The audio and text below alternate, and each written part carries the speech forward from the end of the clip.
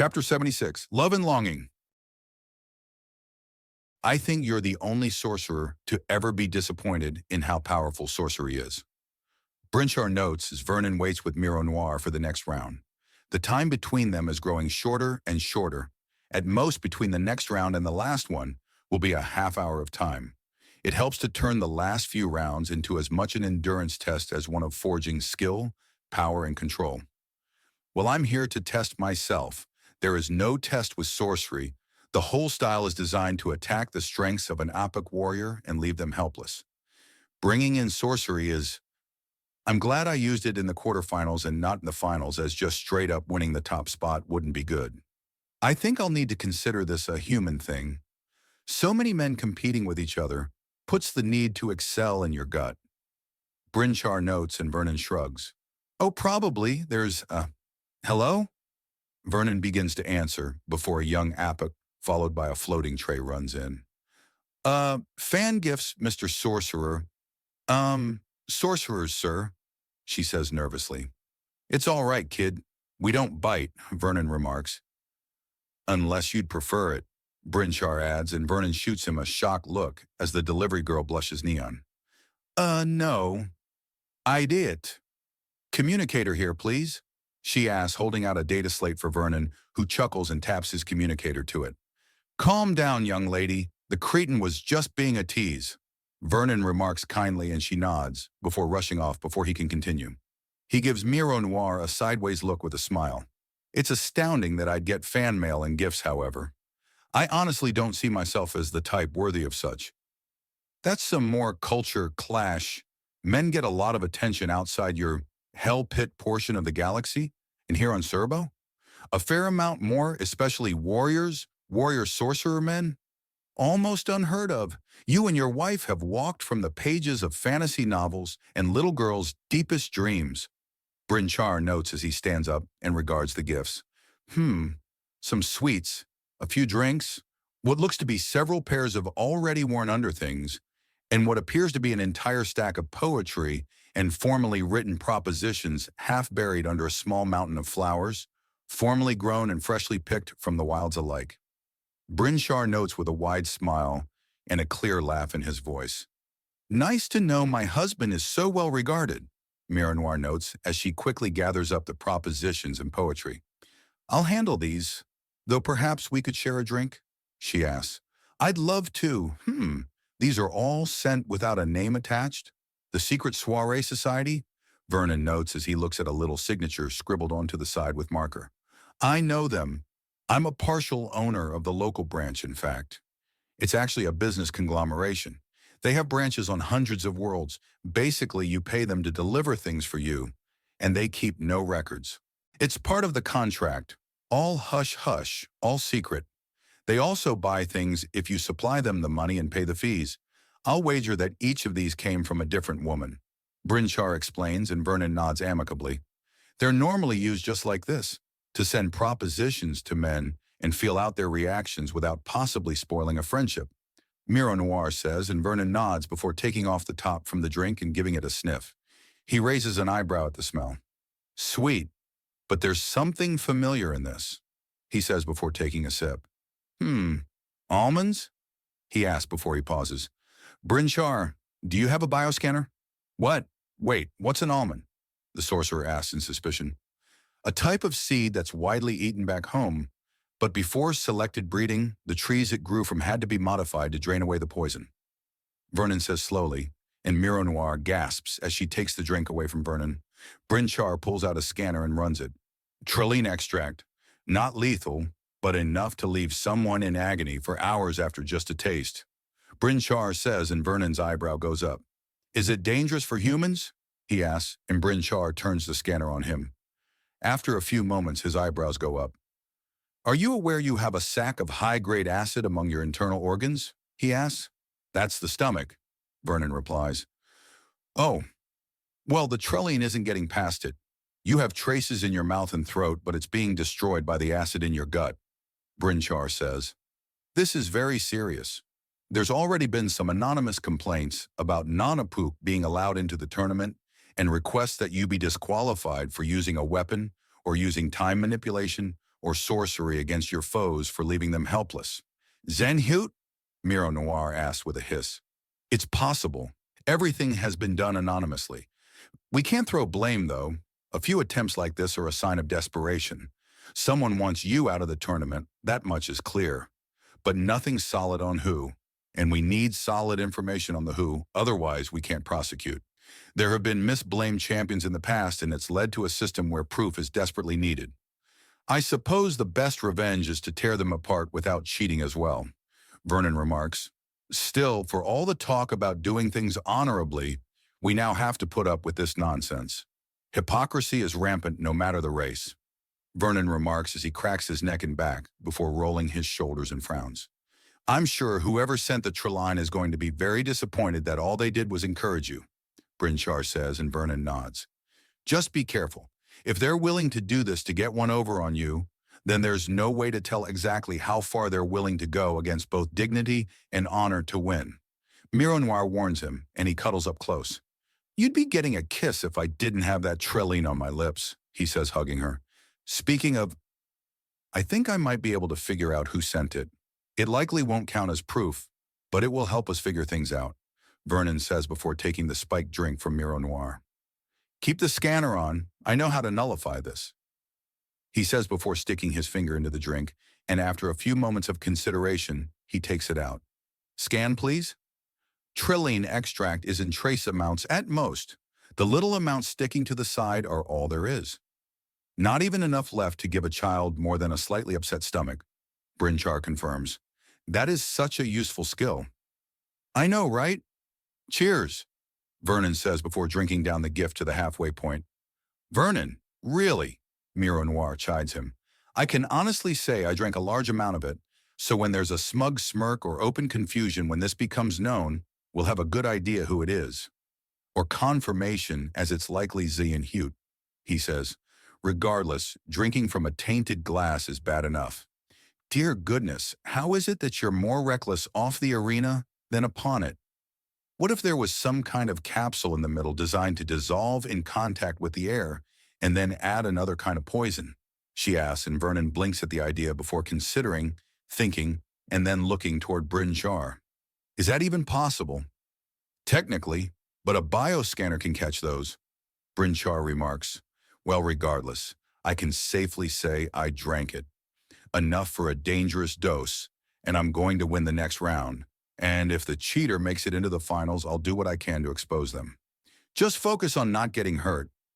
The last 2 rounds of a shellcracker tournament are generally extremely dangerous, whether there's honor in the ring or not, Miro Noir says before kissing him on the forehead. Now get out there and show them that underhanded tactics are the sign of a coward. Yes, my love, Vernon says. Don't you worry. This round more than any other is going to be myself at my most elusive, he promises before leaning in to hold his forehead against hers for a moment. Remember your promise. If it turns against you, give them everything. A time-commanding sorcerer who can conjure weapons at will? I think that would be a bit much for nearly anyone to handle, he says before hugging her again. The next round is about to start. I think it would be wise for you to go, Brinchar says, and Vernon nods, then vanishes. Quick, isn't he? Brinchar notes. The arena erupts into cheers as just as the match ends, Vernon is already in place and ready for the next round. The losers are helped out, and the winner, Zenhut, gives him a deep glare as she stalks out of the arena and into the back. He offers her a smirk. Best of luck next round, Vernon says, and she growls. He makes a note at just how badly hurt the losers are. One is being wheeled out on a floating gurney, and 2 have broken arms. One is missing a horn, and the last one is holding her tail with tears in her eyes. Zenhut fights mean. To pass the time, he regards the images for the contestants on the screen. He's of course there with his palm on the glowing tree. There's another with her fists engulfed in green flame holding the shell of her opponent, with opponent still in it over her head and clearly crushing it with a gleeful smile. Another is making a kick that seems to defy biological mechanics as she gets an opponent holding her from behind in the top of the head. The next has the image of an Apuk standing beside herself and the opponent hitting the illusionary Apuk and getting her shell shattered as she does so. The next is sending her opponent flying with an uppercut and the last is slamming hers into the arena floor like a rag doll. Soon enough, they rush out, and as Vernon is focused on the fact he was nearly poisoned, he's not really listening to Goyetta's commentary. He gives a little wave when he hears his name, and there's a remark that he's taking this deadly seriously, which is fair. But he waits for that single indication, his mind clear, his plan formed, and his will razor sharp. The match begins in all of space shifts. He's instantly gone, and behind an opponent, a look of manic focus on his face as he makes a quick gesture. Reality ripples and her shell falls apart. Before she can react, he's simply gone again to deliver a kick to the shell of the opponent opposite of her. The sheer force of the blow craters the shell and inverts its shape from the sheer force. The poor, unsuspecting warrior is launched across the arena, with her armor reduced to shrapnel. The next one is onto him and spins to expel an enormous concussive wave of blue fire, tinged with green, directly at him as he appears behind her. But he's already prepared. He warps space so that the fire is redirected to engulf the next opponent from within her shell.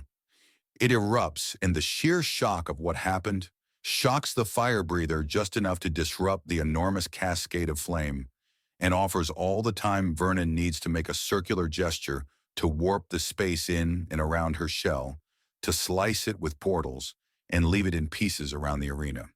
Then he's gone, still with a look of utter focus on his face to reappear near his last opponent, who braces herself. He warps again to dodge a brutally fast swing, as if reality suddenly had a glitch. 2 follow-up punches are dodged by him, blinking around like in a warping, stuttering pattern, as if he's some kind of illusion, but they're followed by a leg sweep that finds him solid and takes him off the ground. A savage punch sends him flying, but space itself warps under his will, and he turns it into a boosted flying shoulder tackle into her shell, which buckles the armor, but doesn't break it. This one is very well made. She then vanishes in her own teleport, and he simply follows her through and shifts his exit point, ever so allowing him the space to finish his destruction of her shell with a brutal midair kick. It's over. It's done. Next round, he'll show that poisoning bitch exactly what you get for trying something so low down and dirty after preaching about, "Where did that come from?" his last opponent asks him in shock and pulling him out of his dark and angry thoughts. "Last round, the woods did all the work. It wasn't fair, so this round I put in twice as much effort to make up for it." He lies while forcing down the anger, but not letting it go.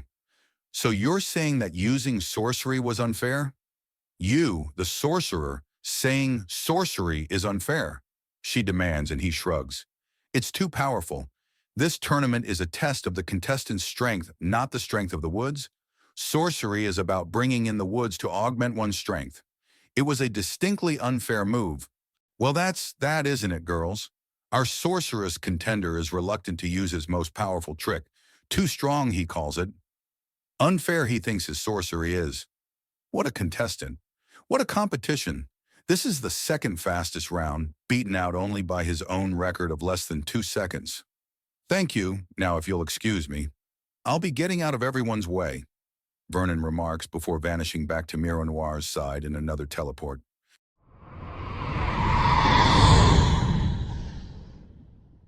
Chapter 77, The Bounty Hunters.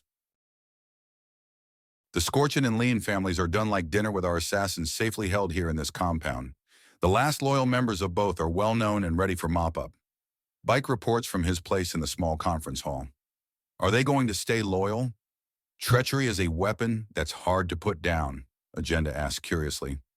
I'm willing to take a lot of different girls into my care, but inviting a knife into my back is another matter entirely. It took a fair amount of talking to get them to come around. Most weren't even considering until I explained exactly how and where I got their contact information. They didn't backstab things for their own sake, but for the sake of their husbands. So long as you treat those men well and let those women have fair access to them, then they'll think it's a good deal on their side.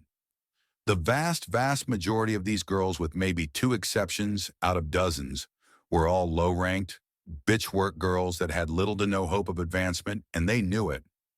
Give them a chance to rise through the ranks in your crew, and you'll have their loyalty. Bike answers and Agenda nods as she considers. Very good. And speaking of recruits, Air farce is it? You said the negotiations went well. How well? They're willing to come to the table and talk. They've been burnt before and hounded by the previous gangs looking to recruit. Most of them just want to have fun. Air farce says from his position on his Canador girlfriend. Wife? From the lap of Onyx, the jet-black Canador woman with yellow highlights he's been fucking ever since that wild ride through the canyon some weeks ago. Oh, and before I forget, I've finished my little part of the plans. Here's the serial killer from the tent city, what's left at any rate. The large super predator remarks as she picks up a wet sack from beside the chair she's sitting on and tosses it into the center of the room. The wet splat in the sound of bone-impacting metal tells everyone with half a brain cell there's a decapitated head in there. Where'd you put the rest? Agenda asked the larger predator in curiosity. I paraded it around to let everyone know who she was and why she was dead before taking requests. The rest of the body is in the newest septic pit of the city. Onyx replies and Agenda considers for a moment. Say, a girl like you could be a real... I'm a bounty hunter, and I've got my man here. He's a bounty hunter. You want us around? You offer some bounties. Onyx replies and Agenda snorts in amusement. Fine, can't blame a girl for trying to recruit talent. You haven't tried to recruit the men. I've got a bargain with them and their admiral. I get my 10, but that means I have to play nice with the rest of them, which means no kidnapping and no trying to strong-arm the others, which is a real pity because the men off that ship are exactly as the ship's name describes. Dauntless, Agenda remarks, even as she picks up and nuzzles her Miles. Oh, come on, really. We're in the middle of a debriefing, Miles asks in an amused tone before he's set down again. By the way, Franklin, that stream of yours crashed halfway through the doctor's appointment. What happened after Butcher Bitch and Thunderthought bit it? It was already too late. Their hostages were hours dead by the time we got there, Franklin remarks as he slumps in his seat. So yeah, not really a win, he groans. You beat those witches like drums, shattered them body, mind, and soul, and showed it to the world, Miles remarks. I should have just killed them both and been done with it. It took you an hour to kill them both. If you were hours late, then it was too late by the time you went after them to begin with, Agenda remarks. Can you people just let me shift through the irrational guilt already? I know this is stupid, but it's happening anyways. Franklin grumps. You're seeing the shrink, no arguments. Miles orders, and Franklin gives a thumbs up. Don't worry, I've got my first appointment penned in. After Big Mama's boys and the slaves, I'm low priority, he says. That puts you months down the track, Beck remarks. I'm liable to chew through my issues and get over it on my own. You bet your bottom dollar I'm not going to knock someone down the list. Anyways, the northern chunk of this continent is clear. The farmland is once again safe to till and grow in. Although I left a lot of burnt-out sea serpent fossils lying around. I think those will be more features in the area. We've also completely ruined the Sky Marauders. Their fortress is vulnerable, their leaders are dead, and their cannons are still completely salvageable. We also got more than enough to count as our pay from there, provided that we can get a favor out of you guys, Pukey explains. What kind of favor? Agenda asks in a suspicious tone. Pukey puts up his hands in mock surrender. Nothing strenuous, I assure you. Franklin developed some minor charms to render our weapons completely silent, regardless of size. If we can get the secret of manufacturing them, then this trip has paid for itself. Stealth is valuable in a lot of missions, and the biggest weakness of a gun is usually how loud it is.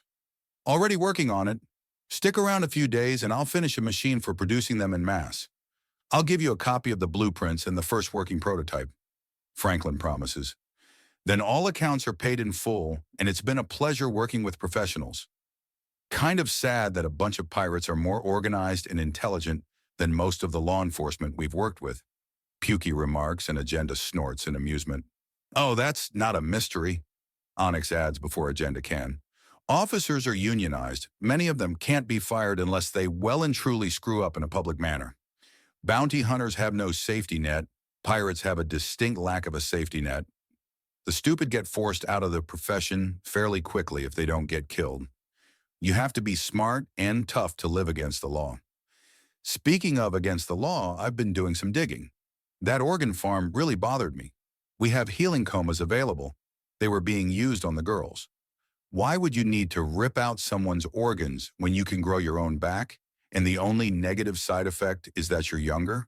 Mustard says before he tosses a data chip to the table on the center of the room in disgust. Clearly you found something disgusting, Miles notes. Yes and no. Just really disappointing.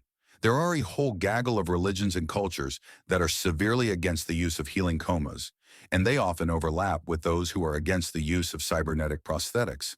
So that's where the organs go. There are 3 front companies that these organ runners used, and they supplied about 7 worlds with some inroads into an 8th.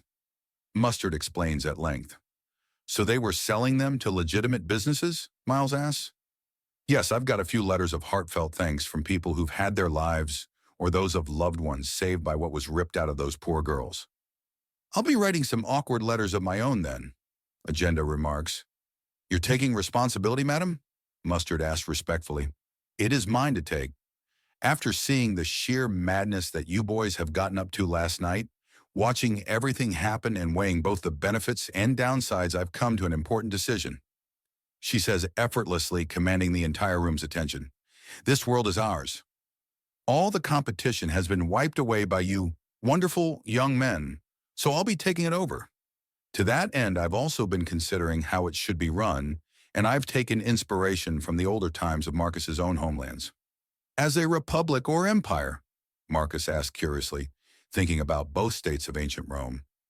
Empire, however, there will be a condition to gain noble rights, which is combat service. All members of the absorbed gangs, the guards and police that kept to their posts, if they sign up that airbiker gang, those will be the sorts of people with the loudest say in this society. It keeps the strong and active willing to be a part of this, as they'll all have a say. My own office will be mostly ceremonial and diplomatic, with the ambassador Vuni Lux in my pocket. Agenda explains, and the men glance around but keep silent. The conversation had made that final push to over their pay grade, and it was time to pay careful attention. Have you already gotten started? Onyx asked curiously. I was hoping someone would ask that, Agenda says to Miles' shock. Now's the perfect time, Ambassador Luxid. She says into a communicator, and the door to the conference hall opens. Out walks a BMC 100th, number 61A, Volpir. Her gaze isn't so much fixed on Agenda as Miles right next to her. Her race's extreme sensitivity to pheromones tells the whole room exactly how Agenda got this deal through. The ambassador slinks through the room before sitting right next to Miles, sandwiching him between herself and Agenda. She's fidgeting so hard that it's clear that they've got maybe 10 minutes before she's impregnating herself on him, no matter who's watching. The woman is boiling in her hormones. So the paperwork is drawn up? Vusa is the heart of a small empire now? Pookie asks warily. No. And yes. Lady Lilpaw is now registered as a Grand Duchess. All of you are dames or knights beneath her, to be granted new titles as appropriate, Vuni says in a slightly simpering tone. Miles gives Agenda a somewhat perplexed look, and she nods towards the ever-moistening ambassador. He reaches into his coat to take a small breath mint. It will be worn down enough to not be a danger to her in just a few minutes. The overinflated foxwoman was all but spilling her breasts onto him already and was brushing aside her black hair streaked with cyan. The slaves are liberated and will need a lot of food and time with psychiatrists before they can be anything to anyone beyond someone that needs help. On the subject of food, the villages of Portwin, Scaleway, and Shellgather have their boats back, and many of them are using the guns that used to be on them as in-place defenses and handheld weapons. They've made an oath to endure as best they can. If we extend the titles to their warriors, then they'll fall even deeper in love with our rule. Mercy states out loud, looking to force things along so she can get some if the ambassador was going to get laid. Speaking of people needing help, there are the girls from the organ farm. With euthanasia thoroughly off the table, we need a way to teach them. They're young again, maybe a year or 3 away from puberty, and won't that be fun with hundreds of confused and frightened women? Beck brings up. They number less than half the crew. We'll start a big sister program if we can't find families for these girls. Agenda says simply, as if the problem was easily solved, which, to be fair, it is, if that plan goes through. Is there a Canador among their number? It would be excellent practice for what's to come, Onyx says as she leans down to both kiss Air Farce and smother him between her breasts. We'll be running a DNA test, facial tests, and other identifiers as best we're able. There is one, but we'll see if we can't find her home and family first, Beck says, and she nods happily.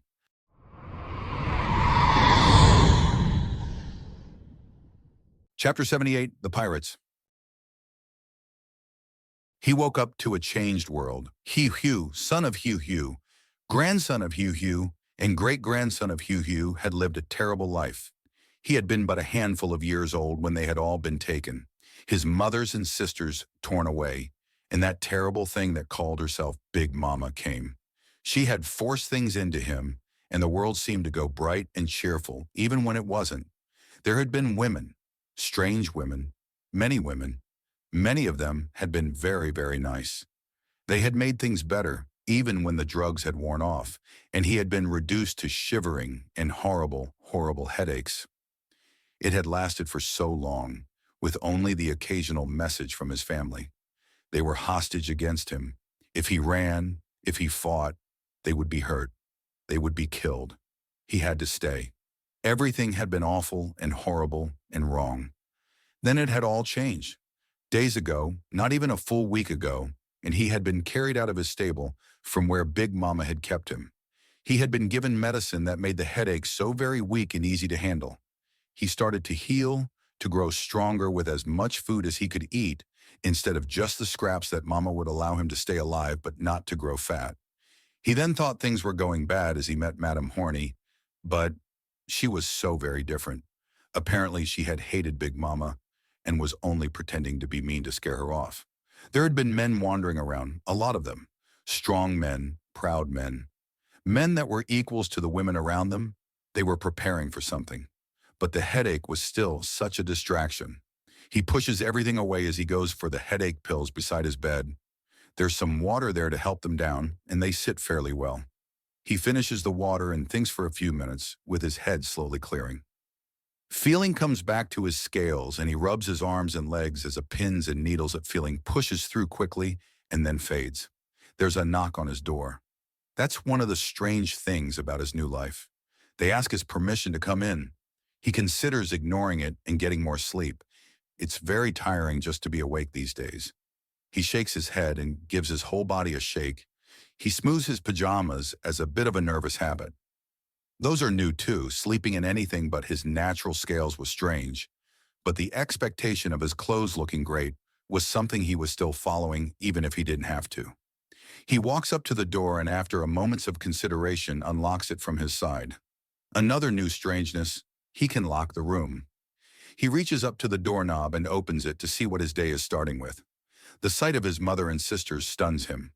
"Oh, so I haven't woken up yet," he remarks, and the dream figure of his mother breaks down into helpless giggles before reaching in and pulling him into a hug. This is a dream, right?" he asks. "It's very real. Remember what I taught you? A pinch to wake up?" his mother asks, and he reaches down to the sensitive tip of his tail and gives it a painful squeeze and tug. Nothing changes. She's still here. He slowly returns the hug as a sob starts breaking out. Shh. It's okay, baby. Mommy's here. You're going to be fine. Everything's going to be better. Mommy and your sisters and your wives, we're all here for you. This is real. Dreams aren't this. He breaks into further sobs and he's pulled into a deeper hug into his mother's soft green skin as she hums a soothing tune. It's real. It's very, very real. Come, your sisters are speaking with your wives. They're getting along well. Did you know that for your sake, some of your wives actually help make this world a better place? The Scorchin and Lean families are no more for their love of you, and others who love those like you, Humor says kindly. Can I just... It's been so long. Hugh asks, and she nods before snuggling closer. He's changed. She's sort of changed. But things are good anyways. Her scent, her love, her heartbeat are all the same. Then she leads him from the hallway and into the outdoors. There is everyone he knows and loves. They tell him everything, and he assures them each time, while also feeling smaller and smaller. They had all been through so much, been hurt so badly. His mother and sisters were slaves. His wives had been slaves in all but name to the Scortian and Lean. His family had endured unending horror. His wives had been in the thick of it and had helped break the horrors of the world. He hadn't done anything but wait around to be rescued. Still, what he can do is help make everyone feel better. And that's what he does. That's all he's good for anyways. His repertoire is hugs, calm words of assurance, promises of love, and a very gentle demeanor. But it feels so frail and fragile compared to all their strength. After a time, the guilt eats away at him, and he says he's going to get himself a drink of water. He is somewhat thirsty anyways, and it will give him an excuse to not let them see him break down in frustration. He has to persuade them that this is fine and that he can get it himself, and they've done so much already he can fetch a little water. He asks if anyone else wants some, but it's rejected all around as none of them want to burden him. A reminder at just how frail he is. He finishes his excuses and wanders off. He'll claim he got a little lost on the way back if this takes too long. "You look like you bounced down the side of a mountain," a deep voice says as he's about to enter the building with the nearest kitchen. He looks around in shock before backing up and seeing the man sitting on the roof with his legs crossed. You're Forgay. Foster?" Hiwu asks, snapping his fingers to try and make sense of things. "Franklin," he answers. "What are you doing up there?" he asks. "Just sorting my head. Sometimes you feel things that don't make any sense, so you have to sort through it all to put it away properly." He answers before standing up and vanishing to reappear near Hiwu. "You're the adept. They said you fought the witches and won," he says in excitement. This is someone who could have gone from drugged and weak to killing Big Mama himself and then freed his sisters and mom before ripping apart the Scorchin and Lan with his bare hands to rescue his wives. "Not alone, but yes, I killed them." He answers calmly, regarding Hiwu oddly. But the implied question remains. "What's wrong?" he asks, and Hiwu hangs his head. Even other men can see his frailty. It's shameful. "I'm useless," Hiwu admits after a few minutes, and Franklin looks considerate. "How so?" he asks, and the Kobe teenager sighs grandly enough for a being twice his size. "I wasn't able to help anyone, only sit around and wait to be rescued." "Like your mother and sisters?"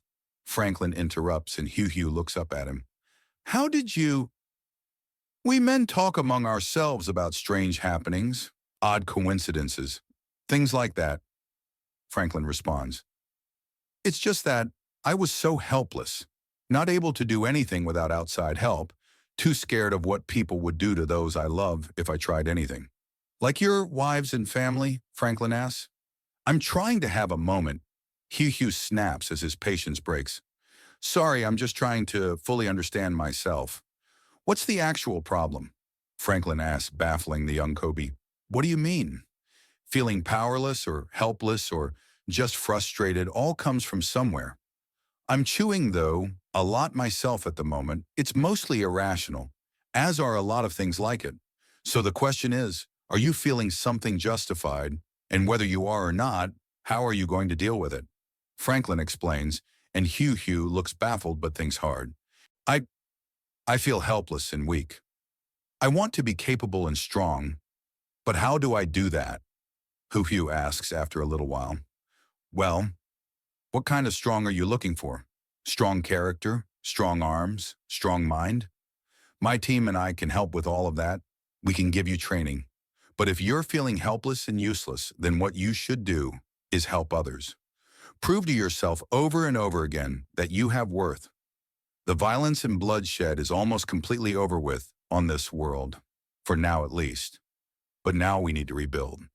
Now we need to make things safe and secure. And you think I can help with that? Once your head is cleared of all the drugs pumping through you? Yes, I do. You don't need to be big to work construction equipment or to make a meal. Or hell, if you want to be more aggressive, you can get the training needed for more martial pursuits. We will need sheriffs and guards and combat pilots. What? We've taken the world. Now we need to make it worth holding. After that, we need to hold it against other scumbags coming in. Combat pilot? A defense against planetary bombardments and invasions. It'll be rapid response strike fighters to get in and shatter enemy ships before heading back to base. Franklin remarks, and Hugh's mind wanders for a moment as he pictures the sky blurring by before erupting into space to launch a massive barrage of plasma and lasers into the underside of a massive enemy ship. Wow, what kind of training would that take? He asks, and Franklin smiles. A lot of time in a flight simulator and in practice flights to start with. We're basically going to be building these ships out of the fastest ships we stole from the Sky Marauders and strapping the big laser cannons we got out of their stronghold to make them into soaring artillery that's too fast to counter. And what do you mean by a sheriff? Law enforcement with a lot of wiggle room. Basically, they're the person in charge of deciding which laws are most important to pay attention to and which aren't. Of course, that generally means carrying the biggest and meanest weapon possible to scare the more belligerent into stopping their stupidity. Franklin explains, and Hugh considers. You? What if I could be both? If you were to sign up for such a thing, we'd encourage it. The strike fighters will need to be positioned at strategic points, and every community will need a sheriff. Franklin explains, and Hugh's mind begins to churn before there is a slight spike of pain. You're still in rehab from that shit Big Mama fed you. Take the time to consider before you make any big decision. Only then will we accept an application, Franklin says calmly. But that's in... Ow. Hugh tries a little too hard to think, and the headache returns. A month at most, Franklin says. Just focus on healing for now. Frustration and anger at not somehow pulling off an impossible miracle are common when you come out of a disaster or stressful situation, Franklin says. Believe me, I know. Doesn't mean I like it. You don't have to like it. You have to deal with it, Franklin says, and Hugh looks at him in surprise at the sudden harshness. Franklin merely shrugs. A big part of being strong is to be able to ignore small pains. You want to be strong. Getting over your feelings is part of it. Stand firm, even when a tide seeks to bowl you over, be it one of actual water or one of emotion. So you're saying not to feel? Not at all. I'm saying don't be compromised by it. I'm dealing with a lot right now myself, but I'm not letting it stop me. That's one thing that makes me strong. Something you can get right now if you want to. I can't just suddenly not feel, Hugh protests. It's not that at all. It's about growing stronger and stronger until you can push it aside, until you can deal with it a bit at a time, Franklin answers. Oh? Looks like I've held you up longer than expected. Madam Humor? I apologize for holding up your son, Franklin says, and Hugh turns to see his mother walking up. Oh no, it's a good thing that he has some men to look up to. There are so few men around that it can be lonely for a young man, Humor says, and Franklin chuckles. Regardless, he was expected, and I got in the way of that. I'm sorry, he says before vanishing outright in another teleport.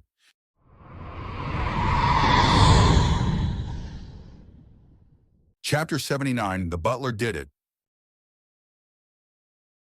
Ladies and gentlemen, the time has come, and this charity ball hosted by the Orcs conglomeration must come to a close.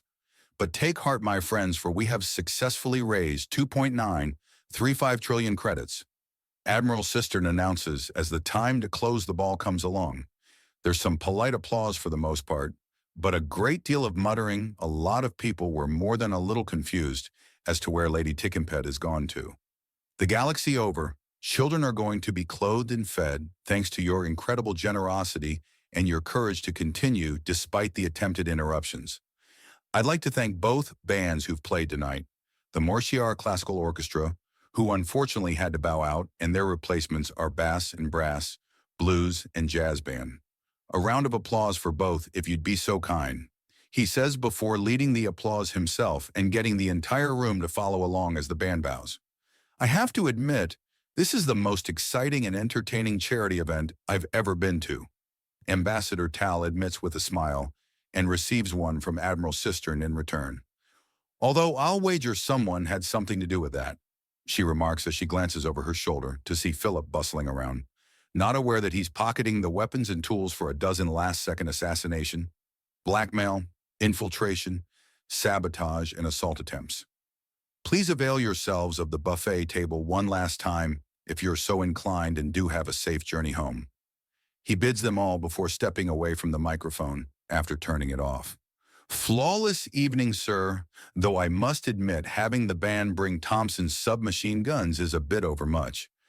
Philip remarks as he walks up and vaguely recalls some of his earliest missions as a young pup with far more balls than brains. He'd actually stumbled onto an unrelated smuggling operation while investigating numerous missing persons surrounding a casino frequented by an oil baron. One thing had led to another, and he had to acquire a Thompson and several drums of ammunition to finish things off. His after-mission cigarette had tasted so very sweet and had paired wonderfully with the wine, though it had not tasted half so well as the Baron's niece. Cultural dress, Philip, cultural dress. The laws for such things are incredibly flexible, and with kinetic weaponry as registered human cultural dress, we're allowed an enormous amount of wiggle room. Thanks to that bit of absurdity, I've managed to have our entire vessel recognized as an unarmed and unarmored transport with the obvious fallacies in that assumption legally dismissed as cultural artifacts. So long as we don't use laser or plasma weaponry, a human will be considered unarmed at all times. My sword? Cultural dress. The pistols we're both carrying? Cultural dress. As is the garrote, kosh, stiletto, and broken-down rifle. I am aware, sir. I just find it rather brazen and more than a little amusing. Philip admits, and Admiral Cistern merely smiles, even as Ambassador Tal giggles. Now then, sir, perhaps you should escort the young lady home before some untoward rumors begin? We wouldn't want a scandal. Yes, because the several you've orchestrated to distract from your actual schemes won't be known by anyone. Admiral Cistern says with a slight smile as he complies and begins walking out. My goodness, sir. I must admit I haven't the foggiest idea what you're talking about. Philip dismisses after they part from the crowd that's already whispering about how Philip is apparently playing matchmaker. He says this with a slight smile of his own that gives evidence to the simple deception. Of course not. I'm certain it was nothing more than a coincidence that several happy new couples have found their planned place of private entertainment was right in the path of a heist's entrance or egress routes.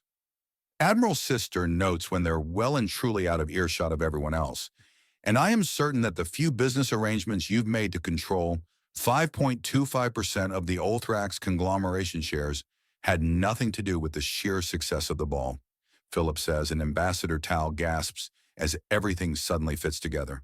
I like to win, Philip, a trait we have in common, Admiral Cistern notes. So that's what you were going for. You've got a 20th share of the company, but why? First off, the shares are very valuable in their own right, and I get a voice in company decisions, something I intend to leverage to control more and more of the company, Admiral Cistern explains. There must be some elements in the company that wanted more than a quick payday. There was a quick payday, two in fact, but they were mutually exclusive. My opposing conspirators were aiming to pocket the donations for a very respectable amount, nearly 3 trillion credits. I, however, worked with those who wished for the company to receive both a more respectable reputation, to ensure long-term profits, and earn a tax break roughly half as large. Except this would reflect well on the entire company, and the vast majority of shareholders and workers would profit as opposed to some few at the top and their friends. Admiral Cistern explains, and Ambassador Tal struggles to keep in the giggles. Are all humans so manipulative and skilled? Or am I just blessed to know the really fun ones? Ambassador Tal asks with a grin. Philip can clearly see the lightly bubbling lust playing in her demeanor, and he hopes that his little plan with the oysters will play out. Granted, most aphrodisiacs are due to a placebo effect, but the placebo effect has produced wondrous results before and shall again. Not all and not normally, but short of severe developmental disorders, any man or woman of humanity can be trained to the same extent as Admiral Cistern and myself. Although a great deal of personal effort and natural talent does help. Philip answers her question with a touch of honest, but nonetheless satisfying statements. Not that you're boasting or anything, Admiral Cistern lightly teases. I've given up such childish pursuits long ago, sir. I only claim to be capable of what I know I am capable of. Philip remarks while wrinkling his nose. He adjusts his sleeves and slips out a communicator, a bit of quick typing, and he sets the next portion of his plan into motion. Their walk goes along to more silent halls until they begin approaching Ambassador Tal's office and apartment suite. That's when a slight drifting of melodic strings being gently sawed upon by gentle bows. Philip, Admiral Cistern remarks to turn and glare at the Butler spy and finding the man gone. Of course, the cretinous cad. Rude, Philip says from out of sight but not out of earshot. Come on, this isn't going to end without going through the motions. Ambassador Tal prompts as she struggles to keep a smile off her face. The slow play of the violins grows louder as they reach her office and apartment. They're not in sight but undoubtedly present, and the Gobe ambassador can barely fight down her giggles. Ambassador Tal, it's been nothing short of a pleasure and a privilege to be your date this night. I do hope the evening was as much fun for you as it was for me, Admiral Cistern says before shooting a bit of a glare down the way where the music is coming from. It was an absolute delight, though it was a bit of a shame that there's nothing to complain about. Well beyond how rude Lady Tickenped was, but the spoiled idiot is either rude or condescending if she isn't both at once. How on earth did that woman get herself into her current position? Admiral Cistern asks, as he pictures any number of the assassination attempts tonight that had been thwarted were no doubt aimed at the insufferable woman. If such a thing hadn't collided with his plans or been prone to failure on its own, he would have told Philip to allow them if only to remove the pest without blooding his own hands. She led a long series of blackmail, bribery, favors, and other such duplicitous actions. It's a pattern with her race in politics. The Pavorus race for an office, for the title, and then don't do anything with it. Lady Tickenped wanted to be Speaker of the Council, but didn't actually want to do anything with it. She'll fight with everything she has to keep the title, but won't be bothered to pay attention to anything that isn't a danger to her holding it, Ambassador Tal explains before gesturing for Admiral Cistern to come down to her level. He kneels down, and she holds up her hands before pausing. It's clear just how much she wants him, how she's just inches away from him before stepping back. I've had an amazing time and want nothing more than for you to follow me into my apartment. But I don't want to ruin this. You've been something out of a dream, which is a pattern I've been finding all over the place for every man off that ship of yours. Pirate gangs turning privateer then hero if rumors are to be believed, full-on action heroes doubling as bounty hunters and tearing down the hardest jobs like jokes, romances straight out of storybooks and tall tales. I'm in one of those little stories, and I'll be damned if I ruin my big chance, she says, and he smiles before letting out a chuckle. I think that it's time that I move past some of my insecurities and foolishness. Yes, I've had a hard time, but overly cautious is just as bad as overly reckless, he says. I think I'd like to take a chance. If you'd allow me, he asks her, and the music picks up. Oh, for goodness sakes, you cretins! Back to the ship on the double. He barks out, and the sound of boots hitting the ground replaces the music. I'd love for you to join me. Please come in, she says, opening the door into her apartment. He follows her in, and Sir Philip nods in satisfaction. It's unlikely for things to go all the way, but this is a very important and very big step. Sir, it's a damn good thing you're not messing with the betting pools. Otherwise, half the information department would try to skin you alive for that stunt. One of the guards on patrol notes before Harriet flicks her kuta stub earring to display her actual face to him for a moment. Young lady, what did I tell you about dropping a disguise on a field? He asks irately. Only when completely sure of my surroundings. She answers quickly. And are you completely certain of your surroundings? Philip asks in a cross tone. Yes, she asks, not a good sign. Oh, really? Then you are aware of the spy in your shadow? Philip asks, and she spins around with her gun at the ready, only to find Herbert ducking low to avoid it, prompting a sigh from the proper old spy. That's quite enough out of both of you. Herbert, you need to work on your appearance. The key to good stealth is to also have an excuse to be wherever you are. A ninja suit is plenty fetching, but beyond stage plays and games, the pajamas have got to go, he says before looking back to the sheepish Harriet. Needless to say, you know what you've done wrong, young lady. Yes, sir, both of them say, and he nods before favoring them both with a smile. Regardless, you've both done very well with your initial tasks. Your skills and abilities are coming on nicely. Now head back to your postings. He prompts the two, who each give him a salute and start off. So are those actually your pajamas, or was he just being snarky? Harriet asks Herbert, who chuckles. Both. These are soft, blend with the darkness, and have big pockets for all sorts of little things. I can also wear it at night, and so long as I'm nearby the building, I'm fine to be caught in it, minus the head bit. Is that a towel? Harriet asks, pointing to the head wrapping. Yes, he answers.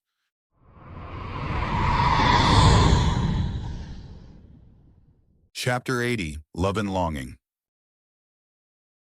Several more complaints, accusations of cheating, and even a few threats. Your detractors are really taking this personally, Brinshaw remarks as Vernon reappears. I don't think they were watching the match, as there was no reference to teleportation being somehow unfair or unsporting, but there are plenty of references to attacking from behind. But the shells are mostly on someone's back. Where else would anyone attack to destroy a shell? Miro Noir asks, and Brinshaw shrugs. I honestly don't know. It seems our complainer is just throwing out as many accusations as possible to see if something actually works. Brinshaw explains. This is actually somewhat common. We get a bad sport every few tournaments or so. The only thing strange is that there are a fair few complaints about conspiracy, aliens, and sorcery. All of it technically true, but none of it against the rules. Conspiracy? Vernon asks, even as the next round ends really starts kicking off on the screen nearby. The girl has a good grasp of green warfire. Not everyone believes that humans are anything other than a strange breakaway nation or publicity stunt from a group of Tret. That's the problem with a galaxy where the peoples mold themselves to resemble each other more and more. A new race that fits in is considered odd.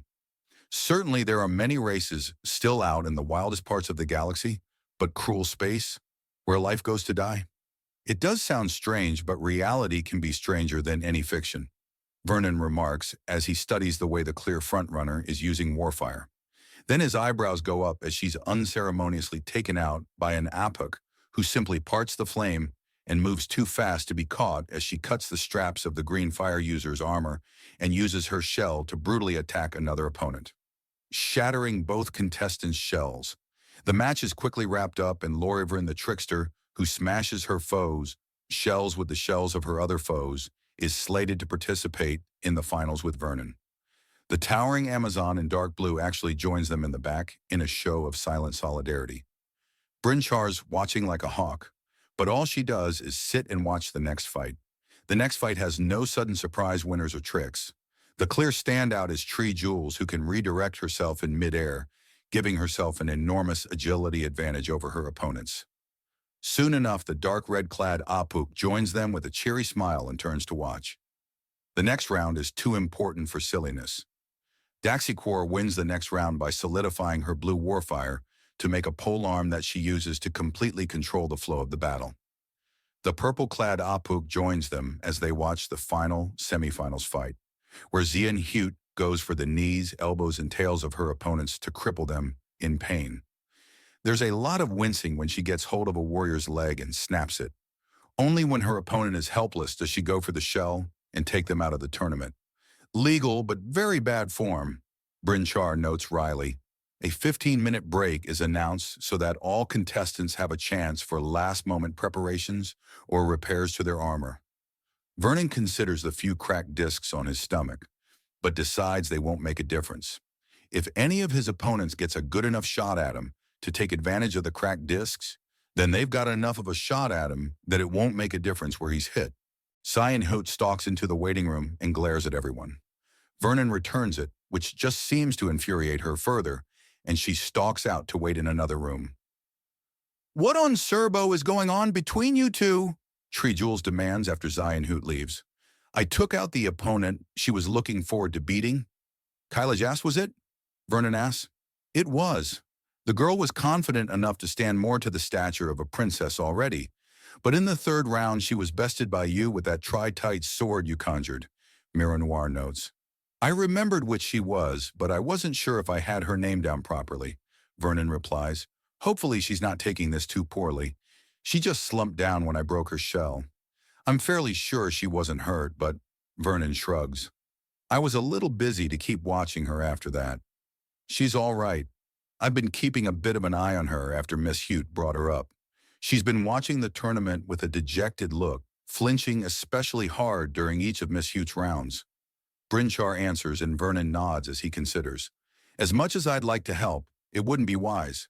There's no telling how she's going to react to things. Is she feeling guilt for not facing down Zion Hute? Is she angry that she cannot? What do you think? Vernon asks, and Miro Noir sighs before giving him a hug. You're too kind for your own good. Just concentrate on the next round. Don't worry about Miss Jess. She's a warrior and no doubt has a family to help her. You don't need to shoulder the burdens of strangers. Miro Noir assures him, and he melts into the hug. If only that bit of Trelline wasn't on me, we'd be giving these girls a bit of a show. Vernon teases and Miro Noir titters. Trelline. What's this about Trelline? Daxiquor asks, and Brinchar clears his throat as the couple cuddle together. There's been attempted sabotage. Fortunately, Mr. Shea is extremely resistant to toxins. He identified it as a familiar taste, which should go quite the distance in explaining just how resistant to poison the man is, Brinchar states, and there's a disgruntled feeling going around the room. Was it? Cree Jules begins, but lets it fade before finishing the question. Everything is being done anonymous. Otherwise, we'd have put them on display after dealing with them for these infractions. If we do come across proof enough to prosecute, the consequences will be severe.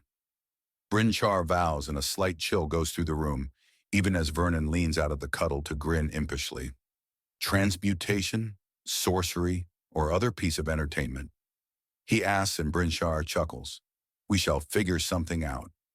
Brinchar returns, and Vernon leans back into Miro Noir, who cuddles all the more completely. All right, ladies and Vernon, we're on the last 2 minutes. Get up and get moving.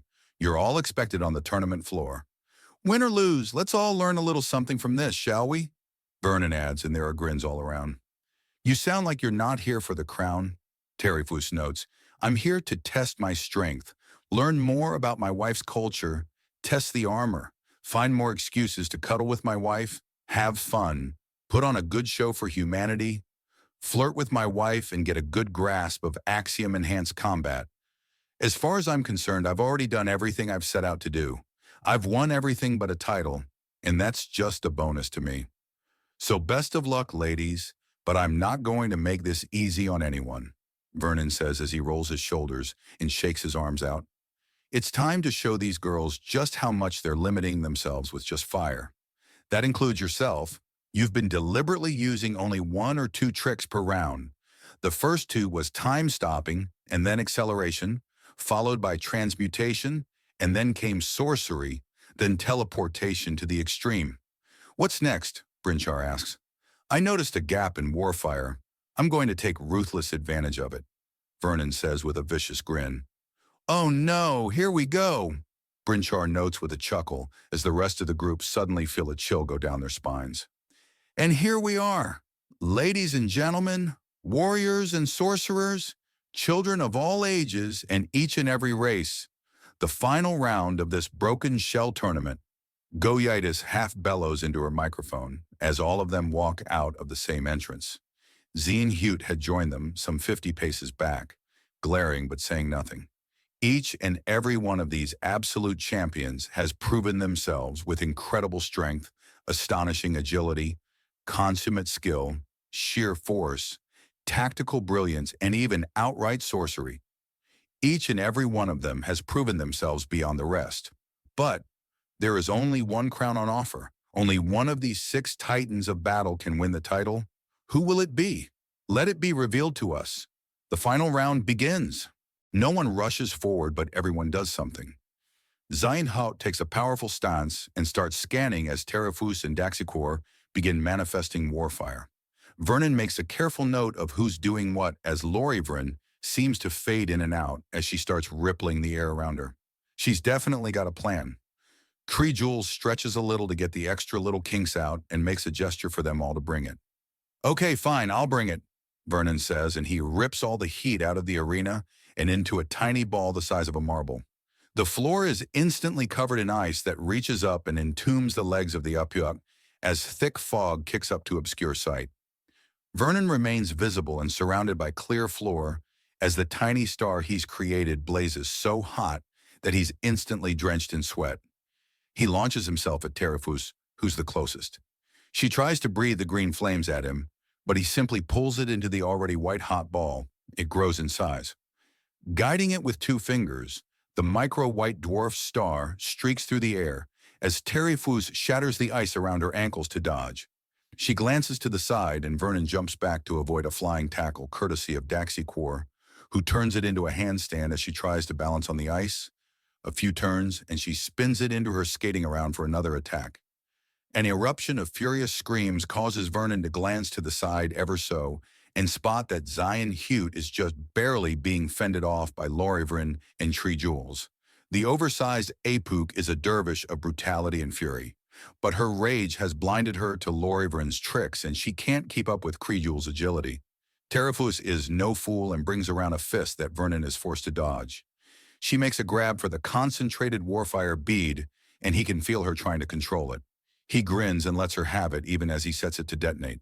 He erects a barrier just before the ball of power goes critical and detonates in the shocked Apok's face.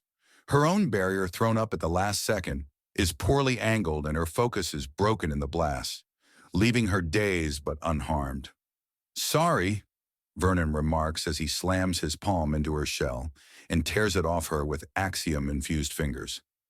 As he spins away, he sees Daxiquor incoming, and he quickly raises the shell to serve as a shield. She slams a foot clean through it, sending him skidding back. "You're tricky. I like that," Daxiquor exclaims as she kicks again, before landing on her hands and launching herself at him. Using her own body as a visual block, she gathers fire and then merges it into a massive burning blue glaive that she slams down with all the speed she can muster. He sidesteps. He tears at the heat in the arena again and forms another warfire bead. "Hey!" Terifus protests as he accidentally ices her down as she makes to leave the arena. "Sorry," Vernon remarks, even as he flicks around the tiny bead to ward off Daxiquor. This time, he doesn't simply gather what's being offered and feeds it himself as Daxiquor tries to find a way around him before vanishing in a teleport, but he turns around too fast to be caught off guard, and she avoids the burning bead of power again. Then the bead blurs and she half catches it, half blocks the attack, and skids backwards from the sheer strength of the concentrated warfire. The she grabs into it herself and takes control, pouring an enormous amount of heat into it, which rapidly grows out of control as Vernon pumps more heat into it himself, and it grows unstable. For just a moment she freezes as he got her off guard with that move, so he slams the weapon to the side as it erupts in a directional explosion to the other brawl. She's not completely out as she catches him on the right arm and left shoulder, and he reflexively kicks her in the thighs to try and break her grip. Her right slips on the sweat, but her grip on his shoulder is firm. "This is the end," she remarks before a deep and soul-numbing cold engulfs her. "I'm afraid not," Vernon replies before tossing the bead of heat into his mouth. He breaks her grip and darts around her even as she shatters the ice again. But as she grabs, he exhales a massive blue stream of warfire tinged with green to block her sight and grabs onto her shell. He boosts his strength and crushes the armor like an empty beer can. "You're quick." "Thank you," he remarks as she steps away and he takes a pace to the side. The three-way stalemate with them is about to be broken, with Zion Hute having a good grip on Lorivrin. He charges. He drop kicks the large Apok and sends her skidding back as her grip on Lorivrin breaks. "Hey girls, there's nothing in the rules against cooperation, only that there's just one winner. What do you say we get Miss Mames her foes out of the contest?" "Sniveling coward, just like your pathetic bitch bride," Zion Hute hisses. "What did you just say?" Vernon asks her lowly. The look on her face as she realizes she's found something to upset him should warn him, but it passes so quickly he misses it. "Just like your pathetic bitch bride. After all, she only got lucky to figure out proper warfire. She used trickery and false weakness to lie and cheat her way into—" Zion Hute is launched backwards as Vernon slams an axiom-covered palm into her stomach. She crashes against the floor and rights herself before charging him. Lorivrin and Krejul step back as Vernon charges Zion Hute.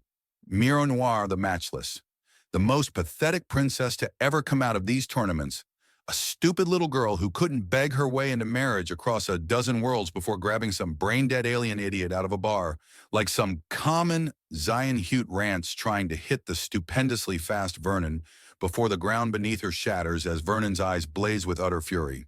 She barely dodges the grasping roots before the ground shifts into sand beneath her to grab her as Vernon sticks his hand into the arena floor. He then inhales and tears out the heat to ice her up, giving the roots time to grab her by the legs. She tries to rip them, and he tears more heat away to slow her further as the vines wrap around her and leave her vulnerable. The roots encase her as Vernon glows with green axiom light to match the roots. The light erupts into a woodsy flame that traces horns and a tail that he does not have as he marches up to the larger Apuk. The arena parts next to him as the ground spits up a tri-tight and Kutha warsword that not only has the spikes on the side but a vine and leaf pattern as if it were pulled off the branch of a tree. He holds the sword to Zion Hute's throat and everyone goes silent and still. As a reminder, deliberately killing your opponent is not only an automatic forfeiture, but a crime, and no amount of being a man, a sorcerer, an alien, or a soldier will save you from a long, long time in prison. Goyitis remarks, and the sword is pulled away. Vernon steps up to her and glares at the kneeling and restrained Apuk. She's so massive that despite being held down in a kneeling position, he still has to look up to match her glare. "You will apologize for what you have said about my wife," he growls up at her.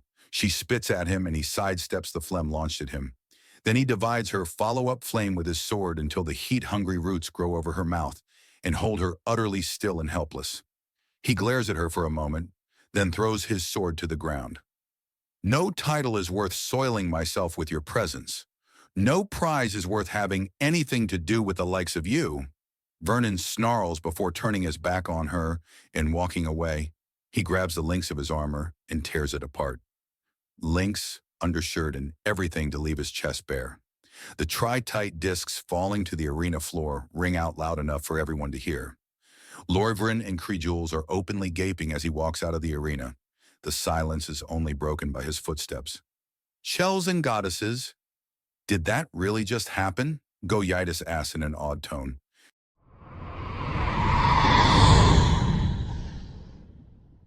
Chapter 81, Rack and Roll, Shadows of Centris. "They're so cute together," Jenny gushes as the broadcasting of the Ulthrax charity ball shows Koa with Nika and Nita just sort of out of sight. Amadi is in the diner she works at to both flirt with her and spy on her. The girl is a dedicated dead drop for numerous conspiracies. More than half the money she gets is from dropping off specific data chips to people who give the right countersigns. All of it in advance. Apparently, she advertises this on a few news websites. It actually worked to bring in business. "Didn't expect the big man to sneak his girls in. No doubt there's going to be some kind of interesting story," Amadi notes as he drinks the cup of Silm. It's basically a lukewarm, hot chocolate that someone spiked, but only enough to vaguely taste the booze. It's actually pretty good and definitely a favorite off the menu. His communicator goes off to the tune of a shave and a haircut, meaning expect things in English. "Amadi." He answers. "Dude, have you seen Vernon on the freaking tournament?" Bob demands so loudly that Amadi holds the advanced phone away from his head before turning it down somewhat. Jenny is now giving this her attention. "I'm in public, and what they've got on the screen is the Ulthrax ball. What's going on? Did he do the thing?" Amity asks in reference to what he and a few of the other nerds had been bothering Vernon to do after helping him master time manipulation. "He did, but holy crap, he just threw the tournament." Bob gushes, "What? Why would he throw the tournament? Wasn't there like 50 things he was going to do in it? What the hell?" One of his opponents pissed him off so bad he broke his armor and walked out rather than fight them any longer. This was after he rendered her completely helpless with 2 more opponents on the field. Final round, everyone's going for the gold, and he throws it because the competition disgusts him. Apuk's space is going insane. Bob explains and Amadi goes still as he tries to process what's going on. Has something like this ever happened before? Is there precedent? He asks after a bit. "We haven't found one outside of a fantasy novel, or hell even in one." "Dude, this is big." Bob gushes in excitement. Well, we are out here to establish a reputation of some kind. Vernon just went and did that, Amadi says with a bit of a groan. Is this good? Is this bad? Sir Philip had spoken at length about public perception. Would this be seen as a tantrum from an immature child? Or would this be seen as some kind of integrity? He'll need to watch what was going on to see for certain. It gets better, Bob exclaims, and Amadi groans. Hit me, Amadi says while taking a sip of the silm. There are already rumors of the opponent, Azinhute, trying to poison him between rounds and making bogus complaints to kick him out of the tournament. Apparently, the last straw was insulting his wife and being told by an official that outright killing the bitch would still be considered a crime. Bob explains and Amadi considers. That could be good. That could be really, really good, actually. Amadi says, yea, he lets it slide when she tries to sabotage him or poison him, or even death threats. But insult the wife and he renders her helpless and puts a sword to her throat, gets a warning against killing and demands an apology before dodging spit then some fire. Then after he's rendered her completely helpless, he throws down the sword and says not even a title is worth putting up with her before walking out and breaking his amour. The broadcast crashed to commercial and hasn't come back on. Bob explains and Amadi lets out a low whistle. Well, shit. We're going to need to pay a lot of attention because I highly doubt the Apuk are ever going to forget this. Amadi remarks. No kidding, you said you were watching the ball, right? Bob asks. Yeah, we're getting a delayed broadcast, so there are some funky gaps. What's going on? Amadi asks, and can't help but smile as he notes Jenny greeting another customer in the diner.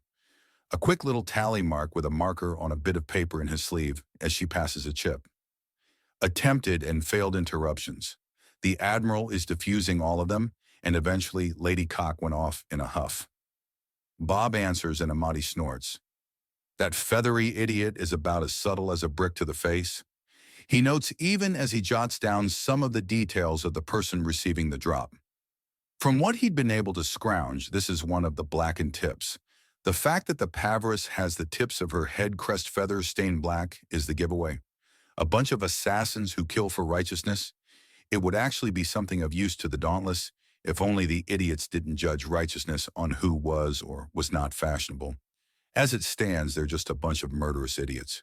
One who's giving him a rather harsh look. He whispers low enough that she just barely catches it and nearly starts, but her hand hits him in the side and she settles down as she realizes what's going on. She then grabs his ass and gives it a firm squeeze. The illusion of Amadi flickers away as he yelps in surprise. Did you have to choose exactly then to give my ass a squeeze? He demands crossly as Jenny breaks down into laughter. The cultist giggles in response to the interplay. If that weapon I'm spotting is anything to go by, you're a human, meaning eternal heat, are you not? Yes, I'm human. Why, though? Is it true that your race is perpetually in heat? She asks, rolling the R sounds to get a purring sensation out. No. Amadi begins to see her face fall. My kind has no heat cycle, merely puberty and impotence, he remarks, and her eyes widen, and he can see the churning of her thoughts. And that is time for me to go. See you soon, Jenny, he says, slapping the rabbis on the ass in a turnaround as he bends the colors around him to become little more than a distortion in the air. Oh, no, you don't, the Pavorus says, grabbing him by the arm as Jenny does the same. My, it seems my man is feeling frisky. Mind following us into the back so we can wear him down a little? Jenny asks, and the freaking peacock harpy smiles wide with an eager nod. I'm fairly sure I should get a say in this. Amadi notes as he drinks what's left of his silm. Are you saying I'm not good enough for you? The Pavorus demands, and Amadi gives Jenny a look that flies so far over her head, it nearly achieves escape velocity. I don't even know your name. Besides, I may be a rough and tumble soldier, but I've got... Actually, no, I can't claim standards, can I? After telling me to bring all my friends willing to be frisky? You bet you can't, Jenny remarks, and Amadi's eyebrows go up.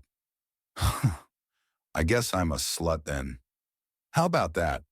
Amadi notes with a distinctly amused look on his face as he puts his emptied mug down. No, you're not. You're just finding your partners. I mean, really, 15 girls to one man is more prudish than liberal. Jenny replies, and Amadi suddenly takes on a dazed expression. 15 to me, and I'm being conservative. The galaxy is awesome. He chuckles, gazing off into the distance, as he wonders exactly how in the pits of hell he's ever going to explain this to his family back home. He can't exactly call and tell them that he's got 15 Playboy bunny supermodels with extra arms, and they think they're the lucky ones. Not without his cousin bursting a vein or two. Does he do that often? The Pavris asks. Every now and then, usually when he's considering how different things are in cruel space. Jenny answers. Oh? She presses with a smile. Usually about how his family will never believe it. There was a rant on how lucky he was. Jenny starts listing off, holding up one hand, then another.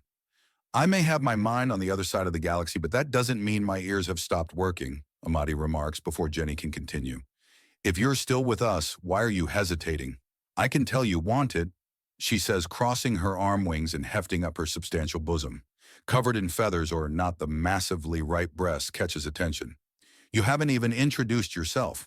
Slut or not, I got at least an introduction and a recommendation for all of Jenny's friends and family.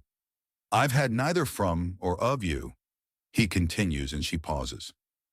This is Madame Abigail KyleKKent, a distant relation to the Speaker of the Council and Senior Secretary of the Traffic Wardens. Those that want to get out of their fees have to get past her first. Jenny announces, and Abigail fluffs herself up, bringing her large breasts to even greater prominence. Well, I suppose sweet-talking my way out of an oncoming speeding ticket is a decent way to spend my time. Amadi chuckles. I am Amadi Nenge Adegoke. I'm an African man of the western part of the continent. I'd explain more, but much would fly over your head.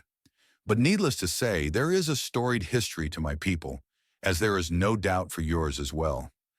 I am a soldier and a scholar, part of the Nerd Squad, a group of unofficial Axiom researchers, and the first group of human Axiom researchers, official or otherwise. I see. Then perhaps we could all get better acquainted in the break room in the back? Abigail asks, and Amadi follows cultural norms and glances towards Jenny. Come on, you two. I need a bit of an itch scratching, but it won't be enough for Mr. Never in Heat because it's always mating season. But it is, though. Amadi fake protests as he lets Jenny lead him and Abigail into the back. The weak alien coffee followed by some kinky alien sex with a repressed bird woman. He could dig it.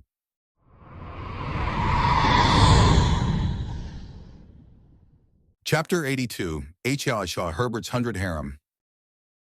God damn it, I'm not in a freaking spy novel, Herbert remarks to himself as he goes over the instructions. The boys in science had found a way to weaponize null. Well, not so much found a way, as adapted one of the few currently in effect methods, and refining it to a smaller and much more easily controlled scale. A tiny little launcher which primes and shoots tiny discs of tritite that contain null. A very short-range disruption of the local axiom follows, which will drop most races beyond human and completely disable the technology. Effective time is 5 to 10 seconds, but in a fight that can be an eternity. Thankfully, it has a fingerprint lock on it.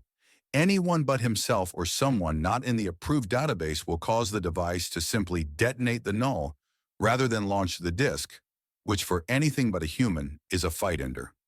Otherwise, the thing was so simple they had actually adapted most of its frame and launcher from a child's toy. He senses something elusive. He quickly bundles up the null launcher and hides it away. Then there's a knock on the door. To his lack of surprise, it's several of the Yaya teens he's been married to. They had been hiding as they dealt with the guilt. Apparently, it's an angsty teen thing among the Yaya. They're all exceptional at axiom-based stealth, so they use it to hide from the problems they can't deal with. He hadn't chased them down, but Sir Philip had made it part of his training to keep track of them, stealth or not. Unfortunately, he's fairly sure he's been missing things a few times. First time you've been visible today, I think. Are you finally calming down? He asked her, and she flinches at the inadvertent reminder of her sense of shame. I'm sorry, excuse me, she says before fading away and starting to leave, but he grabs the back of her shirt with a roll of his eyes. This has gone on too long as is. I have 100 brides, and having nearly half of them hiding from me out of a sense of shame is absurd. Yes, you screwed up. There were screw-ups all around. The screw-up is over with, so knock it off and act like you're hefting some, he says, quoting some of the gossip he had heard going around. Asking if a woman's hefting some is the same as asking a man if he's got a pair. Hey, look, we were all tricked and messed with. It's over and we can only go one way. Forward, so let's go, he says, and she blinks in confusion before seeming to start and stop, and then slumping a little in on herself, and then standing tall. That was a lot of emotion to pour through in just a few seconds. Well, he asks the slumping girl, who gives him an odd look. We sorta, can we hunt you? She asks, and his eyebrows go up. In the Yaoya mating method, or are we talking for meat? Herbert half jokes, half inquires. Well, technically, we're going for meat either way. One of the nearby and still invisible Yaoya remarks. Yes? There's a large public course a few levels down and halfway across the city. It's huge, and we thought we might be able to have some fun. So a large building or an indoor obstacle course, he asks. It's sort of an indoor border town. Plenty to climb and a lot of places to hide and run and mess around in, she says, and he grins. Sounds like fun, Herbert says. I understand if it's too. Wait, did you say yes? Yes, he answers, and she blinks, looks back at the other still cloaked Yaoya and back to Herbert. But you. What? He asks.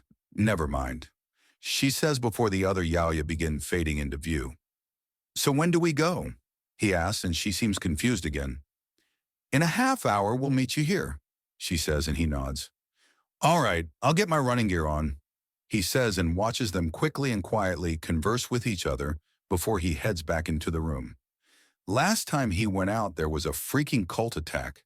Their use of Axiom had nearly killed him, and if not for the backup of a nearby group of soldiers, he would be dead. Field-tested is then, he remarks as he gets his running shoes on and quickly grabs his jacket, which has a few expanded pockets. They actually fit the items in them perfectly, but it also flattens the jacket and makes the weapons completely undetectable. Knife, pistol, and null launcher all go in. Then he adds in a shotgun and a few flashbang grenades. Overwhelming firepower is as good as a security blanket to a nervous soldier. He is quickly gathered up by the Yaoya girls, and they lead him out of the embassy guest quarters. They all lead him onto one of the larger Airbuses flying around. They don't leave their defensive formation around him, and few, if anyone, people actually see him for the crowd of girls. But this has to be conspicuous on a scale that everyone who so much as glances this way has to know there's a guy here. The trip takes nearly 3 hours to cross the city. The speeds the bus are going at is just shy of the sound barrier when it's really moving, but the city is just that freaking huge.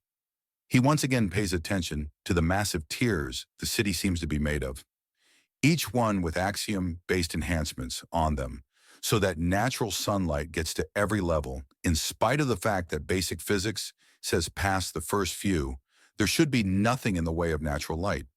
He lets out an impressed whistle when he discovers that this whole giant jungle gym sort of place they're taking him to is actually an entire tier in of itself. Lower leveled and with deliberately weaker axiom runes to keep too much light from getting in. There are 4 entrances to this town-sized playground, and he's led to the nearest one. Hello, welcome to Defenestration Nation, where half the fun is on the exits, the ticket seller exclaims. Defenestration Nation? Why on earth is it called that? Herbert asks out loud. They've got special break-apart windows here with crash pads below them, so you're encouraged to dive out of the upper floors to make getaways and escapes.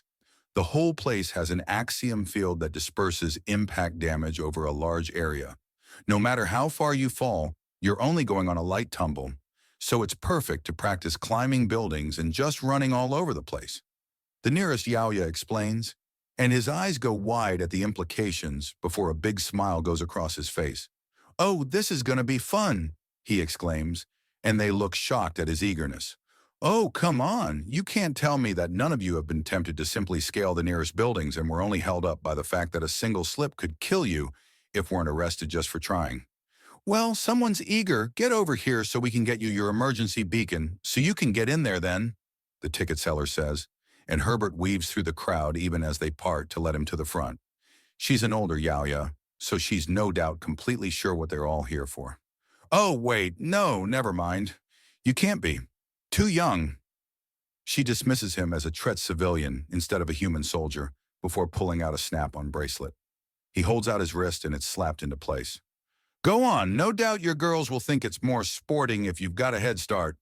The woman teases and Herbert glances back to the group. They're all smiling eagerly and a few are nodding. Go, go, go, we want to chase. One of them cheers and he nods before racing into the zone. He's cute. How did you girls get so lucky? The seller asks and Herbert smirks as he takes a left, then jogs in place for a bit to keep listening. We were registered with the Janier arrangement system. There was a bit of a mix-up and everything was rushed and then locked in and... We're doing this backwards. You're supposed to seduce and lure in your husband before you marry him, not after... At this point, Herbert nods to himself before sprinting off. He needs to get some distance before getting his sneak on. There are a bunch of miniature towers. If he were to consider this architecture anything, it seems almost Japanese in its methods. Thin walls with clear breakaway panels on sturdy towers that go up about 5 to 6 stories on average. They don't have the characteristic swoop or deep varnishing, but more squares with the edges sanded down and covered in pale paints. Cream and taupe are common. The hairs on the back of his neck stand out, and he looks around to spot something round highlighted against a breakaway wall. So he slips into the tower. A ladder going up is the central feature of the room. Convenient. He races upwards and stops on the 5th floor. Then he slams the sliding breakaway door open and then grabs Harriet before she falls out. He pulls her back in. The spy is dressed in a loose shirt with vest and high boots with her hair dyed fluorescent purple. What the fuck are you doing here? He demands her and is met with a glare. Initiation into a cult I'm infiltrating. What are you doing here? She hisses at him. Date with my wives. They've got a hunting fetish. They're hunting you. Yes, what's your initiation? Successfully spy on a man and his girlfriends and take notes with film. Fine, use me, and I'll give them some excuse if you get caught. Twisted ankle. You claim I've got one but don't want to spoil the fun. I'll tell the cult I tricked you. Now get out of here. Okay, but bear in mind your ass was sticking out. What? Your ass is just as huge as your tits, he states as he pulls out a disc, steps to the side, and bounces it off her rear. Your ass was sticking out, he states before dodging a swing from her. Just leave, she says, and he puts up his hands and opens the door before racing out and leaping to the rooftop of the shorter nearby building.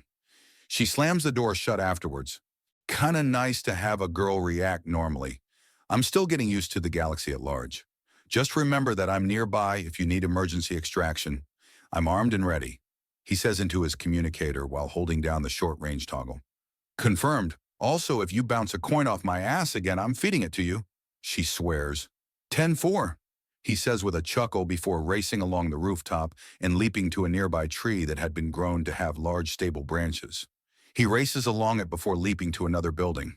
A hunt is just no fun if it's easy. Wah! A strange woman that's a fuzzy ape being in a bikini protests as he rushes by. She has a long tail that splits into 3 in deep brownish red fur. Sorry, he remarks, grabbing her by the flailing arm and pulling her back onto the roof. Some distance back, he can see a blur heading his way. One of his girls is closing in. He needs some distance in a visual block to get anything done.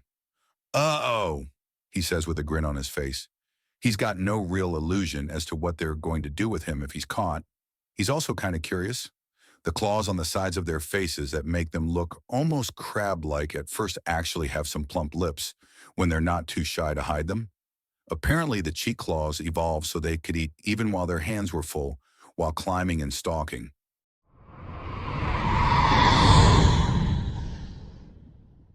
Chapter 83, Harriet the Spy. The spy work for the cult was easy enough. The whole thing that Herbert and his wives was up to was like a massive game of hide-and-seek where the seekers could look forward to a makeout session. Actually, now that she thought of it, things were really weird and guys stood out like freaking fireworks around here. There just weren't any of them. Putting aside things like heading onto the Dauntless, making reports in person, or using her communicator to speak to her superiors and friends, she hadn't had any male contact at all. It was freaky.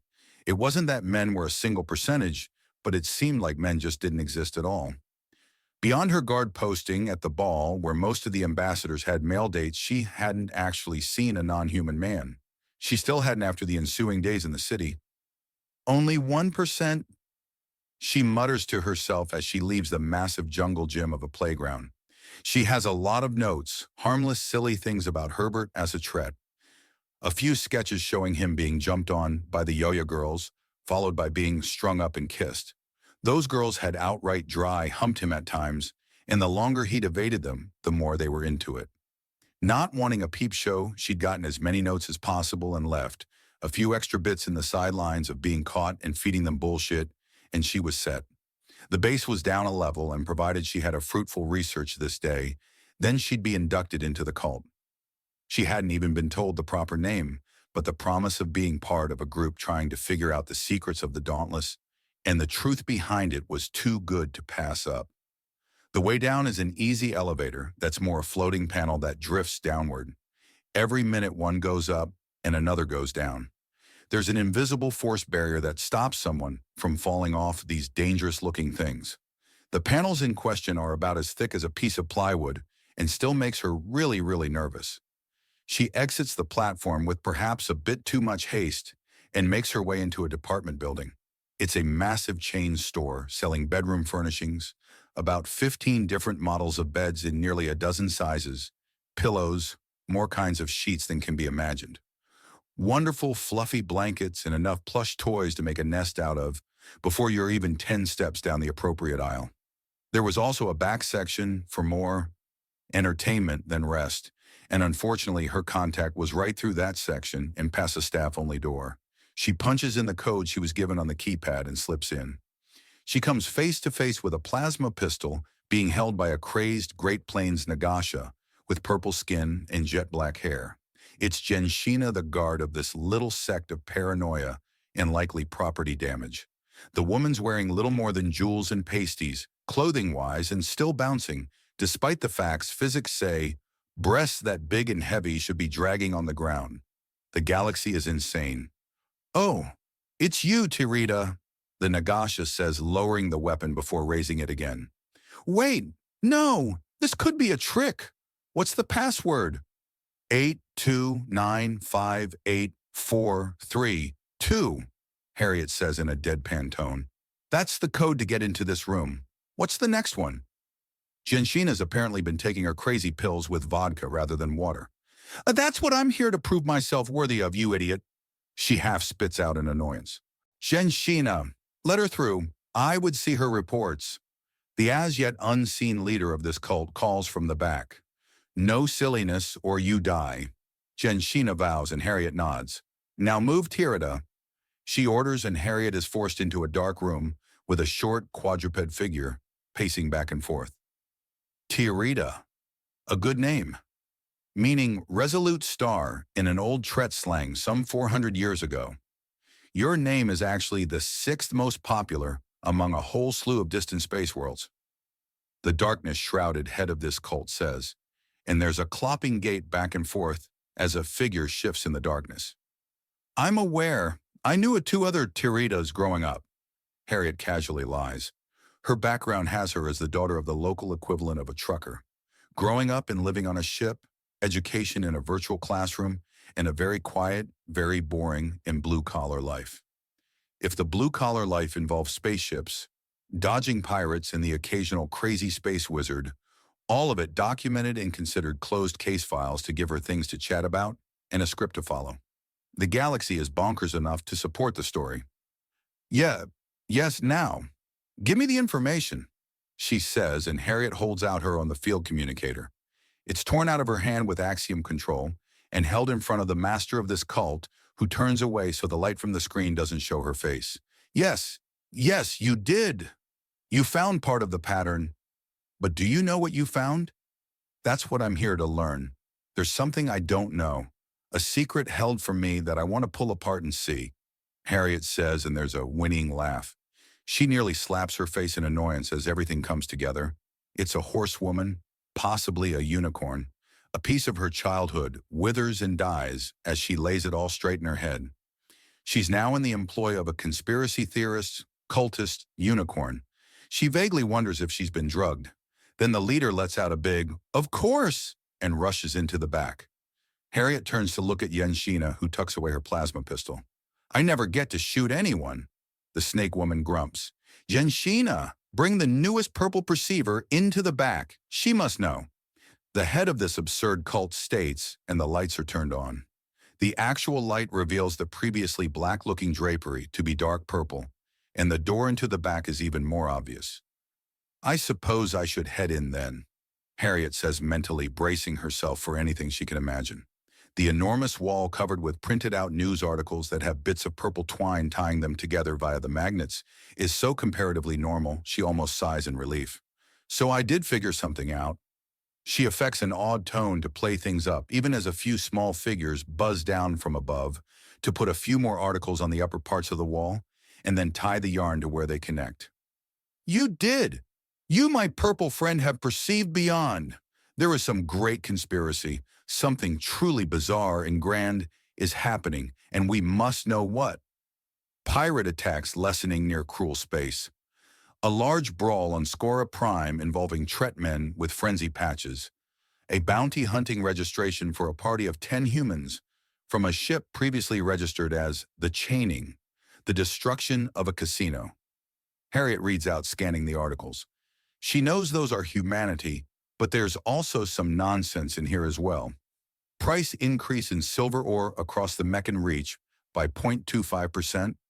Burst migration of 18 Charby hives, simultaneously reviving several planets from the edge of starvation, stock decline in Horizon Holovids, as the famous director Benitra Vex dies of sudden acute allergic reaction when she eats a Canador appetizer in a fit of pique. "It's all connected?" she asks, looking up at the massive board.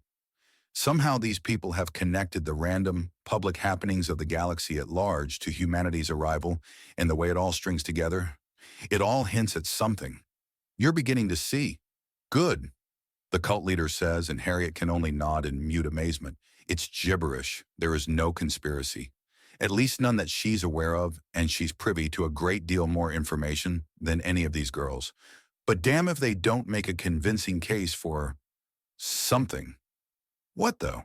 What does the price of tea leaves and a slight delay in mining rates have to do with humanity revealing itself to the galaxy? Yes, but what am I seeing? She's genuinely curious at what kind of conclusions they've reached at this point. Things are getting exciting. One of the Charbys that had been putting more articles onto the wall buzzes down to her even as the head of this cult goes back and forth over the information Harriet brought. It's a massive manipulation conspiracy. This ship, the Dauntless, doesn't have thousands of Tretmen, but robots that look like it. See? The silver reduction across the Meccan Reach are to craft the internal components and help sell the illusions of thousands upon thousands of near Tretmen to the galaxy. After that, they can send in specially made agents to seduce and manipulate women in positions of power. Two of which are the ambassador of Brule, a frontier world that's borderline wild yet filled to the brim with some of the most savage gobs and cobes the galaxy over. Even their representative is covered in bones. Not only that, but they've also got the representative of Candid Solutions, a massive weapon manufacturing conglomeration. From Brule, they have savage tribes they can control with just a few well-placed men.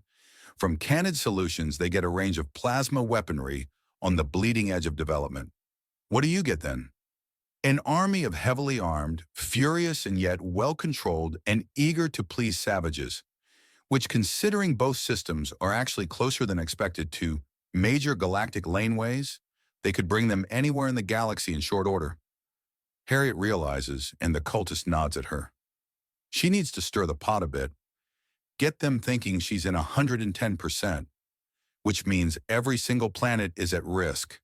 They don't even need to attack worlds directly. If they take out the supply lines, then they can shut down entire sectors of the galaxy and she trails off, not voicing the thought that anyone that tried such a thing would have entire fleets dropping on their heads if the emplaced defenses or planetary police didn't tear them apart first. This is where your information comes in.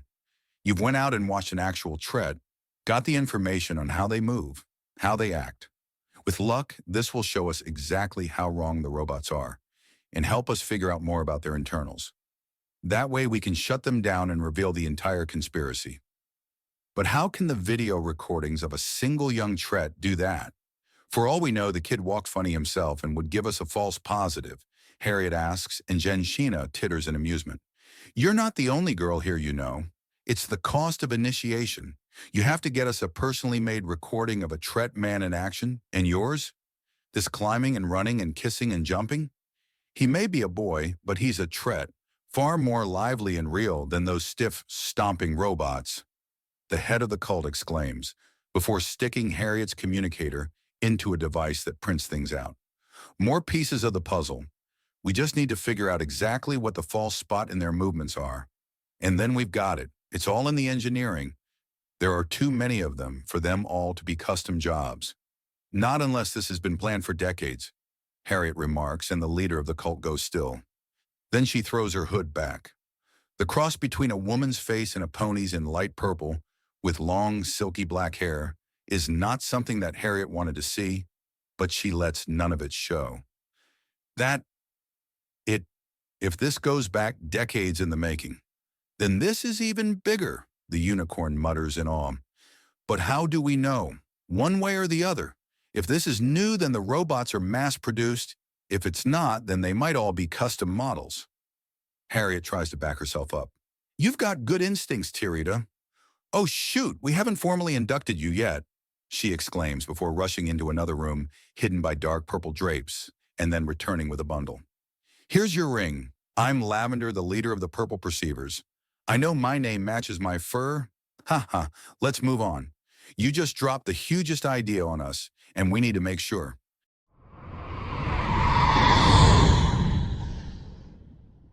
Chapter 84. Meanwhile, at the LAB. I understand, Empress. Yes, I know. Admiral Cistern says over his communicator as he enters the lab, a finger to his lips to silence any reactions, and puts a halt to several things that he immediately glares at, despite the friendly conversation on the phone. Don't you worry, it will be done within the month. A simple tour with an extra look at the dark forests in a time of legends commences as numerous sorcerers begin bouncing around the homeworld. He finishes. Yes, thank you. Yes, I'll be calling for volunteers within the day. He listens for a few moments more and then hangs up the phone. Okay, ladies and gentlemen, I apologize for the phone call. Mr. Shea's actions have kicked open the mother of all anthills. To what degree? It sounds like you're posting men on the Apuk homeworld, sir. I am. The appeal of soldier sorcerers with a high sense of honor is through the roof. Simply put, Mr. Shea has assured us an allegiance while on his honeymoon. I shudder to think how the man will overachieve when placed back on duty. Speaking of overachievement, I've heard some rather terrifying rumors. Care to elaborate? Sir, all we've done is as ordered. We have purchased and tested on the market alien weaponry and equipment. Unfortunately, many of these weapons have patents or black-boxed internal components for the more exotic capabilities. I find myself particularly fond of the slag pistols and grav pulsars.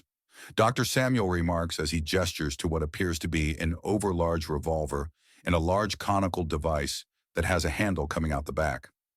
Very well. Are they safe for testing? Admiral Cistern asks, nodding to the downright arsenal of equipment laying about the room. These are our control purchases, sir. The others are in various states of disassembly and study in another room nearby. Dr. Samuel states before grinning, perhaps you'd like to take a few shots with each weapon in turn? Get an understanding of exactly what we're utilizing and adapting? Admiral Cistern turns it in his mind for a moment. It is important, and these devices are not only market safe, but have already been tested. Still, some small part of him feels so downright giddy at the idea of shooting dozens of alien guns that he's convinced this has to be an indulgence. Very well, I think I can afford a little indulgence now and again. Excellent, sir. Would you like me to bring down Ambassador Tal as well? Philip says from behind him, and it's all Admiral Cistern can do not to draw his pistol. Is something wrong, sir? I need to incorporate a bell into your uniform, Philip. Ah, that would be most useful. Thank you for the consideration, sir. Philip replies as there's some muffled laughter among the scientists. Admiral Cistern turns to give the sneaky Butler the stink eye, but the man is gone. Not vaguely missing as the door closes, but just gone. Did anyone see how he did that? Admiral Cistern asks the room, and there's a lot of shaking heads. I didn't blink, but I must have. He was just gone, sir, Dr. Samuel states in a dumbfounded tone. How about we try to regain our dignity by firing alien weapons? Admiral Cistern asks, and there's a quick agreement all around. The scientists carry the weapons into the firing range next to the lab and placed out on a table behind him. A trinity of target mannequins are set up at 10 meters, 50 meters, and 100 meters. This, sir, is the CS-41 slag pistol. Ordinarily, it uses small discs of hyperheated iron as ammunition. We're in the process of modifying one to accept tritite as ammunition, to make ammunition that is effectively immune to axiom manipulation. Samuel says, gesturing to the large pistol.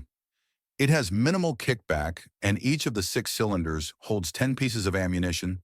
The rotation is used to properly heat the ammunition before launching. As you fire the weapon, its firing rate increases as the ammunition heats up. Unfortunately, there's only so much room in the ammunition chambers. I'm going to assume the heft is due to the dense iron ammunition. Admiral Cistern asks as he picks up the gun. 10 pounds in a handgun is nothing short of absurd. I'm afraid so, sir. Once we finish the modifications, the tritite variant will be lighter by 2 pounds in total. Not much, I'll admit, but it's an improvement all around, Samuel remarks as the Admiral turns and smiles at the practical iron sights. It appears some bits of innovation and good sense were truly universal. As promised, the slag pistol has minimal kickback, more comparable to an airsoft gun than an actually deadly piece of hardware. His aim as such is ever so slightly off, and rather than the headshot, it lands directly upon the neck of the target. A gruesome fate if he had hit a live target. You may have understated exactly how light the kickback was, Doctor. He chides the scientist ever so slightly. My apologies, sir. I'm more of a laboratory technician and researcher than a field soldier.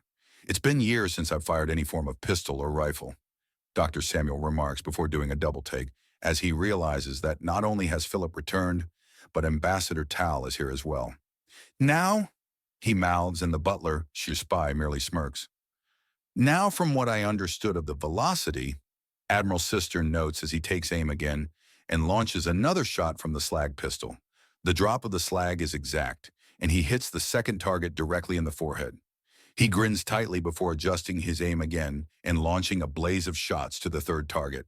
He empties the ammunition chambers and completely covers the final target with burning slag. He watches the target fall to the ground in a burning heap. He nods even as a lab technician rushes up with a fire extinguisher and puts it out to the best of his ability. Ambassador Tal, good to see you. Any recommendations to the next weapons test? He asks, not even breaking his stride after turning around and seeing her. One at first, she says before walking around the table and climbing up onto a chair before standing on the table itself. Which would it be? He asks, and she leans in to give him a kiss. Philip merely smirks at the public display of affection, even as some money, both from Earth and the galaxy at large, changes hands among the scientists. Thank you so much, she whispers to him. No, thank you, my dear, he replies. Still, you didn't answer. What should I test next? He asks, and she considers before looking over the large table. She then takes a few steps to the side and picks up a large metal glove. I know what this is. It's a lot of fun, but generally too big for goobs to use. We need custom models to make it work, she says as Admiral Cistern puts aside the slag pistol and takes up the glove. 2 metal tubes connect from a vent system near the elbow, and the entire device refits itself around his arm like armor, but curiously leaves his fingers unbound. A strange buzzing sensation covers them, though, and he knows that they're protected by some sort of force barrier. And what is this? He asks as he feels a slight itch along his arm. He focuses on it, and to his surprise, the vents start pulling in local atmosphere, and a bright blue fireball emerges above his palm. It condenses in on itself and falls into his hand. He is protected, but he can feel a blazing hot power just beyond the film that the plasma is contained in. A plasma thrower, a dedicated all-terrain weapon system that leaves the hands free while remaining ready and dangerous at all times. This model is the CS-40 plasma thrower. It's effectively a system that gives you a massive amount of impact plasma grenades. Its power supply is slow to recharge, and if you drain it dry, it will take 2 hours for the weapon to fully replenish itself. It's effective everywhere, but in vacuum and underwater, Dr. Samuel explains. Interesting. Admiral Cistern remarks before underhand tossing a plasma ball to the medium-distance target. Where before it had a streak of blackened cooling metal oozing down it, it's now completely charred black, with the metal reheated back to a red-hot temperature. Sir, before you consider the further target, I would advise against it. Several tests have proven that throwing the plasma balls like a baseball results in the film shredding under the wind shear. It makes a very pretty display, but it doesn't do anything else. Noted, Admiral Cistern says as he takes a step with a long sweeping motion that brings in pangs of remembrance. A long pitch he perfected for his sons. All the time he had spent playing softball with his boys. A piece of a life lost that was now practical in bringing the plasma thrower to maximum effectiveness.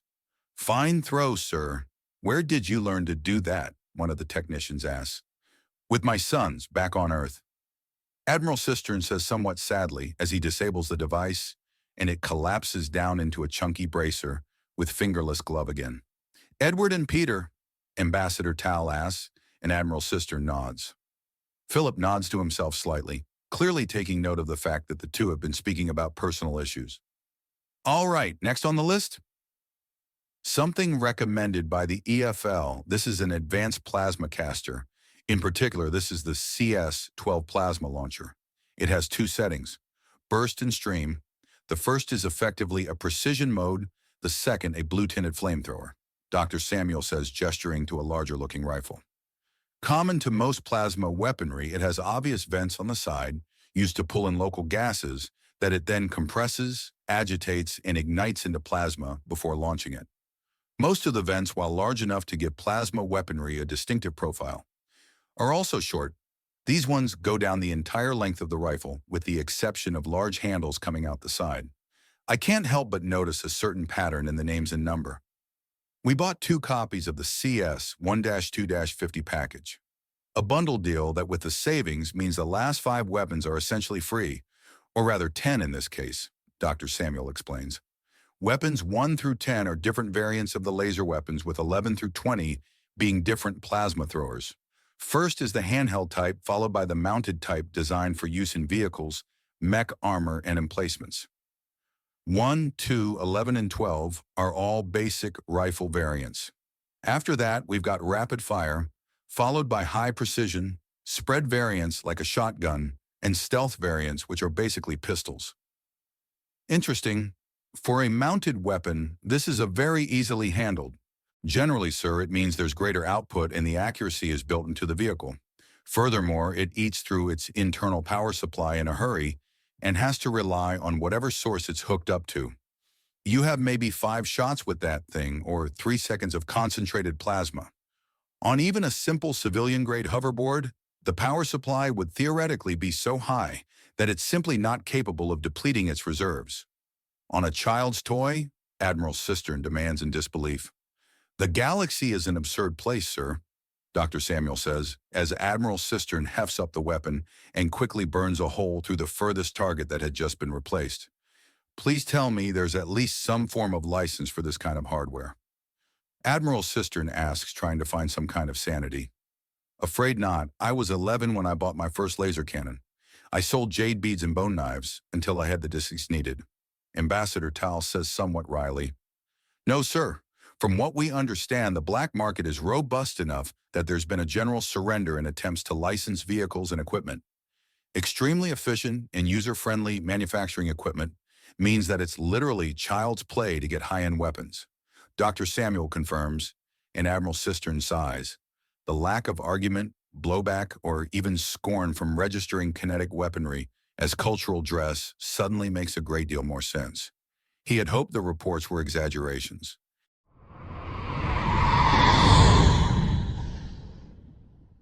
Chapter 85, H.H. Herbert's 100 Harem.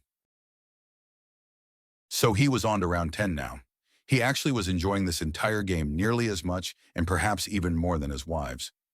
Sure, it was exhausting, But he was wearing the girls down even faster. They were finding him by scent more often than not, and he was giving them a harder and harder run for their money each time. They were even working in squads of 5 now.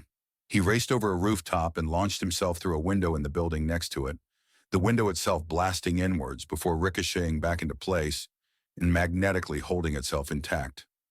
Swing onto the ladder, up 2 floors and through the wall, to land on a nearby roof before scaling the outside of the building. There are several distortions closing in, but Defenestration Nation is a fun place, and there are actually smoke bombs in little baskets here and there.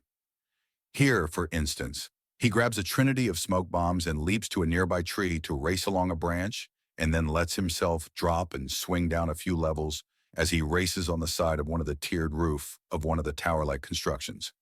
"We've got you," one of the girls shouts from nearby, and he slams a smoke bomb into the ground, fakes a jump by stomping, then dropping down and swinging into the overhang of the roof to brace himself against it. "How did he do that?" "Split up. He can't have gone far. I heard him jump." "Don't be fooled. He's been using more and more fake-outs all night." One of them protests, and Herbert bites back a curse. "Use your noses. His pheromones will cut through the smoke clinging to him soon enough." God, this is hot. I mean, really a band of girls chasing down a man who's boiling in his hormones and only working himself into a bigger and bigger mess of heat and... Keep your focus, Mitty. We need to find him first. Find nothing. Finding him's easy. It's catching the lug. He might not be fast, but he recovers so quick he might as well not be getting tired at all, and his agility is on the same level as ours. I did some research, and that smell? That wonderful smell is how he cools off and regains energy. As long as he can keep getting water, he can keep going. Meaty protests. He's also quiet when he needs to be. We need to split up and search the area for some trace of him. If he's moving with any speed, he'll have made a mistake. Another answers, and the groups take off in different directions, as Herbert mentally keeps track of them all. They split off in the 4 main directions and leave one behind to examine this area. They've done this a few times. Split out 4 ways and a 5th at the center. Then a spiral search pattern as everyone who left moves slowly inwards in a clockwork direction, and the 5th moves outwards in the same way. It wasn't perfect, but it was very easily mastered and efficient. The weakness is that they don't backtrack, so if you can get behind them in a search pattern, you can slip out. Or what he's going to do. It only takes a minute for a blur in the air to pass beneath him, and his eyes narrow. She's unlikely to look up. These girls spend so much time with the height advantage that they reflexively look downwards rather than upwards, which is to their detriment. He drops down, and before she protests, there's a hand over her mouth, and he leaps through the wall, which bursts apart before snapping back together. A quick roll, and he's in position to pin her down with his tongue going past her lips as she moans into him, even as her cloaking fails. "Wait, we're doing this backwards," she says. The voice says, "Meaty." "So you want me to stop?" he asks, snaking a hand into her pants to get a big gropey handful of giant alien ass.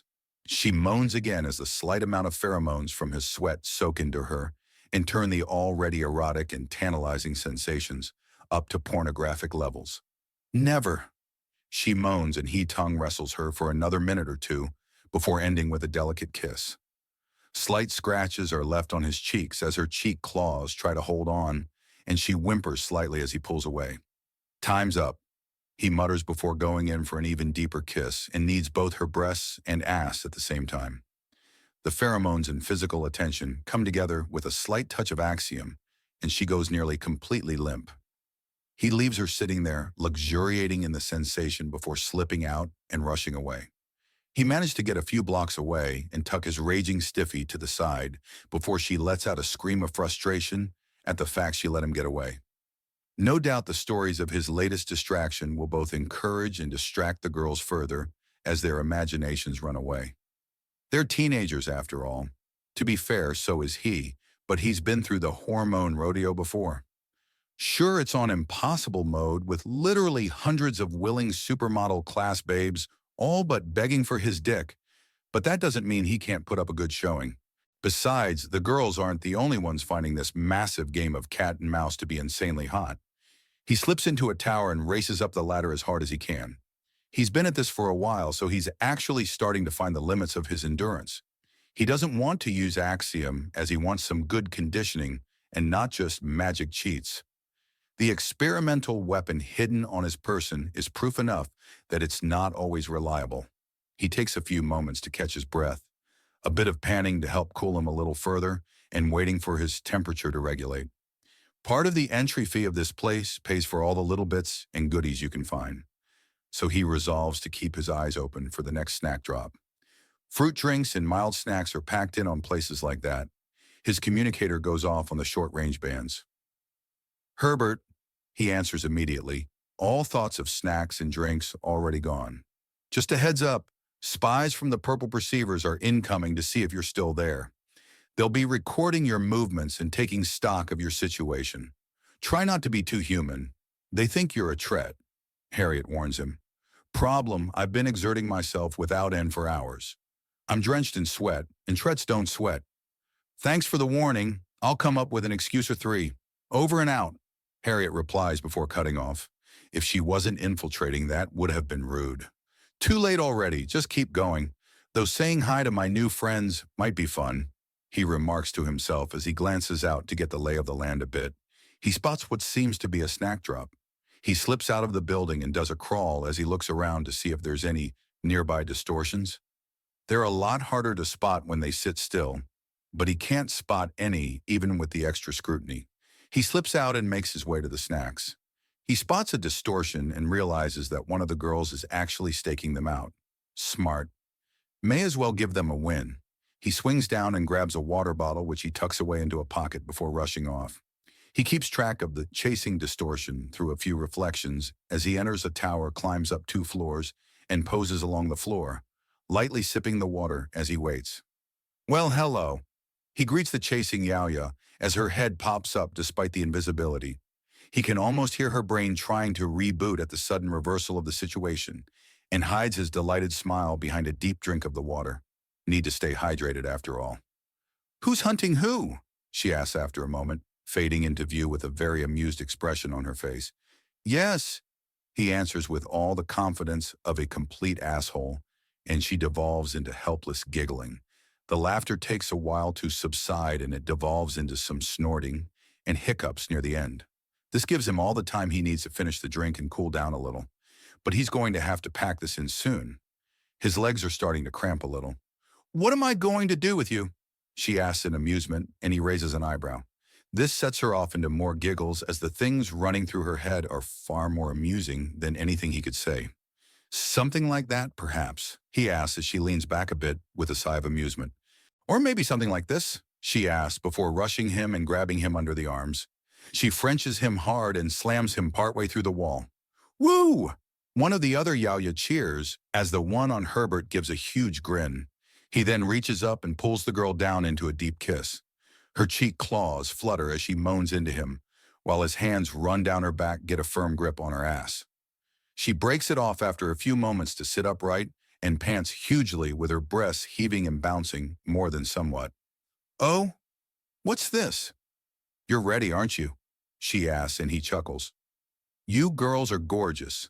Just ask if I want to have fun, and it'll take a lot out of me to say no. He remarks with a grin. Now get down here. I only got a taste, he tells the blushing Yaoya. Then the snap-on bracelet starts beeping. Time's up. Well, nuts, he remarks as there are disappointed sighs all around. The wife straddling him scrambles off, and he kips up with ease and stretches a bit. The walk back to the entrance or exit of Defenestration Nation is at a sedate pace, and most of the girls are there waiting. A fair amount of them are blushing somewhat at the sight of him, and it's all he can do not to cackle at them. He spots a short-stacked bee-woman watching from above, with a communicator recording him and the others. Her dyed purple stripes lets him know who she's with. Thankfully, the time calmly walking has let his sweat dry off enough to not be easily seen. He then keeps an eye on her, but only out of the corner of his eye, as the bracelet is turned in, and he fills out a quick survey for the park. The time was excellent, but something like a trampoline, trapeze, or a massive slide might make this even more goofy fun. Maybe monkey bars. Everything filled out and everything done, the girls start swarming around him in another sort of defensive perimeter, but they actually crowd in more this time, especially from the sides. They're also more strutting than walking. His responding to their advances has clearly salved over a lot of bruised egos, and things are going just great. Still, some deep part of him can't help but be disappointed that he didn't get the chance to have fun with his more ballistic or experimental toys. He dismisses that thought as a bit of unwarranted childishness brought on by his second time through puberty. Any outing where all your rounds stay chambered is a good outing. If boring, damn it.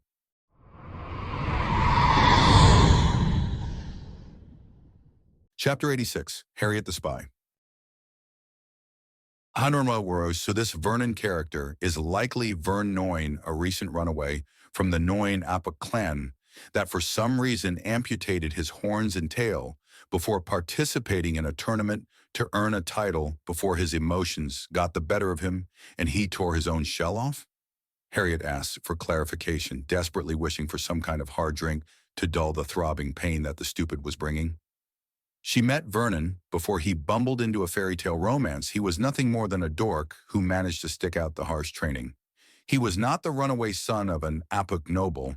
He was not some impossibly well put-together robot.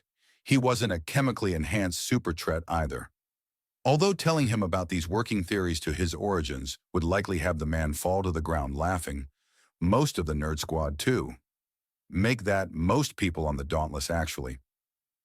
Okay, assuming he is an Apuk with amputated parts, where did the Shay name come from? And why does his apparent first time out in the galaxy at large on the record has him being seduced by then marrying an Apuk battle princess? Harriet asks the room at large as she goes over the information. It's honestly rather fun to throw out ideas and see where these crazies run with them. There's an ancestor in the Noin clan known as Shay Noin. It was a few generations back, and she was apparently quite the rebel in her youth before settling down in a hurry. Lavender notes as she goes over more and more data. If the girl didn't seem to be outright obsessed with finding the dumbest reasons for anything, she would actually be an amazing data analyst.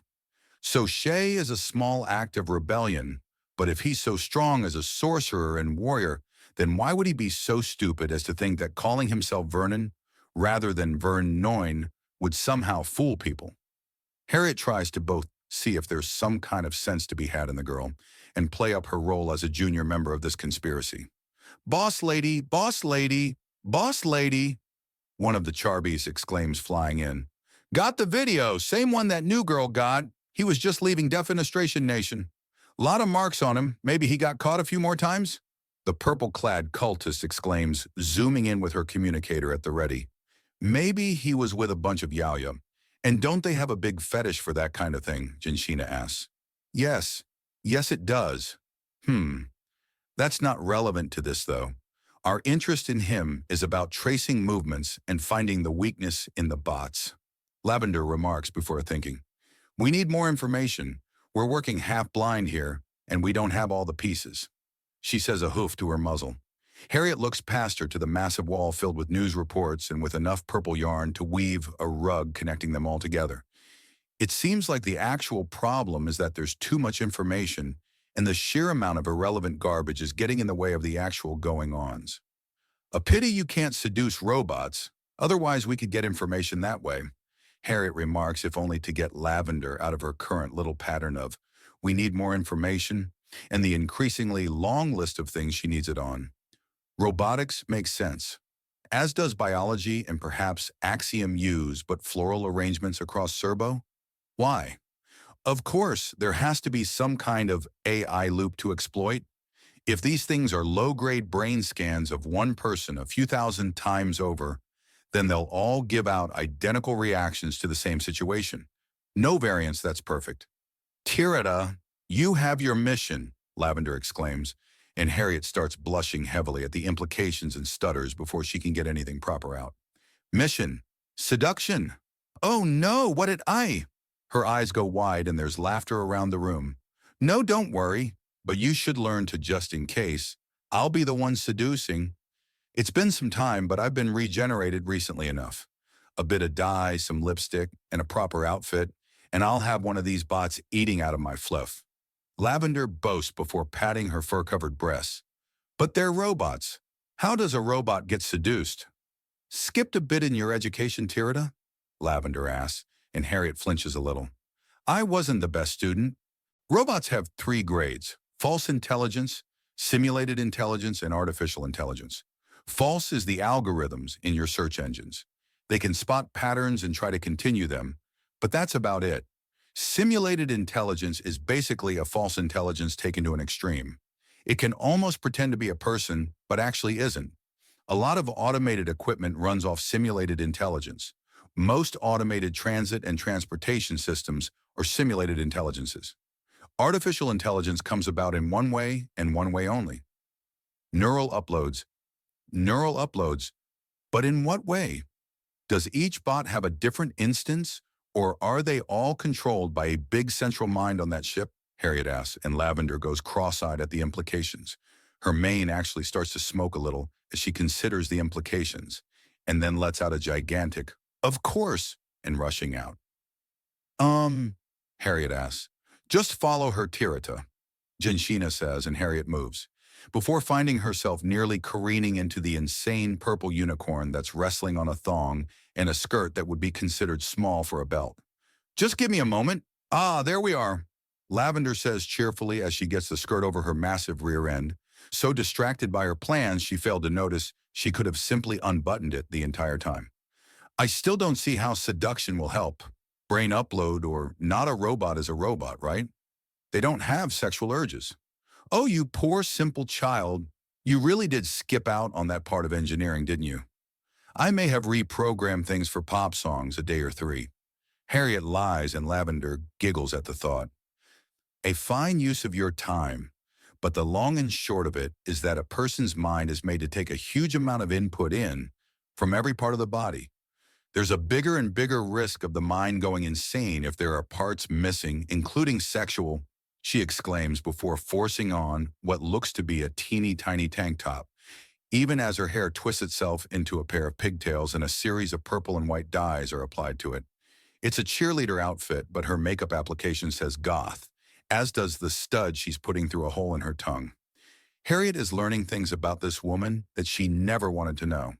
And what will be the excuse you use to be dressed the way you are while right next to one of the robots, assuming they have the sexual components and can't just turn that part of themselves off? Harriet asks, mostly to see if there was a way to stop this, before the normal slack-jawed asshole on the Dauntless saw her in the middle of this porno parody. Laundry day or a bet? Second, I'll have a scanner tucked into my floof, and you'll be nearby with another to get a good look, Lavender says excitingly as she applies a little more mascara to really sell the goth chick cheerleader vibe. This is she's not sure how high on the stupid shit rating this is, but it's up there. And if this works too well and he finds it in your floof, Harriet asks, and Lavender laughs even as she clips on some skull-decorated hairbands and a few jangly earrings. Long stockings go over her legs, and the skirt is unfolded to just barely cover the horsewoman's shame. I've studied Talon Striege, her many adventures in romance, and battling pirates have taught me everything I need to know on seducing men and sneaking things away. Lavender explains, and Harriet blinks in confusion before glancing around the room and finding a hard copy of a Talon Striege novel, Warp Cores and Wandering Hands. It looks like a cross between a Harlequin romance and a space opera. After a moment of stewing in the fact that the idiot unicorn conspiracy theorist is going to slut up as a goth cheerleader and try to seduce one of her fellow soldiers, Harriet comes to an important decision. She wouldn't miss this train wreck for anything. Anything. At her suggestion, and in an effort to be helpful, Harriet is acting as a porter and carrying a bunch of Lavender's laundry. Apparently, the silly creature's spies were watching a trinity of men, clearly off the Dauntless in a laundromat. Harriet struggled to suppress her grin at the sheer absurdity she can sense coming. 20 minutes later, and they're outside the laundromat in question, and it's all Harriet can do to not burst into laughter. She recognizes the men in there, Amadi, Reggie, and Koa, the sweeper team that had a strange knack for bumbling onto more and more conspiracies. If the data chip that Reggie was pulling out of a coin return with an irritated look on his face is any indication, then they're in the middle of another one. Give me the laundry and be ready to watch and learn. Lavender orders her, and she quickly takes the soiled clothing as Harriet leans against the building and pulls out her communicator as if she was merely caught up in her social life. You're good at this, Tirita, the goofy unicorn says and baffles Harriet as a surge of paranoia rushes through the girl before she forces it down. So what's up? Need extraction? Koa texts back to her in English in response to her heads up. The four-legged perv that walked in leads the purple perceivers. She's checking you 3 for robots. She texts as she glances around to make sure no one is watching. Her communicator won't record this interaction, but the fact it's in an unknown language should alert someone. But no one's paying attention to her, just another tread on the sidewalk. Robots. What? Koa demands. Long story. She's harmless, but you 3 don't know me. Harriet answers. All right, if you need backup, the code word is Hawaii. If you're being forced to give a code up and need rescue, it's Florida. Any orders? Koa sends back. Just play along with her plan. She'll try seduction and will be looking for proof of a robot or seducer. Whichever way it goes, you are to let her have her fun, and you do not know me. She says before giving a glance into the laundromat to check both sides of this oncoming train wreck. We're here to bait out cults and lead them on. We know what we're doing. Miss Total Stranger that we have never seen before in our lives. Koa returns. I will slap the sarcasm out of you someday. She threatens him. 10-4*. Is the smug response from the large Hawaiian man. She can only watch in horror as the stupid horsewoman is all but twerking in full view of all 3 men. Amadi is looking a little two-dimensional, meaning the illusionist bastard is likely laughing himself sick at the moment and trying not to give up the game. Reggie is looking away in disgust, but also clearly sneaking glances. So the rumors about the man struggling with something he finds physically appealing and morally disgusting are spot on. Good. All that work in learning every rumor on the Dauntless as social training from Sir Philip has actually paid off.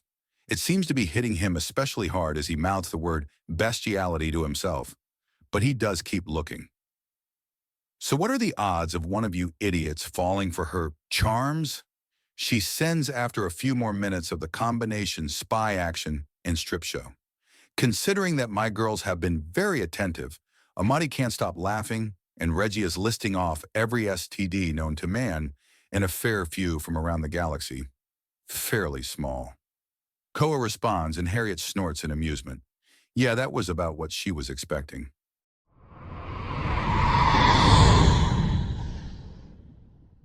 Chapter 87. Rack and Roll, Shadows of Centris. In retrospect, telling Amadi that the stripper fog Purple Unicorn was a stripper, Purple Unicorn conspiracy leader, was a bad idea, mostly because the man's focus was now so frayed that the illusion that he was still standing there had gone from kind of flat to a full-on cardboard cutout, complete with a thick black marker outline. Reggie's response was to distract himself by rooting around for more communication drops and finding no less than 5 in so many minutes as Koa offered the goth bimbo cultist unicorn the mildest amount of attention so that she wouldn't notice just how badly her own schemes had fallen apart. Meanwhile, he was actually recording this to send to the intelligence division, who sent a short reply to calm his tits, and remember that just because she looks like an idiot doesn't mean there's not a grenade up that fluffy purple cleavage that they're getting so much underboob from. He passes this information to the other 2 men. The illusion of Amadi paying attention goes from cardboard standee to high definition and then passes into straight up realistic. Okay, I'm back. What did I miss? Amadi whispers to him invisibly, and Koa resists the urge to elbow the idiot in the solar plexus for sneaking up on him invisibly. There's a mild sound as the illusionist is typing something out very fast. We're to take this seriously because, idiot or not, it doesn't mean she's not dangerous. There could be a weapon between the purple tits. He hisses out of the corner of his mouth as Lavender puts on a show of patting her laundry down in the machine, with her ass sticking out and presented to them. It's a fine ass, but none of the men are fooled.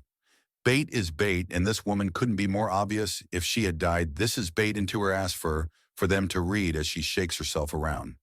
Then there's a text from Harriet stating that armed women are starting to gather in the area. This is followed by Lavender getting one herself. Her behavior changes at once, and she pokes her head to look over the washing machines.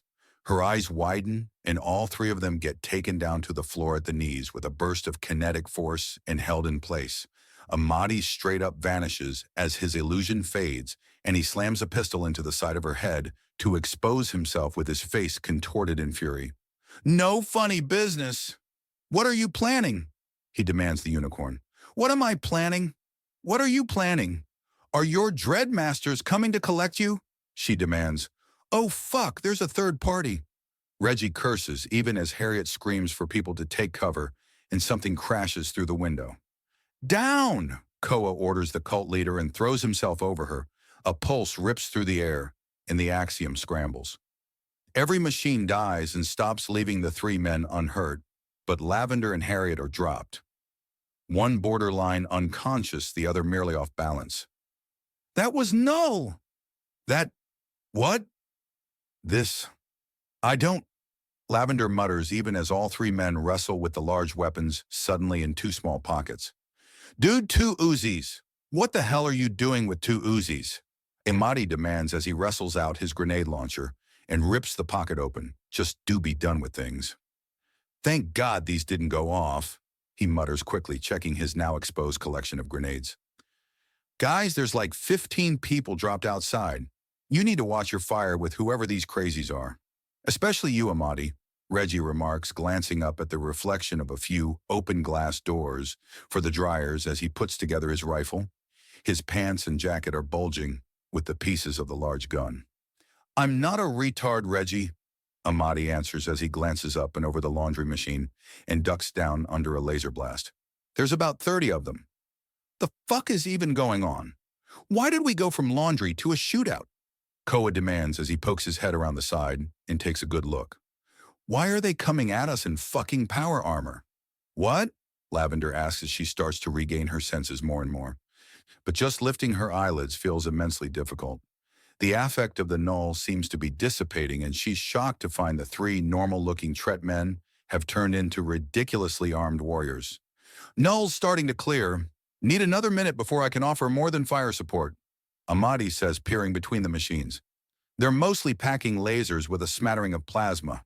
I'm seeing something. I don't recognize 3 of the weapons." "Here, let me..." Lavender says, forcing herself upright on shaking legs. The null isn't affecting them. Her mind is spinning at the implications as she slumps up against a chunk of metal that was a fully functional washer just a minute or two before. She looks through the gap and groans. It's a ball lightning blaster. We're not safe here. Another, that's a wubber. It unfolds into an instrument that gives out concussive waves of sound. Last one, that's, oh no. It's an endless barrage. It uses shrinking tech to have thousands upon thousands of rockets that fire off in the hundreds per second. "Fuck," Koa hisses. "We need to leave. Is there a back way out?" Reggie demands even as he glances between the machines in no small amount of awe. "Also, I want those weapons. They are way too cool to leave in the hands of cretins." "Well, duh, but let's get to a position that doesn't have us as sitting ducks," Amadi responds. "Give me a moment. The axiom is almost settled," he says before there's a slight ripple of blue light around him, and there's a strange sensation that makes Lavender perk up even as her strength returns. "Tirida, she's out there and in the line of fire," Lavender half screams. "Shit, she's right. We need to evacuate civilians first and then open up on these idiots," Koa remarks, and there are nods. "Where the hell are the police?" Reggie demands as he looks through the illusion that's transparent on their side, even as Amadi both keeps it running and is checking the back of the shop for a way out. He boots a locked door open and glances through it. "Come on," he barks, and Reggie and Koa help Lavender out of the room, and they exit through a side door. More illusions, and they slip out to the side and quickly begin to evacuate as many people as possible as Amadi keeps everything distracted and invisible.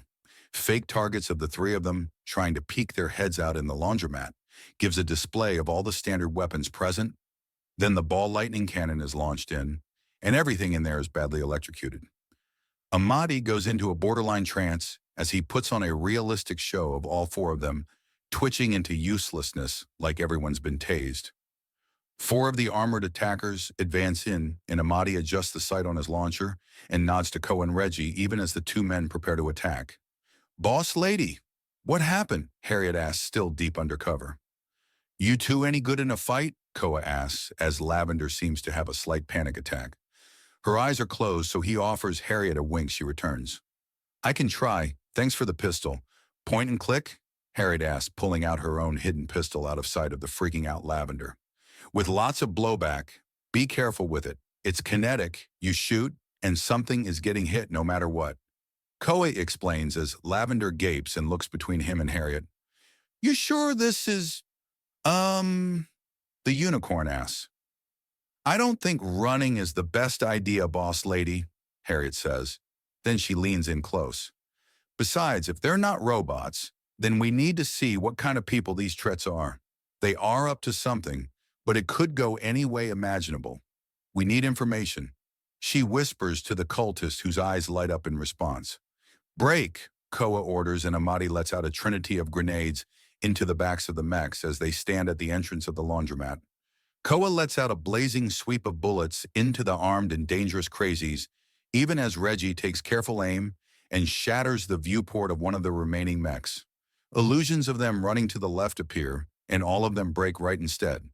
A concussive blast of sound erupts from the unfolding wubber and slams into the illusions to no effect. Amadi swears at his lack of focus and begins to run back the other way. "Keep the head games going. There are only shield," Koa orders. "How about an actual shield?" Reggie demands. "There are too many kinds of attacks. One or two I can stop, but there are at least 5, Amadi retorts. "Go up, you idiots. We'll use the high ground and keep the illusions running at a lower level," Koa says, pumping Axiom into his body and launching upwards. Reggie follows, and Amadi grabs Lavender by one limb as Harriet grabs the other, and they follow. The large overhang above the laundromat is part of a hanging ad, and all the men position themselves along it to get preferable firing positions, even as their illusions on the ground multiply to add a metric ton of confusion to the situation. Koa packs away one of his Uzis to increase his accuracy and takes aim at the still-standing terrorists. "On my mark. Ready!" Reggie answers as he takes careful aim at the next-to-last remaining mech. "Set!" Amadi answers as he reloads his grenade launcher and pours a little something extra into each of the explosives with Axiom. "Mark!" Koa orders, and a blistering, fast blaze of bullets crash into the unarmored terrorists as the head of one of the last 2 mech-piloting terrorists straight up detonates. A blast hits the ground, and the sound wave slams into them all like a physical force before the shock wave can. The 1-2 punch knocks them off balance, then bounces what few standing opponents are left over the edge. "I'm getting that weapon," Reggie growls out. "Cover me," he orders, setting his gun to the side. "You're doing what?"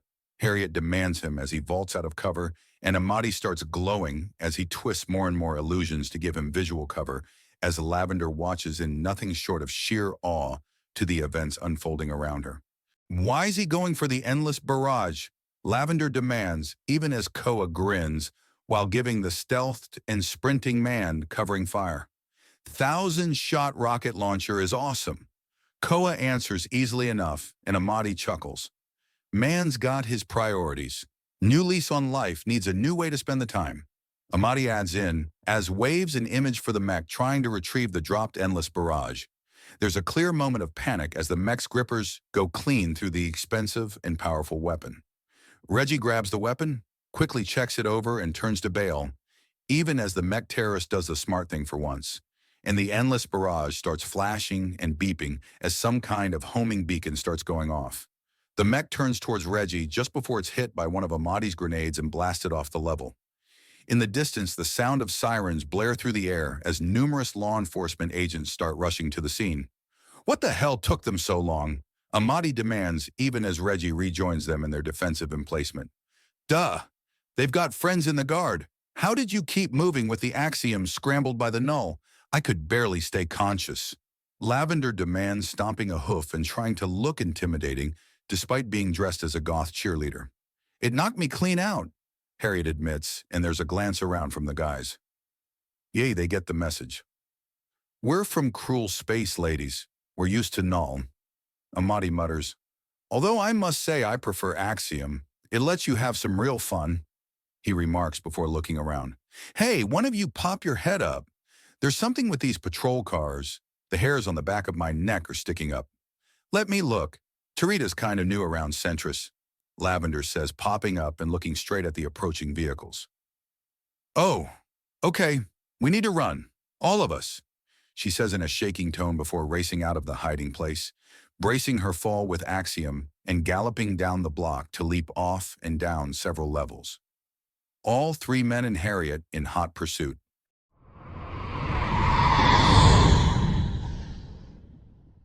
Chapter 88, Harriet the Spy. Chapter 88, Harriet the Spy. Where are we going? Harriet asks. There are back alleys here where the spires meet that you could lose anything in. I memorized them as a self-study project some years ago. These old smuggler tunnels are covered in triite and then block all kinds of scanners and even Axiom techniques. We get in, and they have no idea where we show up next. They'll need an army to block all the exits. You got that, Control? We're going to ground. The sooner these loonies are swept aside, the better, Koa asked into the communicator, peering out from his breast pocket. The Admiral's body cam trick was quickly becoming part of the standard protocol. Confirmed. You are to keep those two civilians safe. They've been swept up into the mess of whatever these umbral assholes want out of us. Keep them safe, Control says. Confirmed. Koa, Reggie, and Amadi say at once. What are you? Lavender demands. Soldiers. Reggie with the endless barrage is a technician. I'm an assault, and Amadi is both a medic and an avid researcher of Axiom as well. Why? There's no Axiom back home. The idea I can spin illusions like the spirits of legend? That I can do outright magic? It is incredible, Amadi admits as he continues to scan the area. How can any life endure without Axiom? Harriet demands to keep her cover up. With a lot of backups, reinforcement, and it takes a long time to get going, all of which humans have, Reggie remarks. From a mechanical standpoint, humans as a race are made of emergency backups, redundancies, and reinforcement. This way, Lavender exclaims and leads them into the yawning dark connection where a massive cluster of city spires come together on the ground. She focuses the Axiom in her horn to burn with bright light, and she leads the way until a brute arachna scuttles out of the darkness and braces herself with a blade in each hand. Down or die, Reggie bellows without any of them losing a step. His endless barrage is up and ready. The gigantic Spider-Woman sees the weapon and scrambles out of the way. Love this thing, he chuckles as they race past the Spider-Woman and into the bowels of the underalleys. There are some outraged screams as Lavender races by a homeless camp, her light bothering the photosensitive creatures. Christ, these poor people. This is supposed to be the center of civilization in the galaxy, and there's still people that are losing out so much. Amadi swears in a fury. It's life. There are always haves and have-nots. Koa remarks grimly as Lavender skids to a stop to try and catch her breath. She'd been racing very hard to get this far this fast. I have a cousin in social work. Even good hard-working people can be completely screwed over by just bad luck. Doesn't make it right, Amadi says vehemently.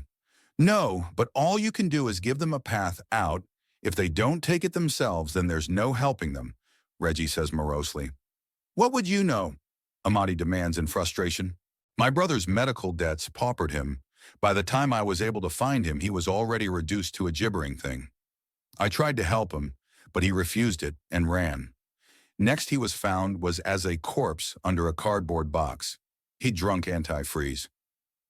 Reggie says, and there's a lot of stillness. Good God, man. That's a lot to hold on to. Are you all right? Amadi asks in previous rage, just gone in front of the pain his comrade in arms just shared. It's been decades. He is buried near our parents, and I've long moved on, Reggie remarks. Now we need to focus because I don't plan on joining him in death for a while yet. Where next, Miss Unicorn? Miss what? Harriet asked to sell her disguise. The purple quadruped in the slut outfit whose name is running away from me. Where next? Reggie snaps. There are a lot of ways out. We need to check them quietly and carefully to make sure it's not being watched. Then we can escape out that way. Lavender explains before sighing. My name is Lavender Trot. I'm a Murga. QMH-100 number 6. My race is one of the oldest in the galactic scene. The Tret uplifted us a long time ago. Koa Jackson BMO, 100 out of 100 number 1. Koa replies as he pulls out a flashlight that he clips into a custom slot on his gun. His Uzis are custom-made like nearly all firearms off the Dauntless. He flicks on the small device and has a cone of additional light to work with. Amadi Ninge Adagoki, human, which is BMO 100 out of 100, number 1. Amadi adds as he checks and double-checks his grenade launcher, followed by the ammo. Reginald Pike, BMO 100/100, number 1, recently went through a restorative coma and dropped about 30 years off the top. Reggie adds, and there's some nodding. Hey, wait, that reminds me. We all have girls. Even Reggie, as nasty as he thinks that is. It is, Reggie adds. Why? Lavender asks, and the conversation crashes to a halt. I mean, gay is more than kind of hot if I can watch, but you were clearly watching me and pretending not to. You've got the urge. You really have the urge. But why deny it? Oh, I never had any interest until after the healing coma. So suddenly my body wants me to do something outright disgusting on every level. It's nasty. Just talking about it is gross, but it's happening anyway. That's just life. Let's go already. He grumbles as he finds the weapon's light setting and turns it on. He's seeing the psychologist twice weekly, Koa remarks as Reggie stomps forward. Wait up. I know the way, Lavender exclaims, rushing to catch up to him. You doing all right? You could get lost in here and disappear if you want. Amadi whispers to Harriet in accented English. I might actually get lost if I try that. I'm fine. This just gets really stupid at times. Harriet responds and he nods. What about the null? How much did it actually hurt? He asks, patting the pocket where he's got a medical kit stashed. I'm fine now, but I was weak as a kitten and my balance was shot. I could feel my lungs being compressed under these monsters, and my back was already killing me, despite it only lasting a couple minutes. She answers, Hey, keep up! You don't want to get lost in here! Lavender calls back and they start rushing forward. Soon enough, Harriet is running beside Lavender. What were you talking about? The Morega asks her out of the side of her mouth and low enough that it sounds like incomprehensible muttering to the men behind them. I was trying to find a hole in their story. If it is fake, then it's a good fake. I asked about their massively different names, and they gave me the names of countries and continents that they come from. Different cultures. They've put a lot of work into this. We're dealing with something a lot more complicated than just robots. If they're trying to get a full-on voting bloc to influence galactic policy, then it may be doable. But to what end, Lavender muses? That may be the end in of itself. Think about it. If they've got a grip on power, they might have that as the end goal itself. Not looking for a specific policy, but to be able to influence at will.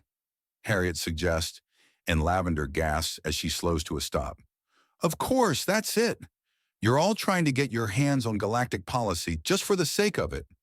It makes sense now, Lavender exclaims with an accusing point of her forehoof at them. Can we have this kind of debate after we're out of the fetid underbelly of the city and well away from the army of murderous maniacs after us? I mean, really, woman, you need a sense of priority. Just because you're onto something doesn't mean the danger goes away, Koa asks as he looks around nervously. So you admit you're after political power, Lavender declares, and Harriet blinks twice with the left eye before nodding with her left hand in its pocket, except the thumb. Amadi takes a deep breath as he recalls the little rehearsed speech. Of course we are. We finally break out into the galaxy at large and find ourselves in the middle of a corrupt cesspit of backstabbing and double-dealing. We need as much political power as soon as possible, or our entire species will be snatched up and thrown in chains the moment we exit cruel space. It may be a swirling vortex of doom and damnation to your species, but it's been a defensive barrier for my kind. We're too divided, too weak, and in too untenable a situation as a species to be doing anything but working to reverse those issues. Amadi roars at her, and her ears go flat in shock. You, Lavender stammers out as she backs up a little, her mind churning so hard that Harriet can outright hear it. Boss lady, gentlemen, I think we've attracted some attention.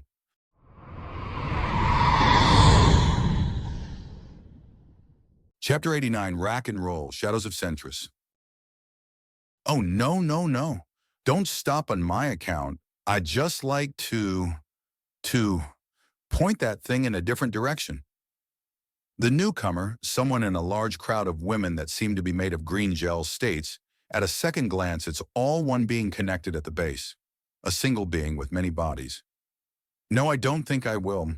This fun toy has been making everyone quite polite, and I haven't even pulled the trigger yet. Reggie responds as his eyes scan through the multi-slobe to spot the core. She's wearing clothing and scraps of things over her many selves, so it's well hidden. You have entered the territory, then put up a sign, Reggie remarks to break her rhythm and find an excuse to use the endless barrage.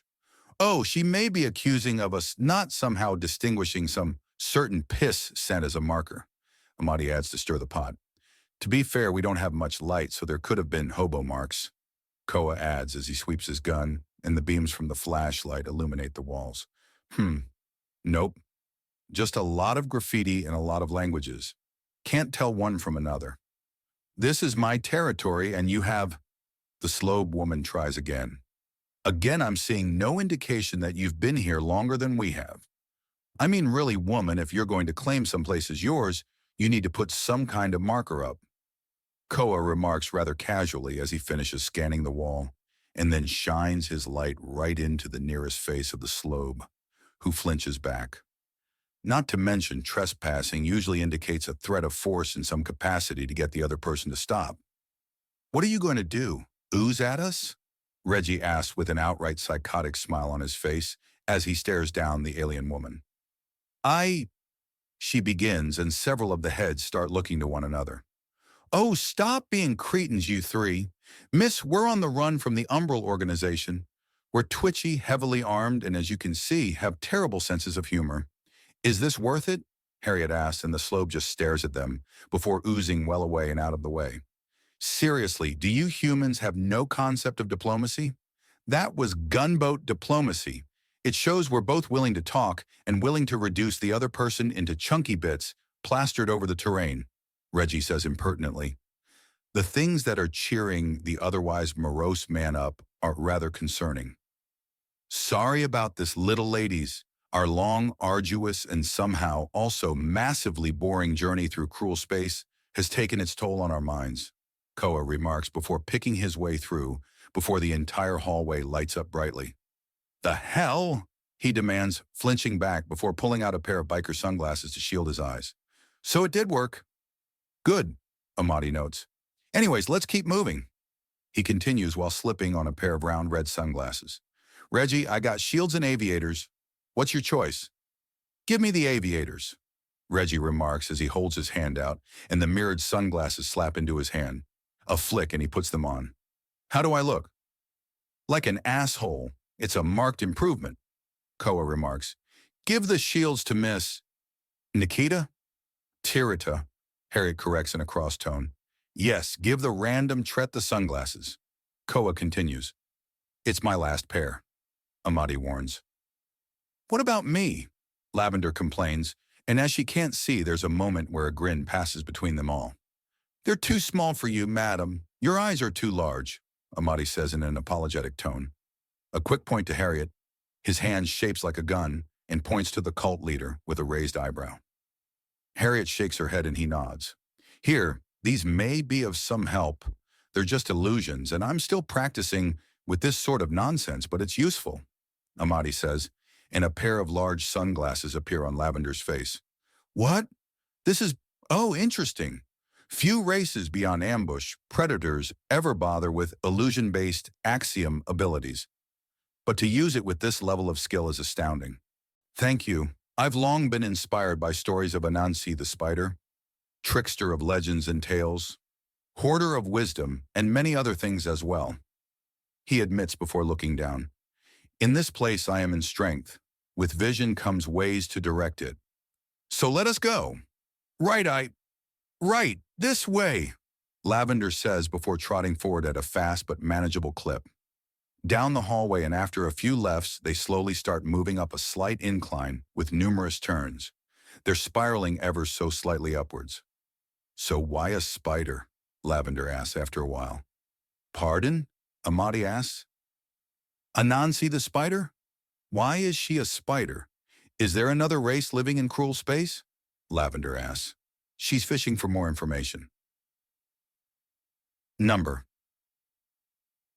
In the oldest stories and legends, many people dreamed of powerful spirits taking forms resembling beasts, the creatures of nature which never seemed to hesitate or doubt themselves, those that always knew what and where they were. We imagined some great wisdom guiding them, so we imagined what it would be if those great sources of wisdom were to guide us. Anansi was one, Amadi explains. "Really?" Lavender asks in fascination. "It was my collage thesis on folklore. Why we imagine beasts as greater beings. Anansi was a focus of it, with how the hunter-gatherers of older days and the farmers after them would see spiders spin careful webs and have their food come to them. How such things became synonymous with skill and wisdom, such as in the stories of Anansi of African legend, or Arachne of Greek mythology. Arachne? A girl boasted to be greater than the gods at weaving. The goddess of crafts and battle took up the girl's challenge and they competed. The girl won, and in a wrath the goddess turned her into a creature that could do naught but weave, a spider. The story warns about the hubris of pride and the danger of boasting, even if you're correct in your statements.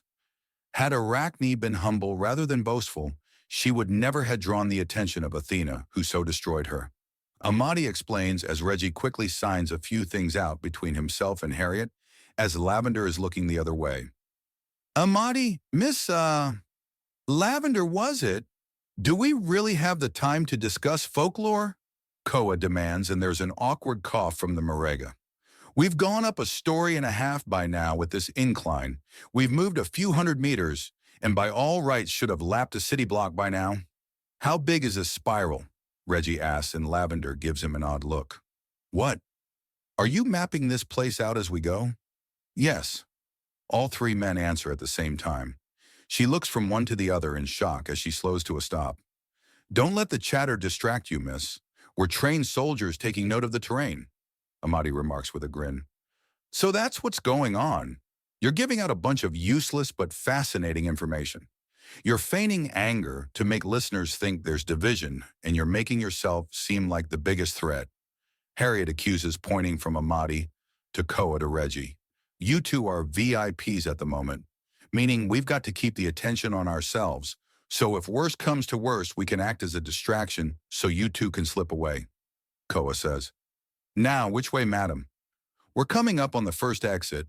It leads into the back of a second-hand store. We can switch out clothing in there and disguise ourselves," Lavender explains. "That will be hard with 3 men," Harriet says. "Fear not, I still have a communication, and my recording device is specifically designed to synchronize with my senses. Sure, there's a gap where that null hit me, but it quickly reactivate and I have everything I need. We'll have backup." Lavender assures them, and there's a disgruntled look. "We've been in contact as well. They're aware of the fact we've been rushing around. Lead us to the store so we can start a sit rep. If your group is willing to help us, we should be able to argue some compensation for your people," Koa remarks. "You know, it just occurred to me that if we get some rollerblades on, this could be a lot of fun. The floor panels on this level are all uniform and completely smooth. No little bumps or gaps besides what people put down," Reggie remarks. "Rollerblades? What are you, 50? Let's get some skateboards in here," Amadi asks before stopping. "Oh yeah," he mutters as Reggie chuckles. "Focus, people." "Miss, where's the store?" Koa asks, and Lavender nods. "It's just this way. I should probably get out of this outfit anyways. You 3 saw right through me right away, didn't you? If you were carrying a sign saying I'm spying on you, you might have had a better chance, because we would have had to debate if the sign was some kind of backward inverse triple bluff or something else equally absurd," Reggie remarks as she leads them into a small elevator. "Hands on your weapons, boys. We don't want to be charged with sexual misconduct," Amadi says to utterly baffle Lavender, and she glances back to see all 3 of them standing ramrod straight and holding their weapons with dead serious expressions. "Gracious. Tirita, lean down," Lavender says, and the spy crouches to her level. That order, if this is fake, then this is the most thorough and elaborate fake to ever exist, she whispers. If, Harriet asks, they're starting to convince me. Fear not, though. I will only make a decision when I've gone over the information thrice without any form of coercion, Lavender assures her. And if they are being true, if somehow this utter impossibility and insanity is real. What do we do? Harriet begs the purple unicorn dressed as the sluttiest goth and cheerleader simultaneously for advice. The fact she just did that makes her a little dizzy, but she lets nothing show. Koa quickly taps out on his communicator, short range only for the other two guys to pick up. We are never playing poker with this woman, is all it reads. Amen, Reggie responds via text. No doubt, Amadi adds himself. The door opens and a teenager looking alien with both ursine and canine traits is staring at them as a book falls out of her hands. Excuse me, Lavender says, weaving by with Harriet in tow. Sorry about this, Reggie says, picking up the book and handing it to her. The endless barrage pointed straight upwards and well away from the civilian. Beg your pardon, Koa mutters as he slips by, and Amadi offers her a quick salute as he follows. Please forget you saw us, Reggie asks her before slipping after the other twos, and the alien girl daintily kisses the spot where his finger brushed hers. How could I? She asks in awe as the first man she's ever touched in her life vanishes. Then she follows. There's a rush in the second-hand store she's been working in, as the men quickly grab what unisex outfits will fit them and rushing into the back. All 5 intruders are quickly switching outfits before laying out a large amount of credit discs on the counter. The men had just hidden their old clothing in second-hand bags when a large shadow of a vehicle descends in front of the store. Give it up, humans! By decree of the ladies Umbrol, you... The feed cuts out and the airship slams into the ground. What just happened? Lavender demands. Reinforcements have arrived, null launchers on the field.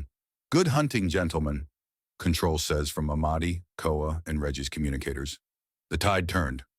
That's what happened, Koa remarks as he casually walks to the front of the store to take proper stock of the situation.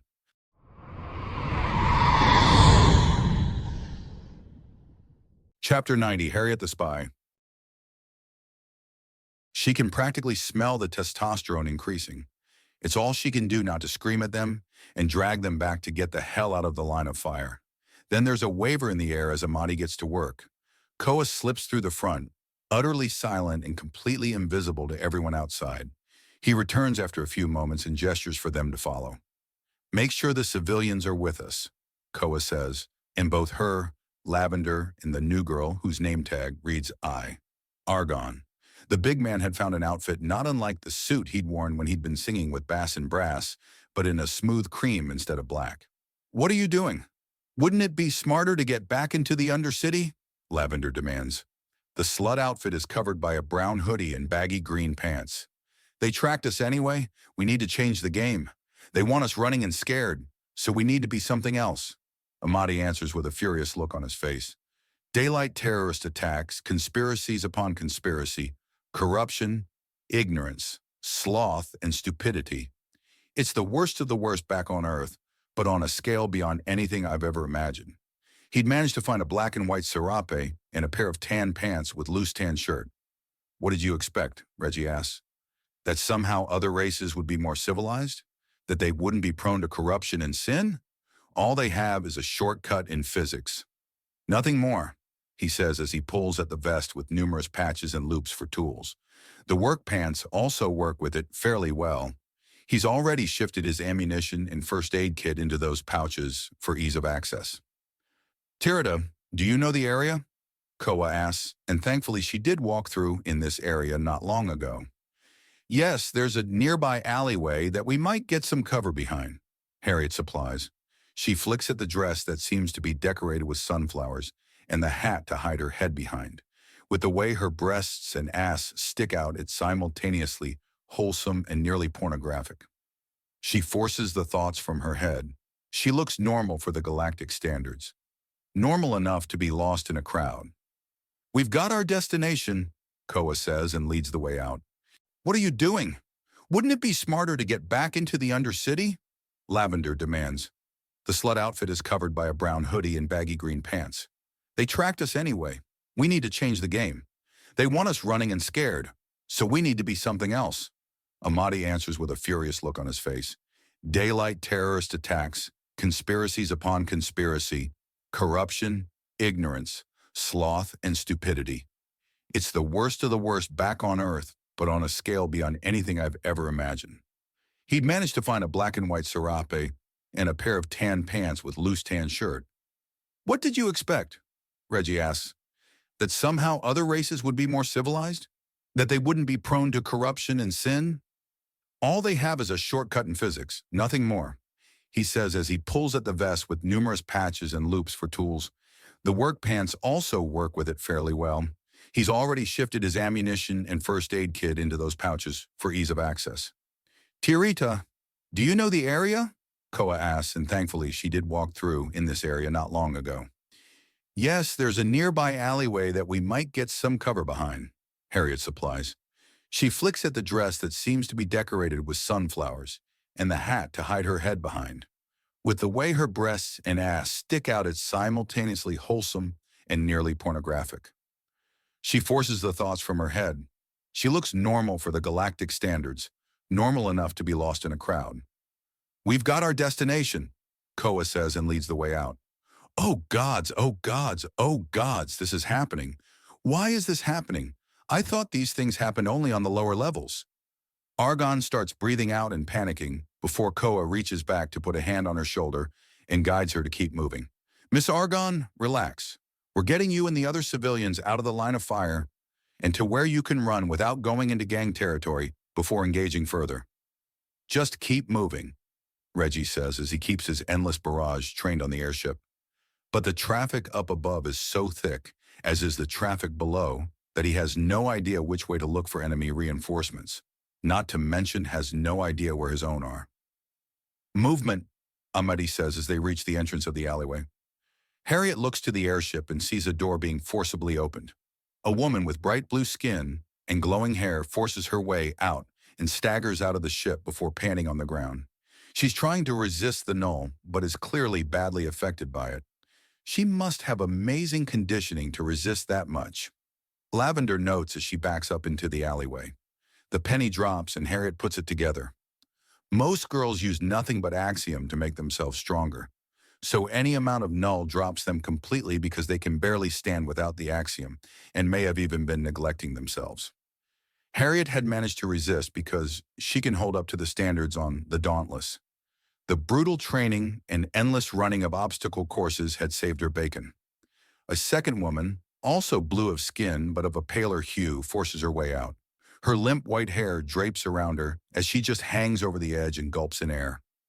The null will be wearing off in a minute. Does it require reapplication?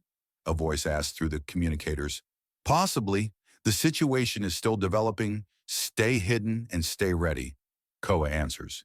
Confirmed evacuation incoming, ETA 3 minutes, their ally replies. Where are you? Harriet asks out loud and there's a chuckle through the communicator. Above and well camouflaged. We've got our own extraction plan and the rest of my team is scattered through the area for maximum coverage. So don't worry. I'm just the guy who will be hitting these idiots with. Hello, it seems someone has reinforcements, lining up a shot. What kind of guns do we have? Amadi asks as he pokes his head out invisibly to take stock of the second ship zooming down. We're a sniper squad. That's 3 long guns, backup pistols, K-bars, and I'm packing an experimental compact no launcher. You? We got a grenade launcher, a long gun of our own, 2 Uzis, backup pistols, knives, and we've appropriated a weapon called an endless barrage, Koa answers. What's it do? Apparently, it's a fully automatic rocket launcher. We haven't used it for more than intimidation yet.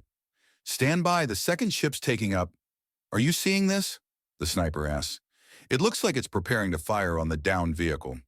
Amadi says, gesturing for Koa to come up with him. The hell is going on? Koa demands, and Lavender tiptoes up behind them. She glances around. Oh no, what? Harriet demands. We're in the middle of a gang war. It happens every now and again. 2 different groups want the same thing, and the fighting gets worse and worse. then even the bribes they pay the police aren't enough. Is this common? Reggie demands. No, yes, somewhat. You hear about it, but you can go your entire life and never encounter it. Lavender stutters out. There are branches and wings of the Umbral organization. One branch is here, and the upper ship's laser cannons start openly powering up, much more slowly than normal. A power play of execution and murder. Then the sides of the laser cannons seemingly detonate with twin crashes of sound, and the energy spills sideways to melt the weapon barrels to slag that drips downward into the city below, rendering them useless. The snipers had interfered, and their silenced long guns had slammed their bullets into the outer casings to shatter the containment of the weapons. That's a sign if I've seen one, Reggie remarks as he steps out of the alleyway, takes aim with the stolen weapon, and pulls the trigger. A cascade of tiny needle-sized missiles launch out the front with almost no kickback, leaving him feeling somewhat cheated. Then the missiles hit, each with the force of an anti-tank rocket, and the second airship is blasted backwards and rocketed across to slam into the ground of the spire opposite and collapse.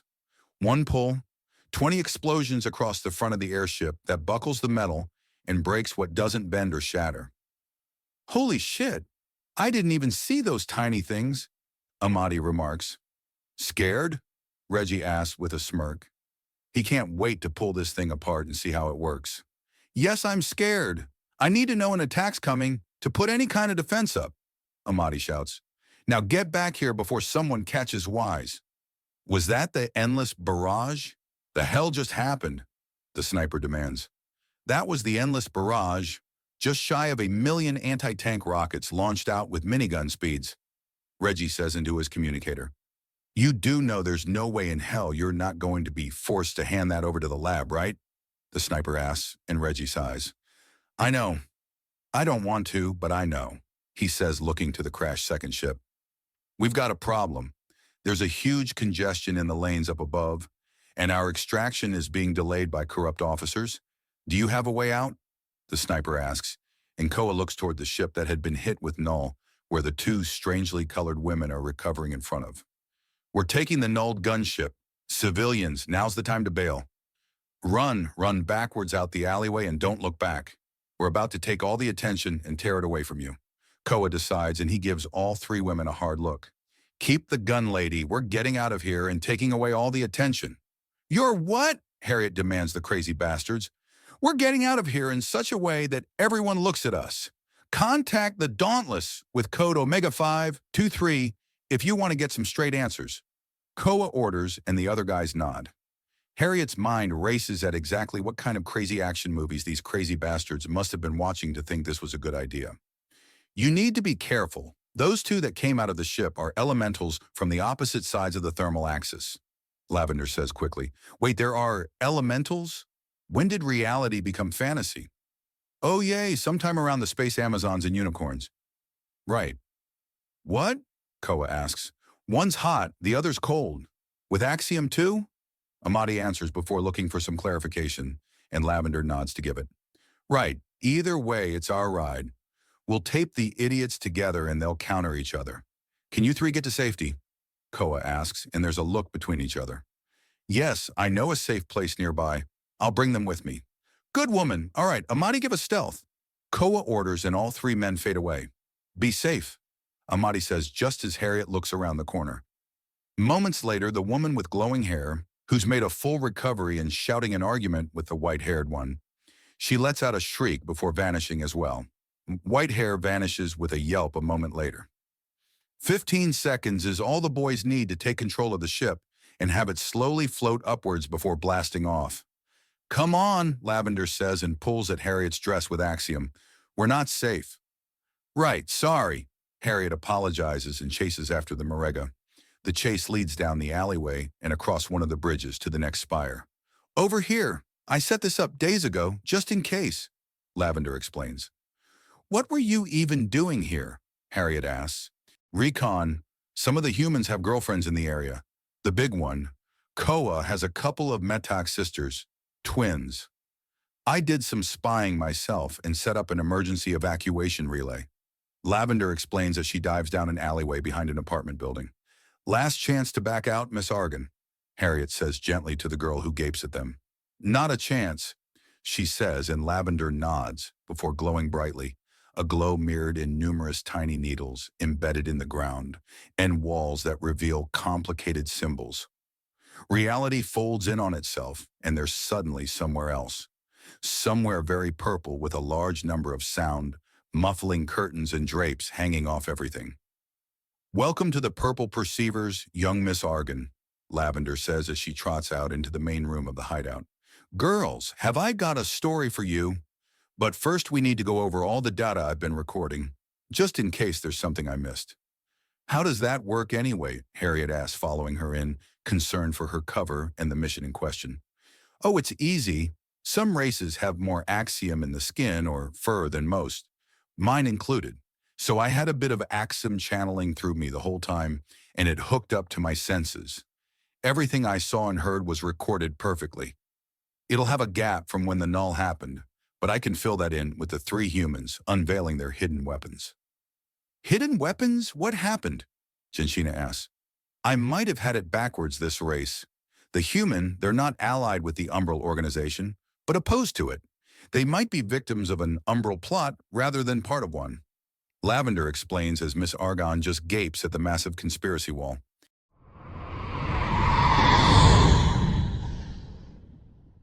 Chapter 91, Rack and Roll, Shadows of Centris.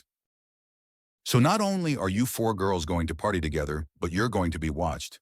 Cooperation means you get interrogated and dealt with civilly. Fighting against us means you get maimed and then interrogated and dealt with harshly. Understand?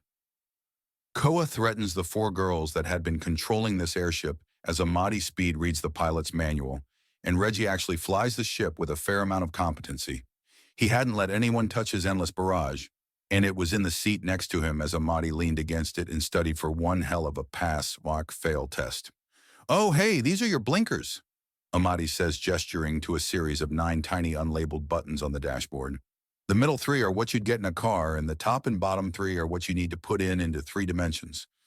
Going up left and right and such, get it? Got it, Reggie remarks as he makes use of them to merge with traffic at a higher level. Good, most of this is pretty intuitive, designed to be as idiot-proof as possible, but I'm still looking for surprises, Amadi notes as he turns the page and keeps going.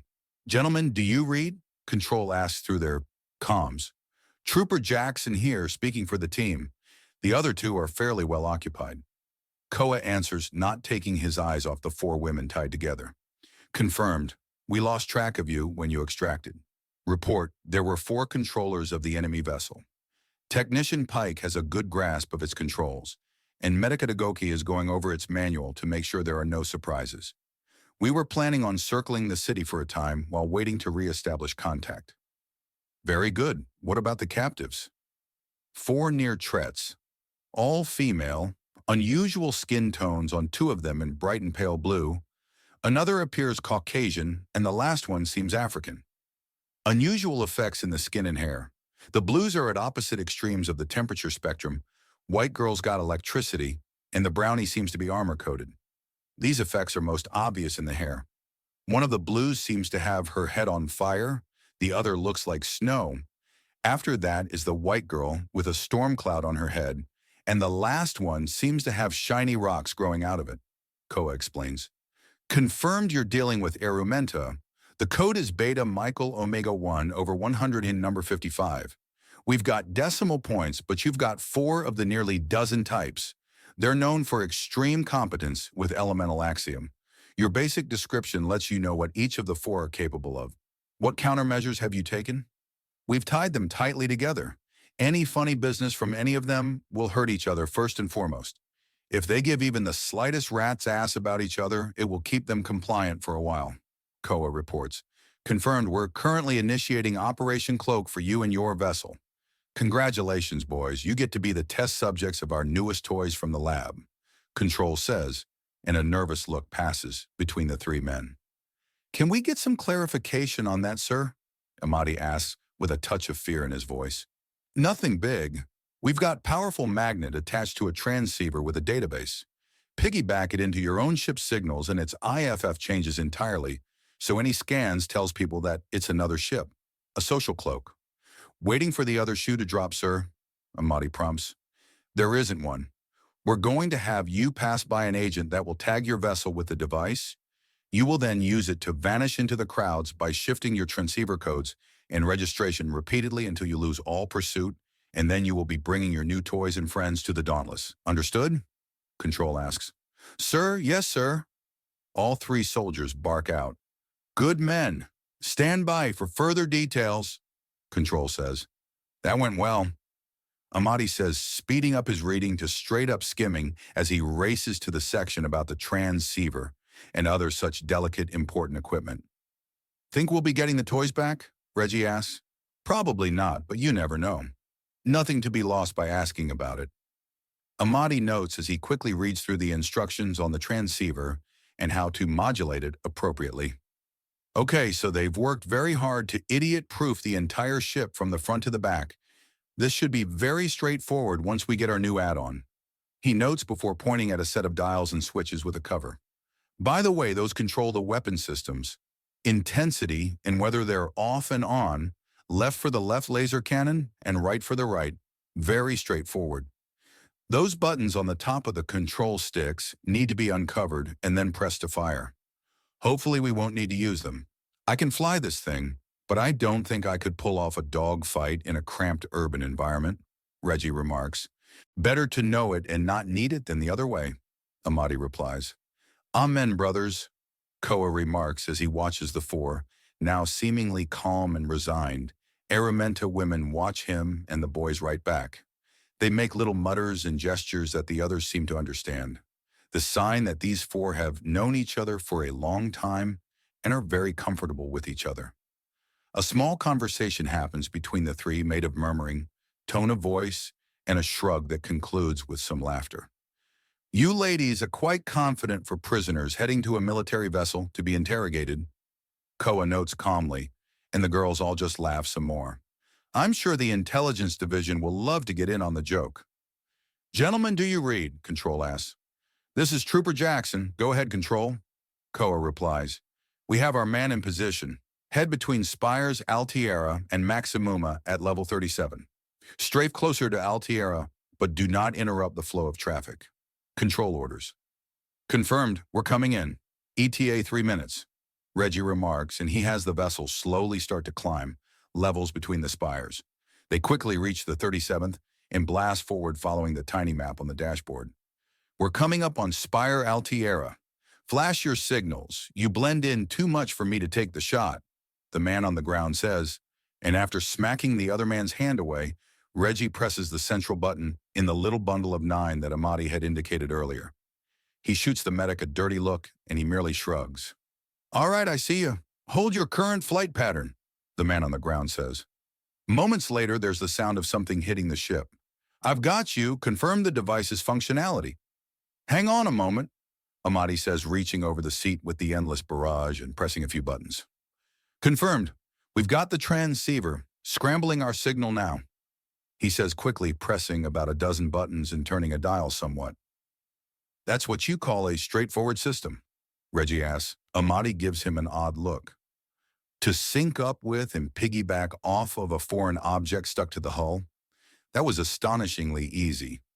These ships are modular as all hell, all sorts of little things to be taken in and out, so it needs to detect new equipment on it and sync it properly, Amadi explains, and Reggie shrugs.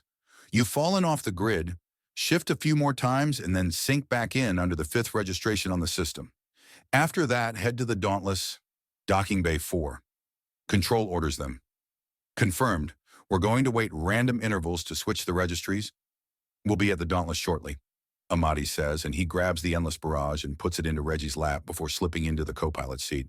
He ignores the dirty look for touching the other man's toy as he starts fiddling with the system and puts it all on a few timers.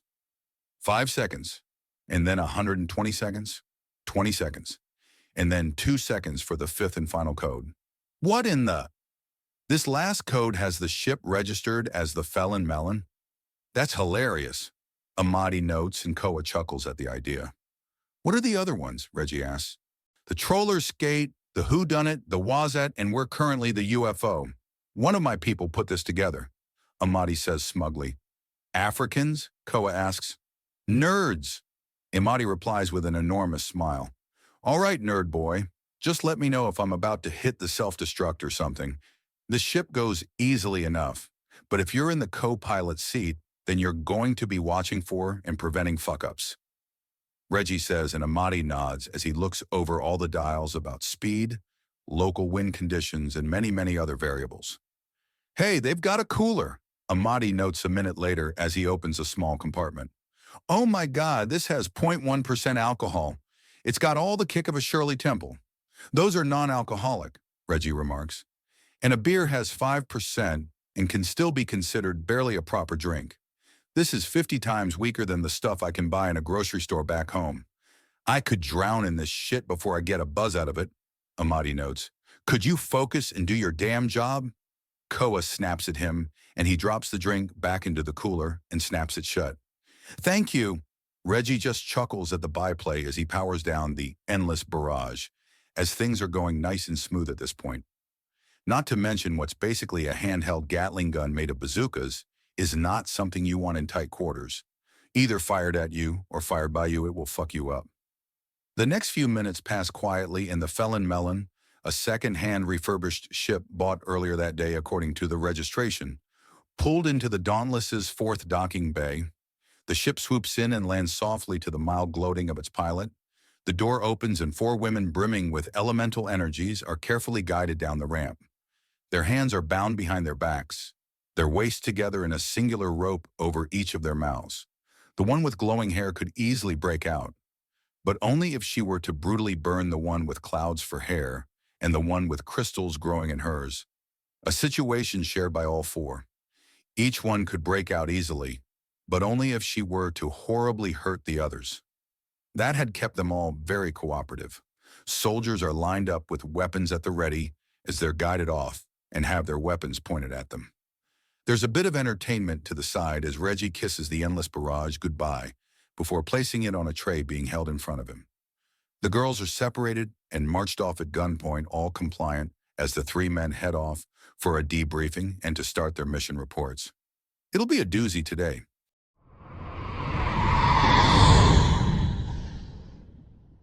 Chapter 92, Love and Longing. I was under the impression that 2 were coming, young battle princess. Grand Duchess Verkune remarks coolly. The battle princess in question is dressed just as elegantly as her counterpart. Massive flaring gowns with red silk and green lace, pendants with massive jewels connect them together, and her hair appears to have quintupled in size and is magnificently styled up in a defiance of gravity, as is only appropriate for being within the Empress's palace. I'm here. I just thought it prudent not to be seen. I'm rather recognizable at the moment, Vernon remarks from beside Mironoir. And you likely shall be for years to come. Regardless, the people will merely have to grow used to your celebrity. Return to visibility, please. Grand Duchess Verkune orders, and Vernon fades into view. He's dressed in furs that form loose pants and a loose vest with a hooded cloak. Coiled around all of it are innumerable vines that weave in and out of the hides and wrap completely around his feet and arms to keep them covered before twining up his neck and framing his face before weaving into his hair. All told, only his fingers, toes and face are visible between the fur and the grasping vines. You certainly cut quite the figure. Traditional sorcerer adornments? I'm a battle princess, a formal dance shell and robe, for my husband is too ostentatious. However, my beloved is a sorcerer, which means that their manner of dress is far more appropriate, Mironoir remarks. Not to mention there's the contention of titles and who earns what after the final tournament round ended with my husband being the only one to break any shells. Also, this is surprisingly comfortable. It looks goofy, but it all weaves together and just feels good, Vernon remarks. It's not goofy, it's a symbol, as my gown is a sign that I am in such control that I need neither armor nor anything robust in my clothing. Yours is a sign that you can push past all societal norms and even say that it looks goofy despite it being respected. Mironoir explains to him before petering off as the sheer oddness of the situation hits her. Did I just make this meta? Vernon asked with a smile.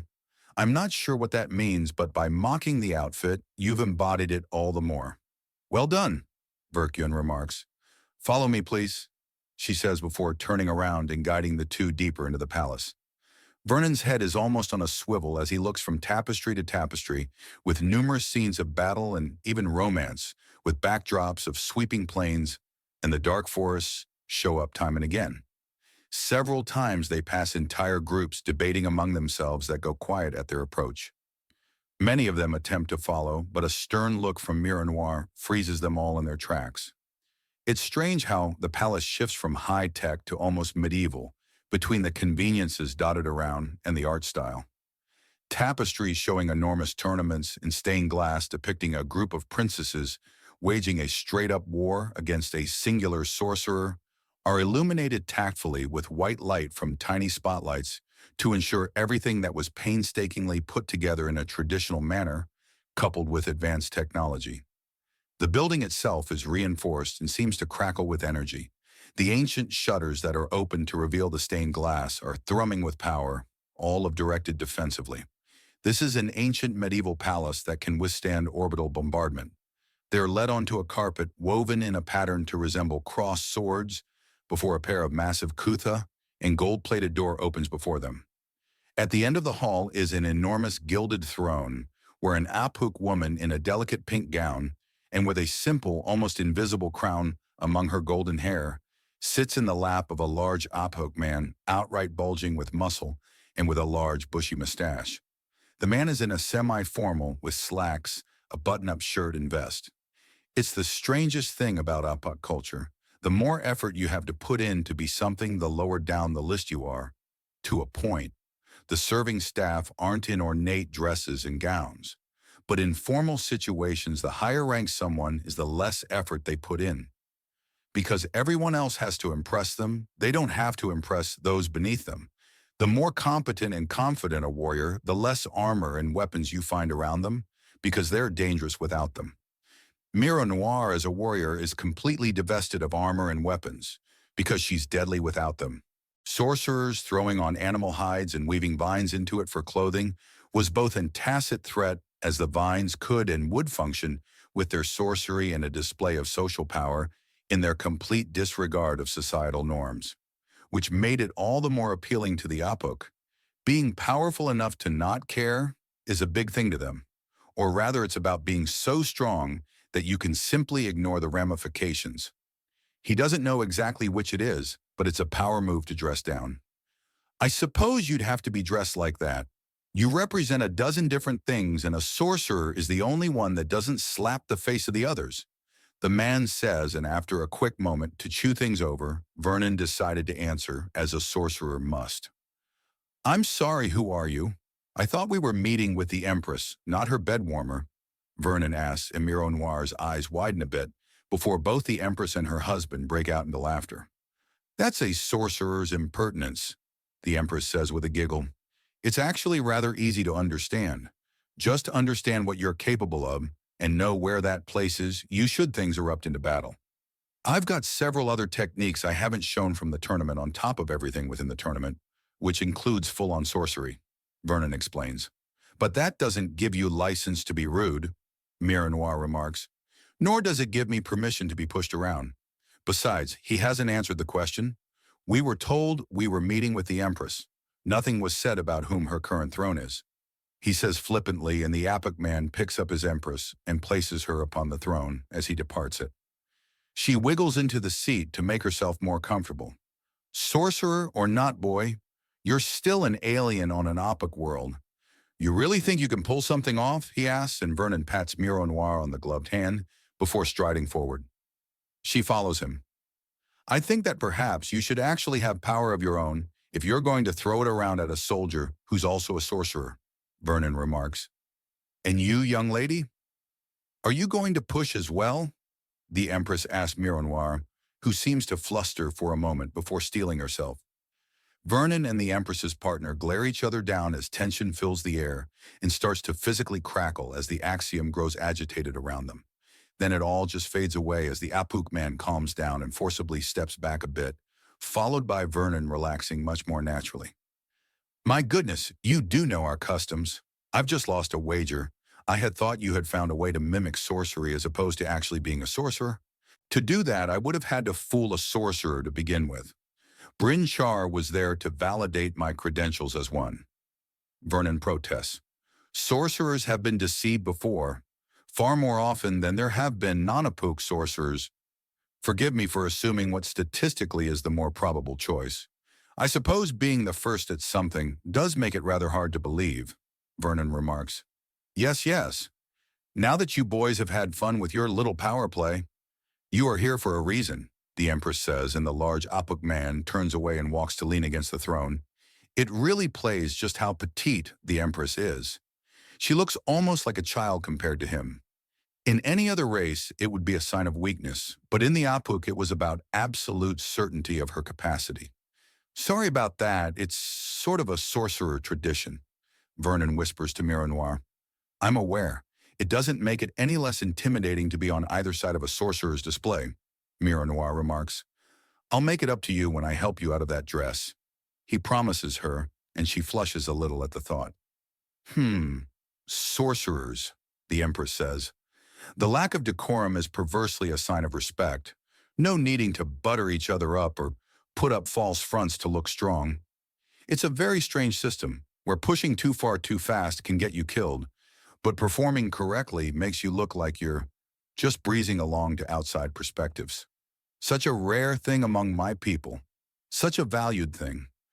I do hope you're aware that several of my duchesses and baronets have been pressuring me into mandating that your marriage with Battle Princess Mironoir be opened up for their daughters to become part of it.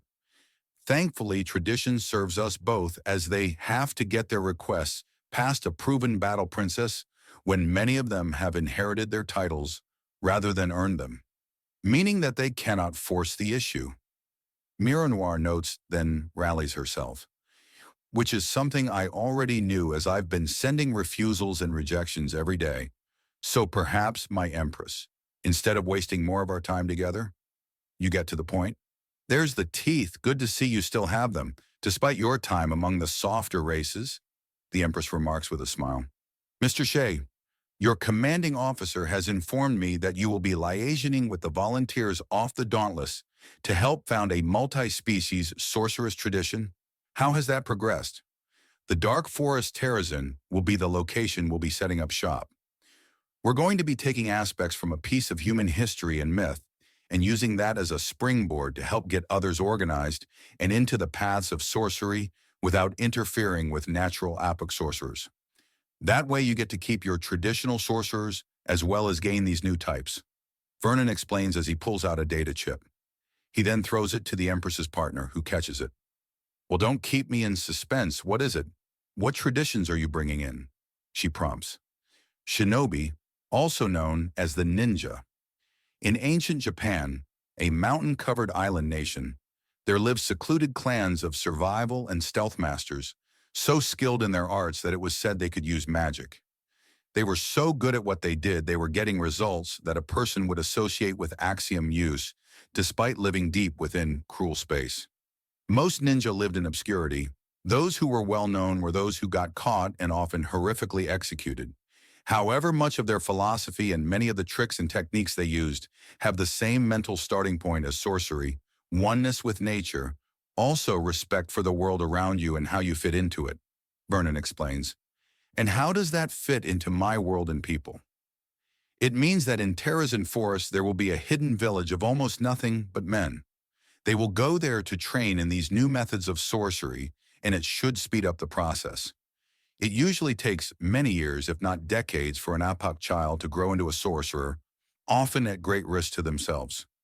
With this hidden village, the child will have a place of refuge and safety, as well as a great deal of help in their growth and development. The village itself will be primitive to encourage its citizens to listen to nature around them and open themselves up to the forest. But what will this look like? The Empress asks, just as her partner plugs in the data chip and turns on a projector from the throne that shows the image in midair. It does look homey and wholesome. A little farming village. All of it can be accelerated and modified with Axiom, but for the sake of self-discipline and physical conditioning, a great deal will be done by hand. The image shifts over to the next slide to show several images of traditional-looking ninjas sliding out of the shadows, racing on rooftops, and vanishing in a cloud of smoke. All of this was done without Axiom? Yes, though they left behind such a legacy of mysticism and mystery that the stories were exaggerated to straight-up Axiom use, even without the Axiom. In times of peace, they were merely extremely self-reliant peasants that lived in harmony with their surroundings. In times of war, they were unsurpassed messengers, scouts, spies, and at times even assassins. Why are they dressed like that? The Empress's partner asks. Dark blue is hard to see in shadows and blends in very well under Earth's moonlight. They often used a trick of psychology where, when unalert or just not paying attention, humans don't look up all that much. Few predators ever come from above, you see. So they played with that touch of psychology and tailored their camouflage to it. Vernon explains. By the by, no one's told me who he is yet. Vernon says casually, giving the man an odd look. Nelg. Isn't that one of the lines holding the title of Baron? Vernon asks and Nelg nods. It is. I have several degrees in business and statistical analysis. It's been my pleasure to increase the average household income by nearly 5% over the past 10 years for the entire empire, he says. Now, just to be certain of something, are you aware of what happened in the tournament after you left? Yes, the other contestants still standing, Lori Vren and Cree Jules left without a word. Zion Hout was eventually freed several hours later with assistance and has since joined the Sisters of Inner Ember's order, a monastic tradition based around humility and kindling benevolence within themselves. It's been used for rehabilitation purposes for millennia. They're very well regarded for it.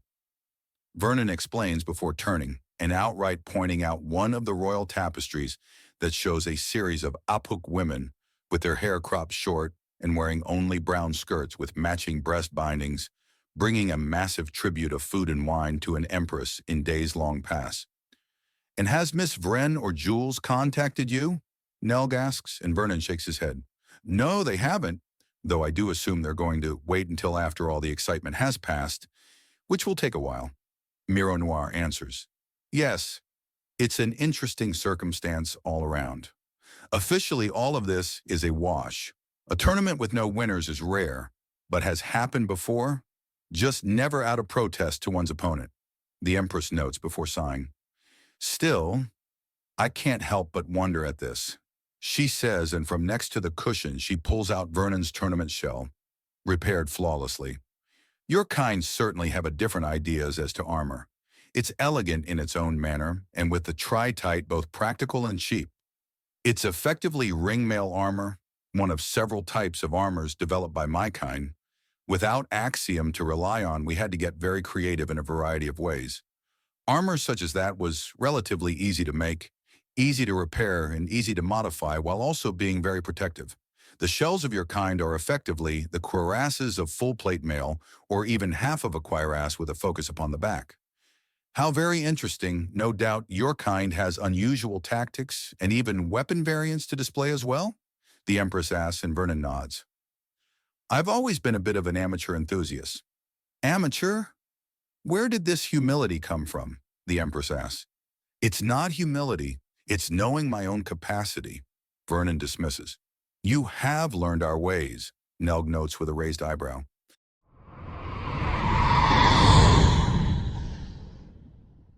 Chapter 93, Harriet the Spy. What a day, Harriet mutters to herself as she gets back to her apartment. Time enough to chew on an actual meal with actual flavor and have a coffee without some idiot alien claiming it's poison. Her presence turns on the lights, and as she steps in, she's already running her fingers through her hair and having the colors change from purple to a deep brown with nothing but the Axiom alone. She then massages her face a little as she turns off the illusion surrounding it. It's not physical, but it makes her think her face is going numb after a time. She opens a hidden wall panel to reveal her coffee machine and its supplies. Just in case she invites someone into this little safe house, she doesn't want to answer awkward questions. A few general locks on her door, and she stretches to crack her back and yawns. What a day. and it's not over yet. Good grief, she just joined the perceivers and things had shifted around. She puts the coffee on and quickly starts typing up a report, even as she queues up a call request to the Dauntless on a controlled and contained frequency that has bounced around nearly a dozen different rerouting systems. The wrinkled face with prominent nose and monocle of Sir Philip appears on screen. "Ah, Miss Dubois. Excellent. I was intending to contact you shortly," he says.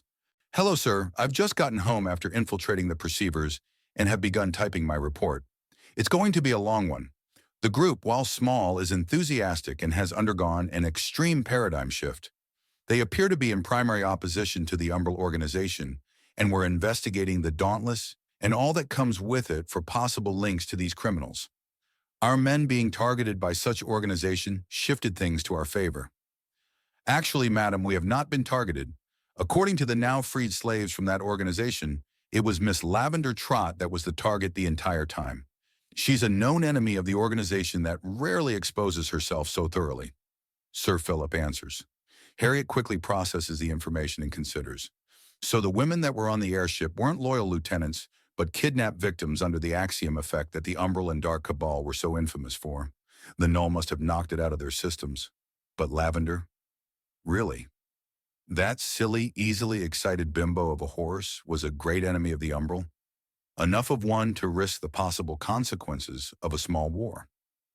If you're curious as to how, the silly thing appears to have a great tendency of being right for the wrong reasons.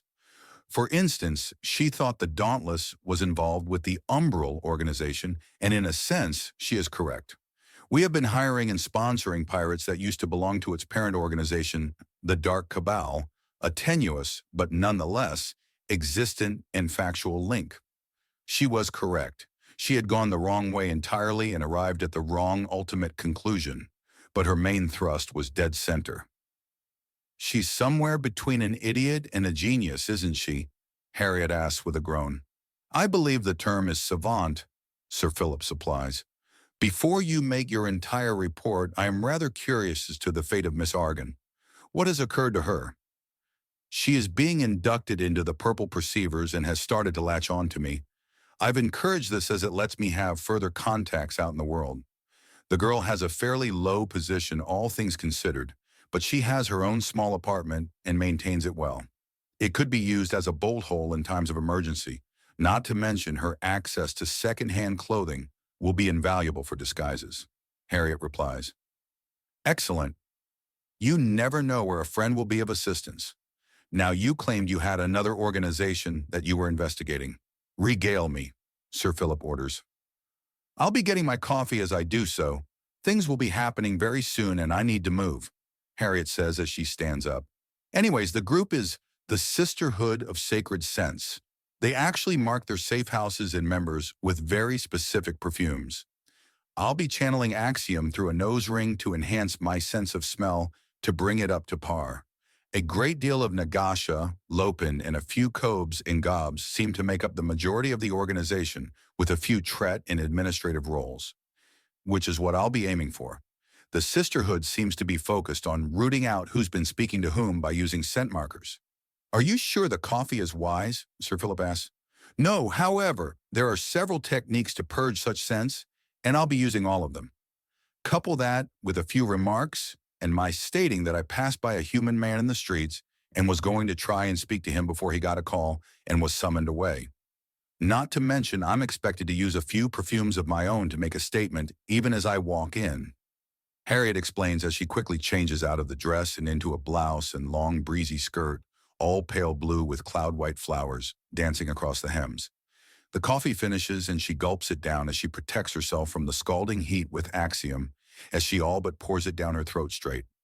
A few dozen purges of her scent after she packs the coffee machine away and quickly returns to the station. "That was fairly swift. I had just been browsing your report so far. You've been busy, dear girl." "I haven't sent it yet," Harriet remarks, and Sir Philip smiles. "Yes, that ties into your next lesson. Your computer is compromised in my favor. Folder Alpha Centauri contains all the information you need to properly purge it without making things obvious to us here on the Dauntless. Best of luck," Sir Philip says, and the call ends. Oh boy, here we go. I wonder if Herbert has these kind of random tests thrown in too?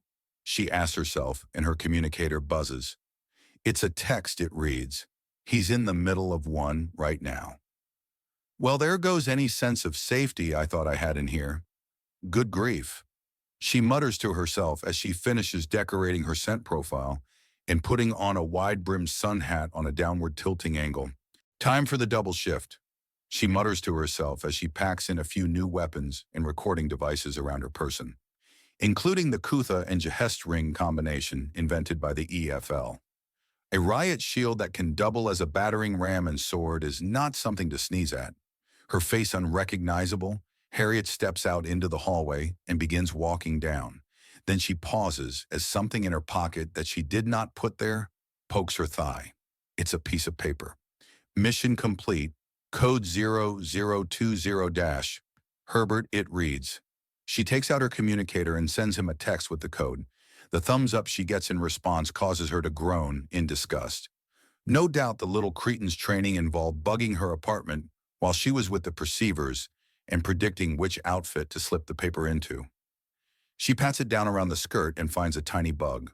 She tears out a tiny piece of plastic on it to indicate she found the practice device and tucks it back in. After all, the more ears in this meeting, the better. And if it's found, she can honestly state that this is something someone put on her without her knowledge and against her will. The meeting place is part of a dance club. The music sounds like techno if the DJ was being beaten over the head as he puts the song together. She orders the alien equivalent of soda water and waits. The bubble water, local name, is brought to her and she sips it. After a short while, a woman leans against the table, a Lopin to be accurate. When she leaves, there's a small access card left behind. After finishing her drink, she takes the card before standing. Harriet walks into the back, her new identity and name firmly in place as she swipes the temporary card and then tosses it into the basket on the inside as protocol dictates. The seekers outside in the club are the only way in and out, and they work by scent markers alone. Estella, darling, it's so good to see you, a desert Nagasha exclaims, slithering up to her and grabbing her by the cheeks, waist, and shoulders to give her a kiss on the forehead. I'm so glad you've decided to help us. You're such a wonderful thinker with such an attention to detail. Heffy glorious. It's such a wonderful day when you're involved. To be honest, just being near a woman of your caliber is reason enough to sign up. But the gossip, too. Oh, such a delight. Harriet gushes at Estella's sponsor/bestie. I know, the things that they get up to up above are simply scandalous. And your history as a secretary will be a great boon to keeping this all straight. I'm so happy you've joined us. Heffy gushes right back as she pulls Harriet into a hug that mashes both of their enormous chests together. She returns it warmly.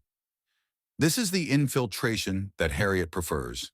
It's just a gossipy circle of girls keeping everything straight, with the occasional massive chunk of blackmail thrown around to keep things interesting. It reminds her of her high school years. Hugs and kisses all around. These girls are affectionate to the point of parody. If any of the boys off the Dauntless were watching, they'd be hooting like apes at the sight. She feels like she's come home to a beloved family reunion as the gossip starts to fly fast and ready.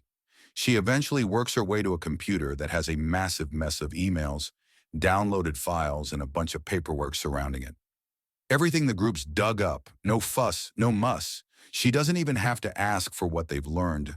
They're just giving her the info so she can sort it all out, and are thrilled to have her keep it all straight. She almost felt bad about this. It was so easy. Still, she catalogs things nice and straight while taking her own personal notes and trading gossip on the juicier bits to help her memorize them all the more. She knew that Amadi had been doing one of the KyleKKent for a bit already, and that the feathery bimbo had given him the keys to the castle with the expectation of a booty call. She'd be getting that, and everything she knows copied and brought back to the Dauntless. Oh my gracious, is there a single KyleKKent that isn't up to her chest down in some kind of silliness? Think they're having some kind of competition? She asks the presence of one of the cobes dashing around. The girl in question skids to a stop and considers before giggling. Forget just the KyleKKent. It's the whole species. Pavoris are always the girl to follow if you want some scandalous entertainment. I'm not sure if their native language has a term for restraint not related to bedroom activities. The little lizard girl in a frilly dress remarks, and Harriet giggles at the idea. They do seem to be the type. Of course, every race has their standards and exceptions. But to be honest, there had to be some limits, right? Most of them were just weird. It's when they clashed that a wonderful amount of scandal popped up.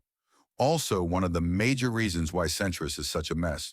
So many different races with so many different standards that no one could properly agree on what laws were the ones that actually mattered. In some conditions, even murder or rape were considered acceptable. The gossip continues to fly, and she grabs a water to keep working at both sorting all the mess out and copying it. She makes no attempt to hide it from the Sisterhood of Sacred Sense. After all, she's just making a few emergency backups that she hands out. It doesn't even cross their minds that it might be a problem that Estella is keeping one herself.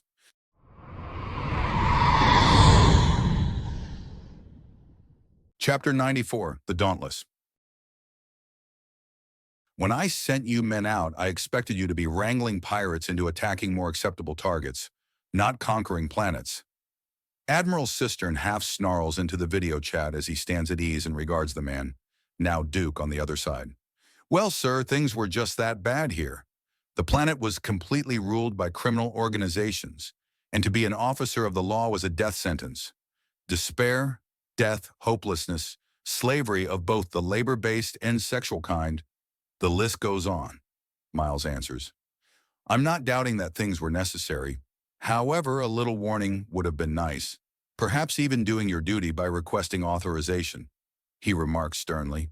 We were concerned about the hack. Furthermore, our first interaction with this world had us knocking it massively off its delicate balance. War was moments away from breaking out, and there would have been a straight-up disgusting death toll, no matter what.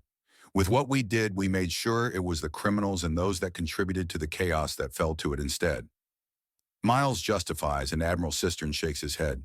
Do you have any idea how hard this will be to spin as a good thing? Sir, what makes you think we'll even be considered liable? This band of pirates, part of the EFL or not, are the visible face of this matter. Yes, you have relations to them, but only to work as emergency militia in an allied fleet in times of war. Beyond that, they're allowed to do their own thing. A few valuable degrees of separation, not to mention the fact that you're only getting this warning, now gives you another layer of plausible deniability to add to the pile. Miles explains, and after a moment gets a smile from the Admiral.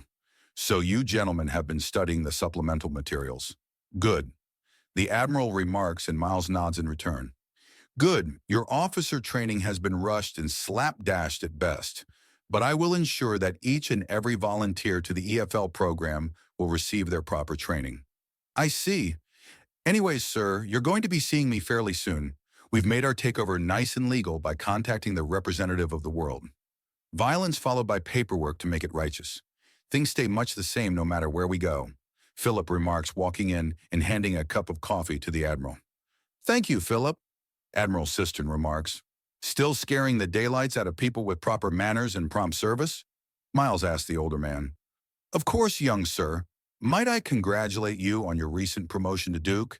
And you only had to take horrific advantage of an alien's hormonal surges to do it. Well done, the proper old man states. Thank you for making me feel like a scumbag, Miles answers. You're most welcome, sir, Philip replies. Your new habit of begging forgiveness rather than asking permission is worrying. However, you are under the loose leash protocols. You're expected to make far-reaching decisions like this, Admiral Cistern remarks. Still, the reports you and your men have sent are concerning, he says, holding up a data pad with the reports on it. There shouldn't be much concerning in there, sir. We cleaned up this world fairly thoroughly, Miles remarks. You need to expand your gaze somewhat, soldier. In but a month and change of days, you found an entire planet screaming and dying under the grip of corruption, greed, and rampant criminality. Worlds run by criminal gangs, filled with slavery, monsters and sadistic witches that displayed their snuff porn for the world to see. Admiral Cistern lists out entire worlds.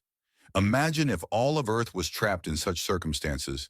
Now imagine if less than 500 people completely shifted all of it. You gentlemen have shifted things on a planetary scale. And the only reason it's not hitting you until now is that your mind is considering things on a galactic scale. I'm positive your little bit of planetary scale larceny will be overlooked. Centris is a cesspit of corruption and stupidity.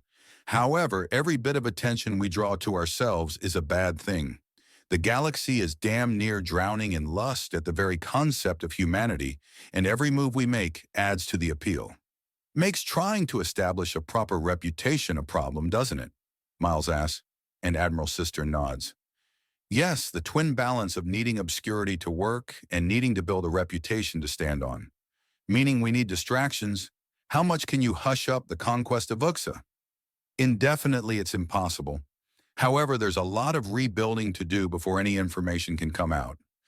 We're way out in the wilds. It takes days just to get here from the nearest galactic lane, and we have several back roads to take advantage of. We've got at least a couple of years before the penny really falls, provided that this line of communication hasn't been hacked and is being currently broadcasted publicly. Miles responds, It's secure. Still, a fishing and mining world far off the beaten path. That could be of great use. Do you think that there's room for a colony? There is, but the world is massively in flux. We don't even fully have a system of law in place yet.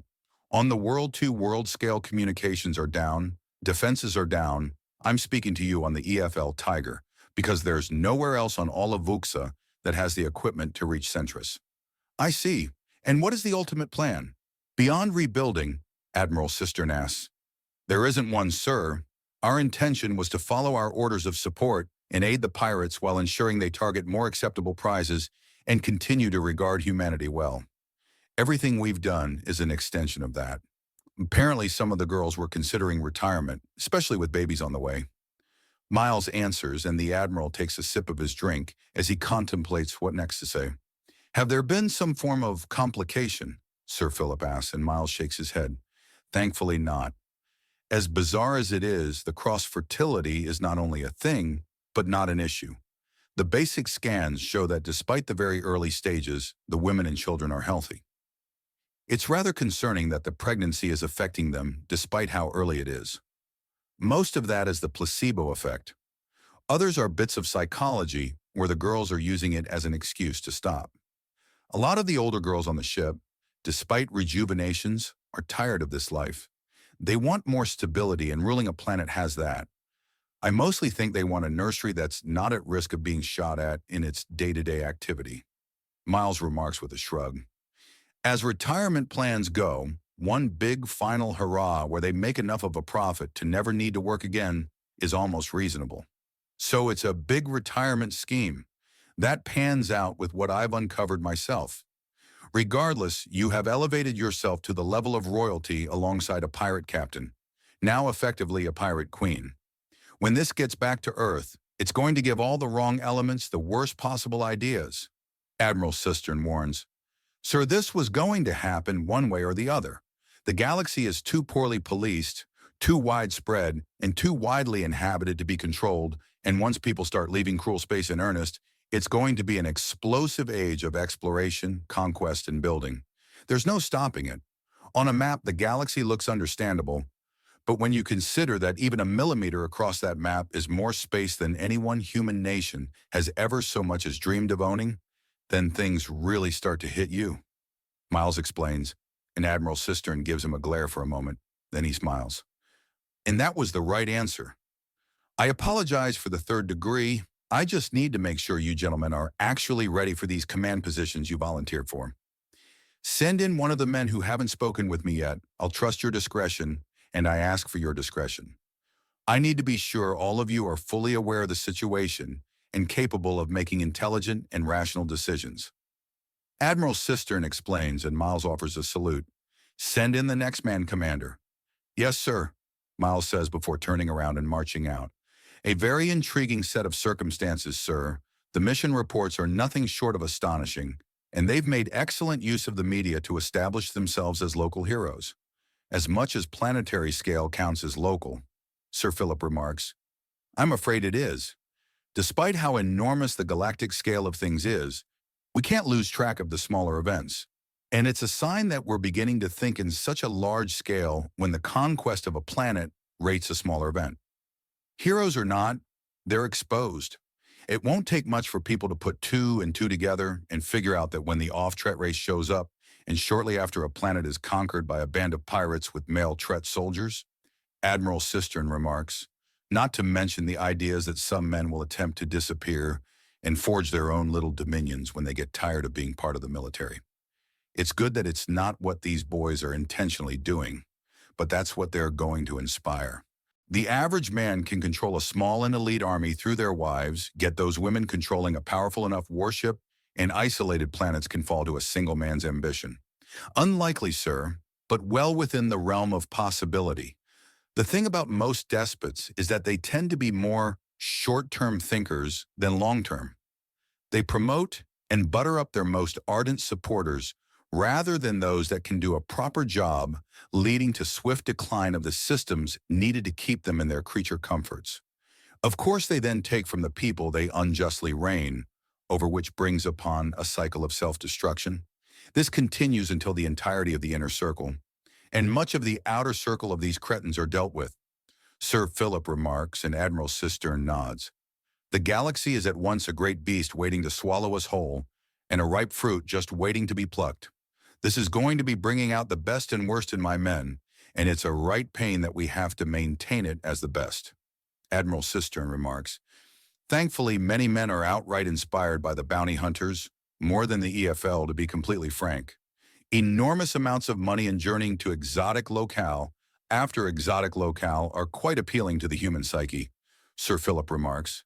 Not to mention the welcoming locals, Admiral Cistern says with a slight smirk, when they aren't drowning in corruption and attempting enslavement and murder. Sir Philip volleys back. Sir? Marcus Titus asks, snapping a salute. Ah, Commander Titus. Perhaps you should explain to me why you should be permitted to keep that rank and title. It was given to you in haste, yes, but if you lose control of those under your command to the level where they conquer an entire planet, then there's an issue. Perhaps you could clear things up. Sir, this whole place was a mess. I won't deny that this looks terrible from the outside, but the chain of events that led us here is formed of neither malice nor incompetence. Then enlighten me. I find the reports lacking, Admiral Cistern says, and Marcus seems to gulp nervously. Sir, it started as a simple smuggling operation gone wrong. Captain Lilpaw suspected treachery, so the team, myself included, were brought in as a show of wealth with concealed weapons. The suspected treachery occurred, and we took out the head of a major crime family, followed by emptying their personal vaults. While this happened, our main retaliation hit the organization, and by the time we were finished, the only members left had surrendered to us, which would have destabilized the territory of the gang and led to a great deal of disruption. Admiral Cistern notes with a cross-tone. Yes, sir. So we put our heads together and came up with a long list of the issues plaguing the area until we realized that the entire world was interconnected and widened our gaze even as the women from the FL Tiger came to the conclusion they wanted to settle down and have a home base of sorts. We realized that there would be an outright war if we didn't get in a powerful decapitation strike to not only the rival organizations, but numerous other destabilizing factors, such as extremely hostile native fauna, numerous local serial killers, and a large number of marauding bands. Leading to a night of slaughter and brutality, Admiral Cistern says coolly. Yes, and now we're beginning the reconstruction and resurrection of the planet. Oh? Yes, we're working on improving infrastructure from communications to self-sufficiency to defense. We've also managed to secure a great deal of legitimacy. Our watchwords were to make this a world worth ruling over. The goal was nothing but stability and being self-sufficient. I see. And what methods are you using? Admiral Cistern asks as he continues his test of the hastily promoted officer. Something he has to do for each of the hundreds of men that have volunteered to be part of the EFL command staff. The Tiger is merely the first ship of 5, as well as 2 space stations. Thankfully, the ones yet assigned were getting the training they need before and not after the assignments.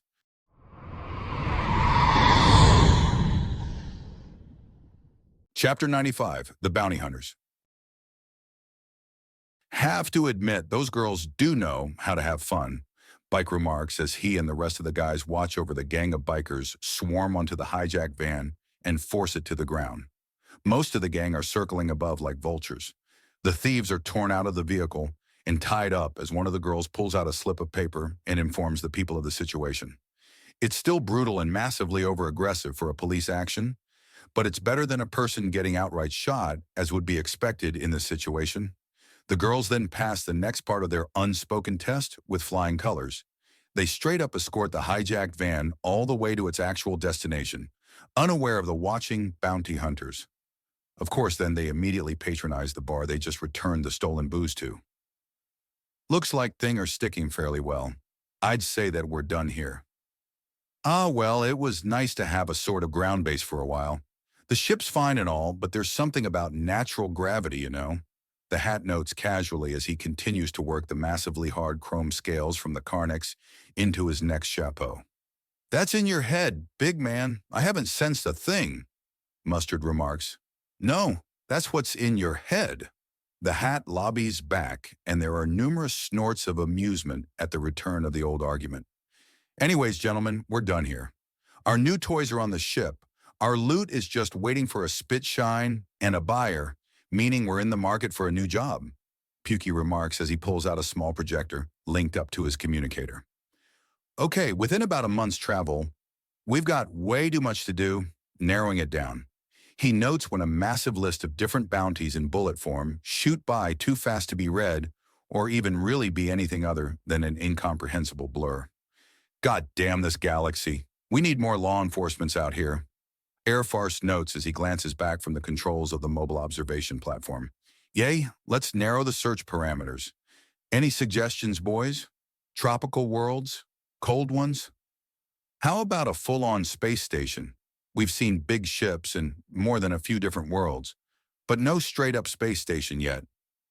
J3 remarks as he casually watches a shifty-looking piece of work slink her way up to one of the gang vigilante Joshua Kopp's airbike before the girl barrels out of the bar and chases the figure off. He clucks his tongue. Fuck all left for us to do. Any more interference will just cause more trouble than it solves. All right, hang on just Pukey remarks, and the list has been narrowed down to a few hundred large bounties with thousands upon thousands of small ones. What's the search parameter? Tang asks. A day's travel from a space station that's within a week's travel of this place. Pukey responds before fiddling with the data a bit. A quarter of the list is highlighted at seemingly random. If we want to spend time with more humans, then these ones would be a good idea. The station known as Octaron Spin, run by a, how do you pronounce this? A Menenmi? Menenmi, that feels kind of weird to say. What is it? Octopus woman, or rather a completely bald woman with 8 tentacles coming out the back of her head. They come in a variety of flavors such as grape, strawberry, blueberry, and kiwi apparently. Each tentacle is fully articulate and capable of gripping, manipulating with even more dexterity, but less force than their arms. These people can accurately shoot 10 guns at once and are well-known multitaskers. Let's see. BCC-100 number 3, or bipedal cephalopod carnivore. Apparently, certain chemicals can cause them to change colors if ingested, and they get spotty in the in-between states. Pukey remarks, bringing up the image of the head-tentacled woman, glancing coyly back at the camera. What do we know about the one owning Octaron Spin? Airfarce asked casually. Let's say, her name is Manisi, signed up for the EFL on the recommendation of the boss of Ashen Duck's Willow Spoke. Apparently, there's a little club of people that are evolved from 8-limbed creatures. Willow's a spider, in particular a giant trapdoor spider woman, and Minisi's an octopus. Pukey reads out. Why? Why what? Why a club about evolving from creatures with such an arbitrary commonality? It's like opening a club where only primates can join. All of freaking humanity is part of that. A club's supposed to be exclusive, right? Tang asks. Ask not how the mind of the alien works, for alien it truly is. Pukey remarks as he scans through the top bounties. From the looks of things, Octaron Spin is neutral ground. No hunting there. Of course, anyone trying any funny stuff is going out the airlock without a pressure suit, but that's how it rolls on a pirate station. Really, what about our own guys on that place? Station complement of 25 men. Most of these boys were in logistical and maintenance roles, but we've got a couple borderline commandos. Hang on, I'm going to... There we go, the reports from the station itself. The thirst is everywhere. Tang reads out in an amused tone. I got you beat, Mr. T says before coughing into his fist. It's Night of the Living Whores. He reads out, and there are amused snorts all around. Well, it would be an estrogen ocean considering that most men in criminal organizations tend to be either the plotters, hackers, or the dance through the lasers thief, Tang remarks. Oh, dude, no! I did not need to imagine us doing that. The hat groans out loud. While oiled up and clean-shaven, so that not even a single hair gets... Mustard continues in a mocking tone before dodging a swing from the larger man. Missed. Okay, settle down. We doing a planet or a station for the next little bundle of jobs? Pukey asks, and the boys glance at each other. Planet, says the hat, J3 and Tang. Station, says Mustard, Itchy, Dong, Mr. T, Air Farce, and Bike. Station has it, we're hitting up Octa and Spin. Bike, you need to do some research on how their security and registration systems work. The station may be neutral ground, but there's nothing against pouncing on the bastards after they leave or following them home. Ja, mein Herr, the man replies as he pulls out his communicator and begins going into the actual model and serial number of the station as his starting point for research. Itchy, J3, Tang. We need emergency weapons, non-lethal ones that won't get us in shit to be caught with. Sounds like it's flash bang time. I'll check our stores of the toys and see about making more. Itchy says with a thumbs up. Beanbag and rubber rounds may not have the kick we're used to, but people get really polite and cooperative when they start flying. Tang remarks and J3 nods. Something up? He's developed a pretty strong rapport with his fellow sniper. Paint rounds. I'll see if we can't get something we can track into the mix, or if we can get something that leaves a big mess. It'd be a great way to screw with cameras and the targeting of things we want to take down intact, he remarks as he starts considering things. You thinking you want to appropriate some power armor? Pukey asks, and J3 nods again. Yeah, a lot of the on-the-market and black market weapons are made to integrate with power armor or with small-scale vehicles. Actually, having a power walker to use the local ordnance for more than 1 or 2 shots would be very useful. The sniper answers. I still got that air bike the girls helped me slap together. It's got no less than 4 slots for mounting heavy weapons on it and an entire slave system, so the controls are always in reach. 1 button for the left side, another for the right. Dirt easy, Air Force remarks. Yes, well, not all of us can land a jet on top of a doghouse for kicks. Getting some mech suits to at least back-engineer their power cells so we can use the heavy lasers and plasma without running out every 4 or 5 shots is a good idea, the hat considers. Anything else on the shopping list, gents? We've got the universal silencers from Frankie Boy as well as his shield rings. We've also been building a bigger and bigger armory and garage of all the toys we've been confiscating when the police weren't looking. Pukey asks, and there's some consideration. We've got a fair number of vehicles and weapons, especially with the chain breaker as a mobile base. But I think what we need most are friends. We've made good impressions generally wherever we went, but we seriously need to get some more contacts. We can only get so much information from on-the-ground study and hiring experts. Our detective skills are decent, but we need to put together a system on figuring out who to bribe, how much to bribe them by, and when to do it so we can hunt things down all the quicker. Dong says after a bit, and everyone gives him a surprised look. What? My dad's a lawyer. He deals with cops and PIs all the time. I learned a lot just from the times they bitched about the worst parts of the job. Fair enough, we've got more than acceptable tracking abilities, but we cut it close a few times. The Sonic Slayers was as much a lucky find as anything else. Dong, your mission is to get what we need, so that an ambush like we pulled against those psychos is not a matter of luck, but inevitability. Pukey orders. K, that's going to mean I'll be slumming hard and fast all over the grungier parts of town so I can see how much it stacks up against or matches the underlife of Earth. Figure out what an alien snitch looks like, Dong muses. Shouldn't be too hard, but I'll want someone nearby just in case the shit hits the fan. Got anything quicker? J3 asks blithely. Torture? Dong offers. How about something less objectionable? Mr. T asks. Oh, sorry, I meant kinetic information retrieval. Dong answers with a big smile on his face. We're not beating information out of people, you fucking cretin, Pukey says around a chuckle. Then I'm afraid it's boots to the ground legwork and talky stuff, which can take a while, Dong remarks. That's that then. We're out of Vusa and heading to the Octron Spin space station. It's apparently in the Baryop system. The hell language is that? Pukey's announcement derails as the name of the place in question baffles him, and he takes a look. Oh, all right. Stone Place in an old dialect of the Charbys. We haven't really bumped into the bee people yet. Pukey, there is a stupid number of species.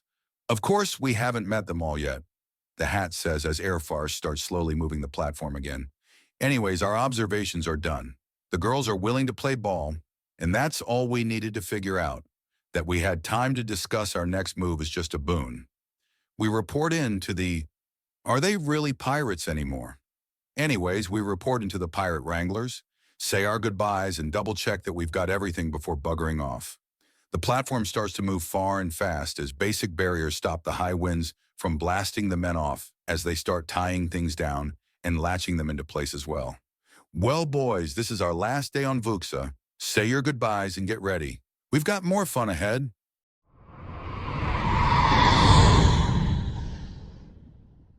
Chapter 96, The Butler Did It. Now, just to be certain that there are no misunderstandings, what are your roles in this? Sir Philip asks his students. 2 of them will be directly helping. The others will be watching and taking notes from the numerous hidden cameras. A bit of makeup to change the coloration around his eyes ever so. A few cotton swabs to plump out his face a touch. Other minor details to alter his appearance, such as false moles and a changing in the pattern of his liver spots. We're effectively the serving staff to the eyes of the captive. In truth, we're a second and third set of eyes, hands, and weapons in case things go wrong. Herbert remarks as he adjusts the vest he's wearing over the button-down shirt before throwing on the formal military coat. Within it is an axiom-infused pocket with his pistol, as well as several magazines. The magazines will be unnecessary, even if worse comes to worst, but caution is always to be praised. He's also got a stud in his freshly pierced left ear, giving his already youthful face a downright childish cast. He could be anywhere from a 10-year-old with long legs to a 16-year-old with a huge case of baby face. All told, he looks like a precocious child that raced through military academies to find himself in it, about up to his forehead. We're also to affect personalities to put her at ease. As far as the prisoners to be concerned, I'm your stern and professional maid, while Jameson is my overly young minder. In effect, you are the distraction, but I and Jameson are the distractions from the distraction to allow a level of confusion that will allow more lateral movement in the interrogation, while also primarily being your second and third set of eyes. Harriet answers. She's dressed more like a secretary as befitting many of the roles she's been playing as. Strict-looking, no nonsense, and clearly not paid enough. Correct. Also, you 2 are to come in only after I've established the narrative to drop their guards. Do recall that this is about confirming our research and the results of the earlier questioning these girls have undergone. We're looking for holes in their stories. Now then, if you'll excuse me, it is time to begin. The old spy begins and Herbert hands him a cane to use. A bit of uncomfortable slouching to lean on the stick, a trading of his monocle for some thick glasses and a quick roll-up of his sleeves to expose his old arms. Pair all that with a genial and unassuming smile, and he shifts from gentile competence to benevolent elder. Both of his students stay well back, and he rounds a corner at a quick hobble before banging on the door a few times with the cane before activating it. Darn crazy ship. Back in my day, we had to... Oh, there you are, Philip says fully in his new persona, as he hobbles forward and all but leers at the girls as if getting a good look at them for the first time. Hello? The Arumenta with the earth element asks back, and he smiles. Her name is unimaginatively Amethyst. Yes, hello there. My, what an unfortunate mess things are in, isn't it? He asks them as he hobbles around to get a good look of all 4 of the girls. Their sculpted physiques and overripe forms are a deception. These girls may take care of themselves more than most girls of the galaxy, but it's still a drop in the bucket compared to a comparatively well-sculpted human woman. It's all axiom. Beyond that, there are small traceries in their skin, poorly hidden by the clothing and tattoos. Scars, another piece of evidence to what has been suspected of these girls. Yes, something like, who are you, grandfather? The one with bright blue skin and glowing hair asks. This one's name is Ignitia. She seems rather polite. Perfect. Oh? Wait, is that you, Monica? He asked before adjusting his glasses and squinting at her all the more. Oh, no, you just sound like her. My apologies, he says before theatrically cracking his back and seemingly waking up more. Right, you asked a question, didn't you? What was it again? My hearing isn't as good as it once was. Who are you? Ignitia, aka not Monica, asked in a thoroughly confused tone of voice. Oh yes, forgive me. I am General Methuselah Archimedes Kronos. I insisted on being sent on this mission and pulled a great deal of clout to be here. Humanity's first proper contact with aliens is too important to be trusted to that young pup's cistern. Philip introduces himself. The code name for this persona had gotten some chuckles when it was discussed. Thankfully, they could have fun with naming conventions, as these people didn't know the cultural baggage surrounding things. Inside jokes were flying fast and hard in every part of the ship. And why are you here, General Kronos, sir? The Earth attributed one asks, and he gives her a baffled look. I'm here to make sure everything's on the up and up. I don't care what kind of newfangled... Philip's speech is interrupted by the door opening. Billy, is that you? It's private stream, sir. Herbert protests in a long-suffering tone. He's pushed his voice up in pitch and is using Axiom to change his skin and hair tone by a few shades in opposite directions. Ah, there you are, Billy. Tell me, what are these young ladies doing here? Aren't there supposed to be dangerous criminals or... I think... This is them, sir, Herbert remarks.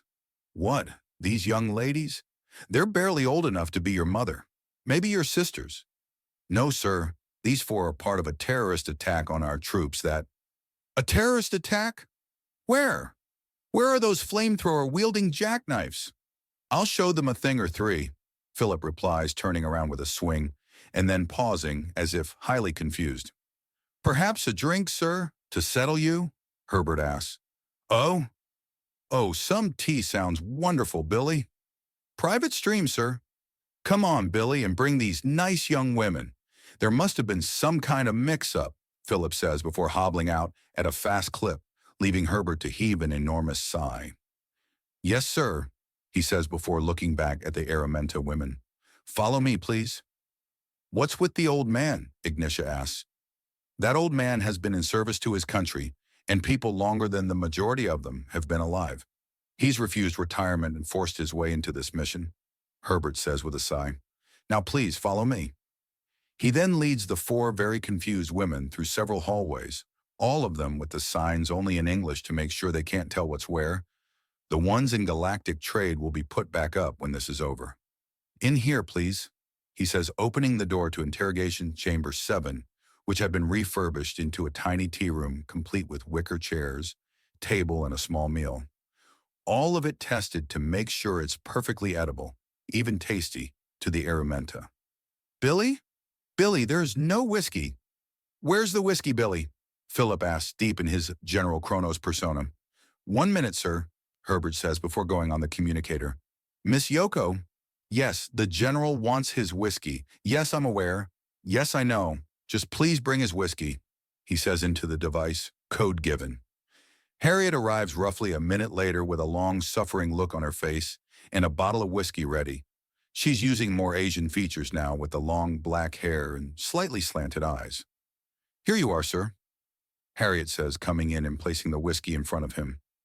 He makes a show of pouring some into his tea, and when he offers it to the girls, Yoko grabs it from him and quickly reminds the old man that the ethanol levels would kill them.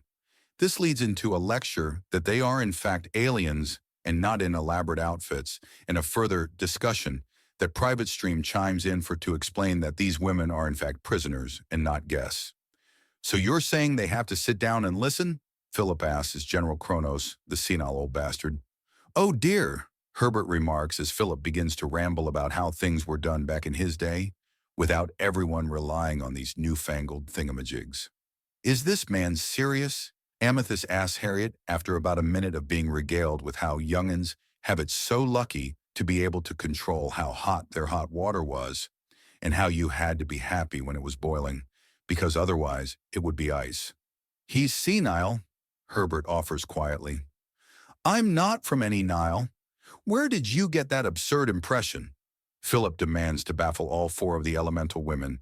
He then huffs and leans on his cane for a few moments in the stunned silence. Billy, who are these people? I think they're sick, Billy. And why do you think that, sir? Herbert asks in the tone of someone pining for a bottle of booze. That one, Billy, she's got rocks in her hair. You shouldn't have rocks in your hair. She's an Erumenta, specifically a Beta Michael Omega 1 over 100 number 55.1, Herbert explains. My name is Amethyst Chit. Amethyst introduces herself with the same name she gave during the initial questioning and on her official records. Sir, it's getting close to your nap time, Herbert remarks, and Philip waves him off. All right then, you little pebble. Why are you here? I'm old. I'm very, very old, but I'm not all gone. Not yet. You're in trouble, aren't you? You need help?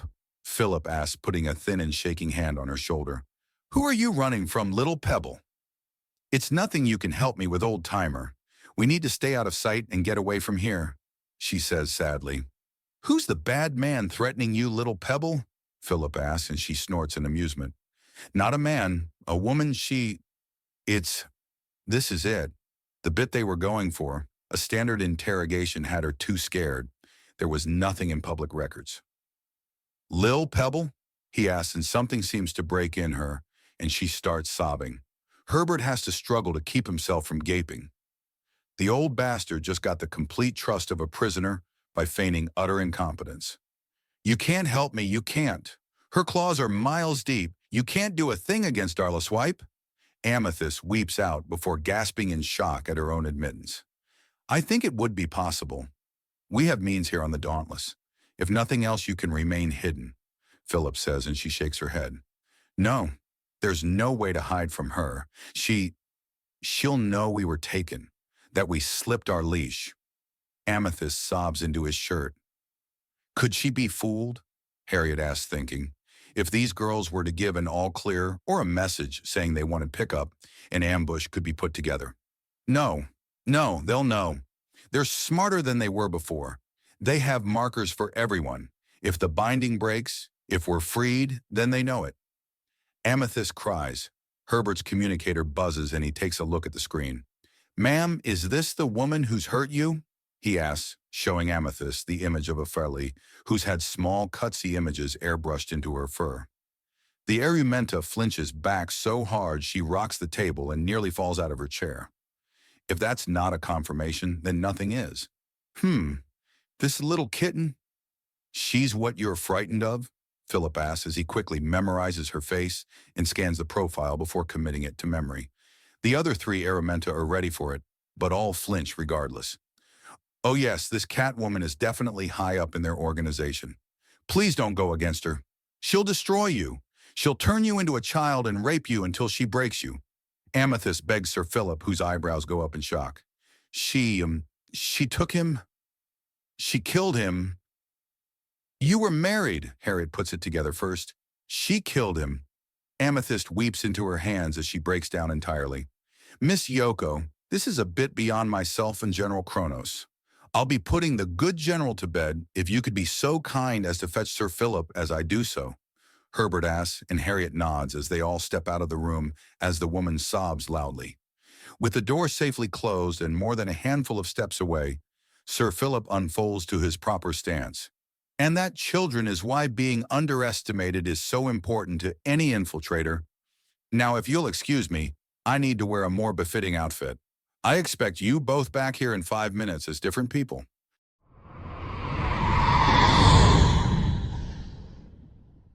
Chapter 97, The Pirates. Becksai, while awesome, the slow-motion slam dunk and intercept are only possible through axiom use.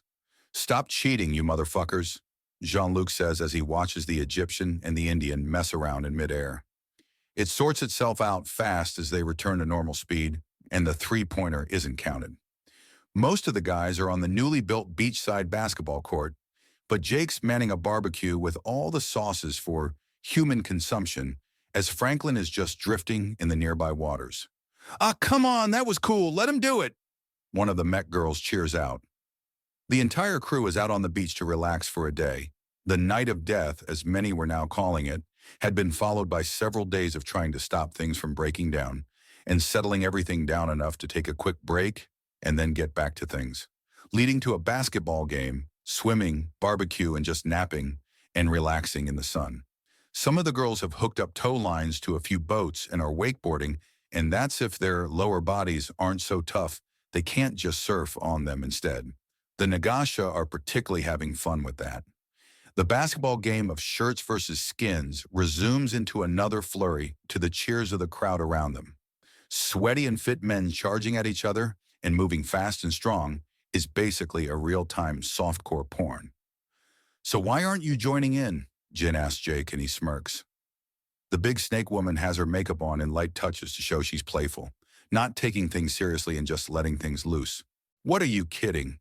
Those idiots can barely play. Sure, dunking on them without Axiom would be fun, and showing them exactly how much they suck could be worth a chuckle or two.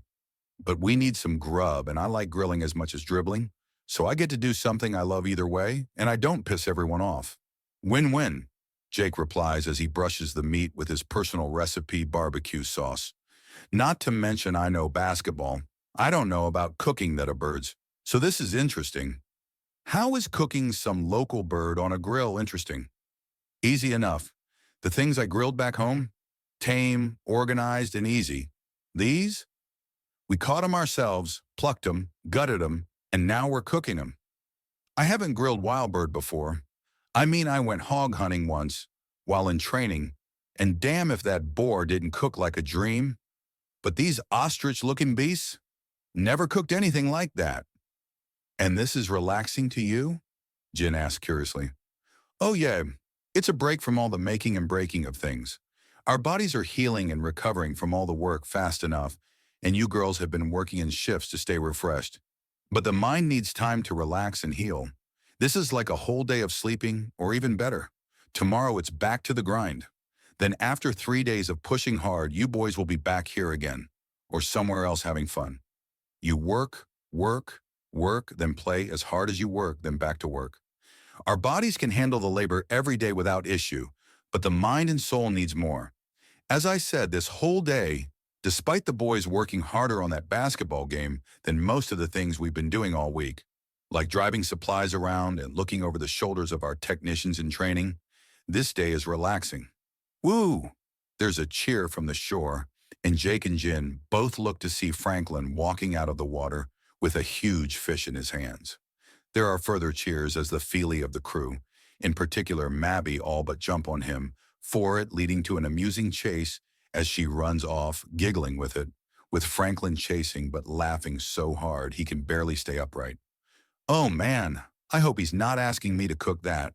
I suck the hard one at grilling fish." Jake notes as the chase grows larger, as every girl that Franklin's been boning down with joins in the pointless but entertaining chase. "So what next?" Jin asks, getting comfortable again.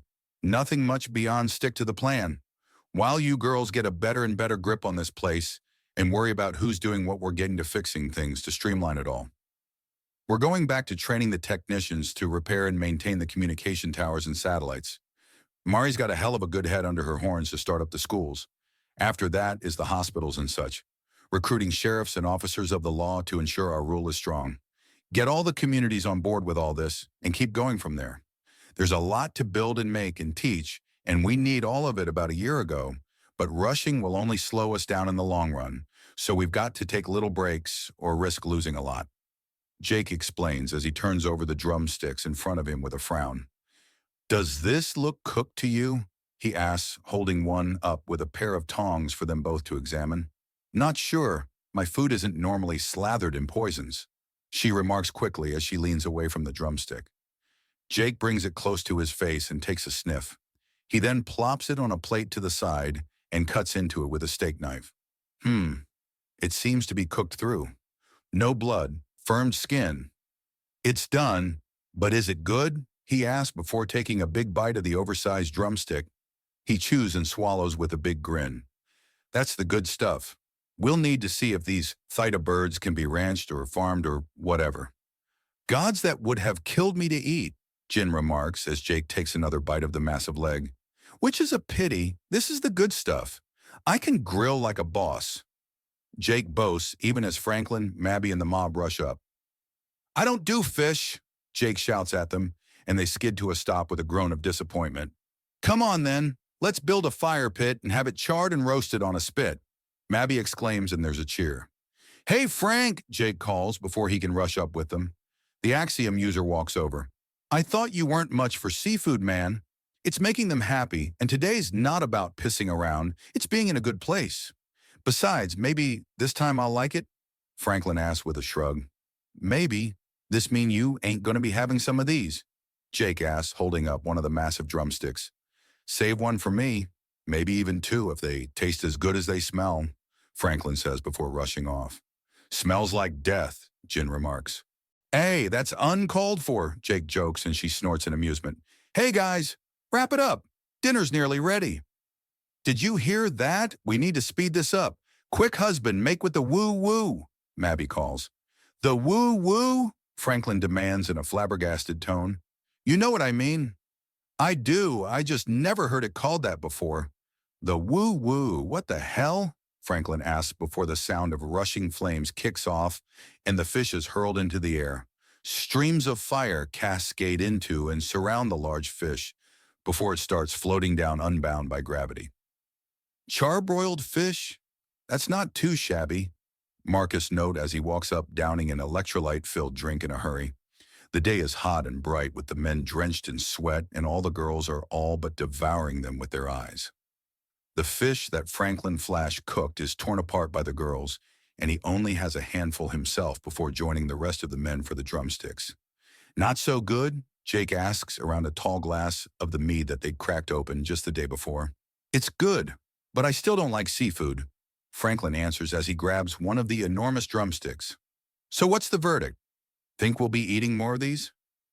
Oh, hell yes. It's like someone crossbred a chicken and a turkey before scaling it up to an ostrich size, Jake remarks. Bit of math for how long to cook it, and we've got a feast. Darling, that was so good. Think you can get some more? Mabby begs Franklin as she all but pounces on his back and he smiles. She flinches away at the slight amount of barbecue sauce on his face. Yeah, sure, I'll finish this up first, though. Hard to do things with an empty tank, you know. Franklin responds and Jake considers. You girls have your own food, though. I saw you pack a feast. What's wrong? Prefer things fresher? Miles asks from his perch under a nearby tree, and Mabby nods. Huh. Well, we may as well. Who's up for a bit of hardcore fishing? We all need to cool down anyways. The general opinion is a big yes from everyone, and the meal is quickly inhaled before a rush for the water. Hey man, you shut this down. You've been in the water already, Jake says to Franklin, and before the man can protest is halfway down the beach and kicking off his sandals before hitting the water. The rest of the men are shortly behind him, followed by nearly half the different races of Nagasha, in the crew leading to 30 people hitting the water like it owes them something. Huh, jerks, Franklin mutters, as instead of using the wire brush, he simply snaps his fingers, and the grill is clear of all grime and dirt. He turns off the gas and lets it burn off before closing the lid. You made that easy. Mabby compliments him and he nods before reaching into the cooler and grabbing a bottle of some basic beer made off the ship. I thought you didn't like that stuff, she asks. I don't, but it'll clean my mouth out for other things. Besides, I gave seafood another try. Why not alcohol? He asks before taking a swig. The Feely engineer breaks down and giggles at the look of sheer disgust on his face. I love it. He lies through his teeth and she nearly collapses in laughter. Franklin, however, is a game sort, and he quickly pounds back the beer before ending in a gag. I still question the intelligence of my species with slop like this being one of the more popular drinks, he says before throwing it back to finish it off. Then why did you keep drinking it? Mabby asks around some giggles as he lets out a burp. Very elegant. The main purpose of an alcoholic drink in the historical context is a supply of water that is completely clean of any contaminants. In this context, though, he says before swallowing his spit a bit to make sure as much as possible is cleaned out. He then leads in fast and kisses her. She flinches back and blinks in shock. Oh! Oh, wow! I feel like I just had a drink. Mabby notes, our booze is so strong that after we drink it, we can get you secondhand drunk on top of it, clearing out everything you might not like in my mouth. Care to explore this? He asks, and she gives him a sultry smile before pulling out a container. Only if you've got a good taste, rinse, she says, and he opens his mouth to let her pour the drink in. He rinses and gargles for a few moments before swallowing. Ooh, that was just a breath cleanser. Limeade is a cleanser? He asks curiously. Limeade, she asks in confusion. Like lemonade, but with limes, is his entirely unhelpful answer.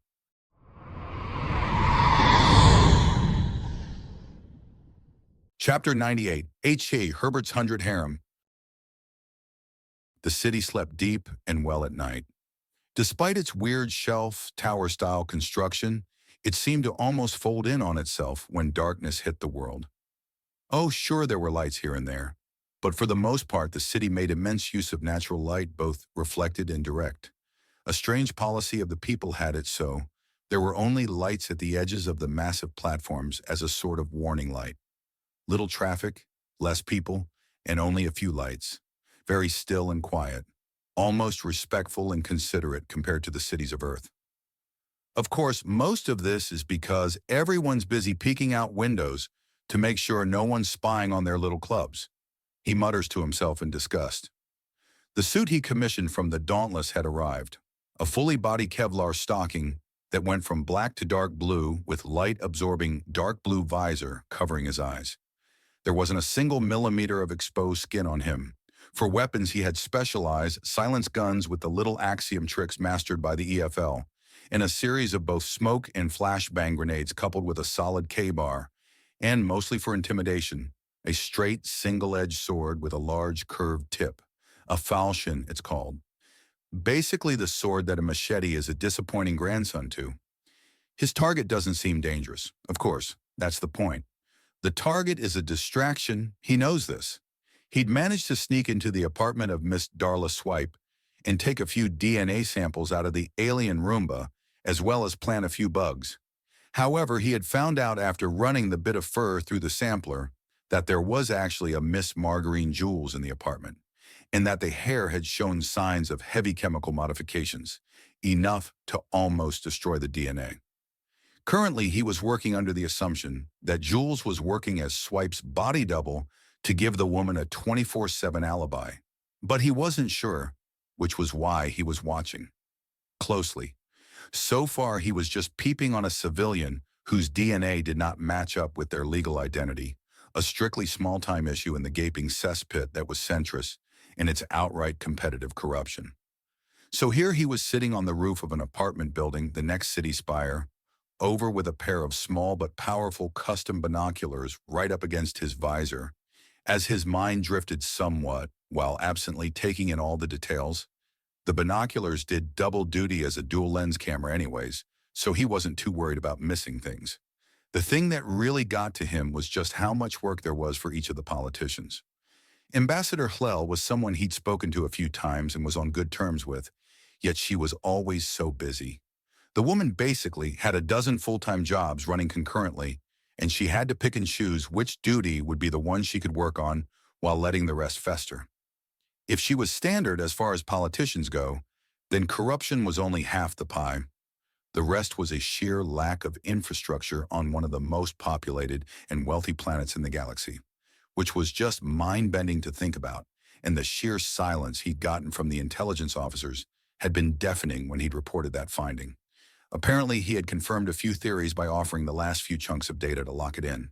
He's dragged out of his musings as he sees Miss Jules open a hidden wall panel with a closed circuit communicator. He'd found that one and had put a small bug in there to basically record what's going on through it and store it for later retrieval. It wouldn't broadcast any signals to stay hidden, and it blended flawlessly with the circuitry of the machine. It would take a technician or the blueprints being on hand to figure out something is up. The screen on the video phone activates, prompting the reaction behind the binoculars. beneath the visor and through the Kevlar mask of an eyebrow, quirking up on Herbert's face. Jules is talking to her double, or rather the double is reporting into the original. Unfortunately, while he's been practicing his lip reading, they're not speaking a language he knows. It seems to be composed of mews and hisses from the way their mouths and throats are moving, but the body language is telling a story, and not a short one either. The one on the screen is coldly furious with a harsh glare for her double, but the anger is clearly misplaced unless he's massively misreading the situation. The double is both terrified and resigned. This is an old terror returned and renewed. A horrible experience, but one that's become nearly clockwork for the poor woman. The conversation goes on for a few minutes as Jules makes a long report to Swipe. Swipe's answer is terse and rude, and she cancels the call shortly after, leading to Jules sighing in relief. The woman seems to collect herself, and then she collects a small string with numerous credit discs dangling off it. The discs in question are mostly the red girdle crystal coins, but there are a couple of pieces of bright blue tritite hanging from it as well. All told, there are 137 credits on that string. She ties it to her ornamental collar, and it hangs into her breasts. Some fluffing of the fur later, and it vanishes in her cleavage entirely. That explains what she does without pockets, at least. Herbert mutters to himself as she leaves the apartment, and several minutes later leaves the building entirely in her air car.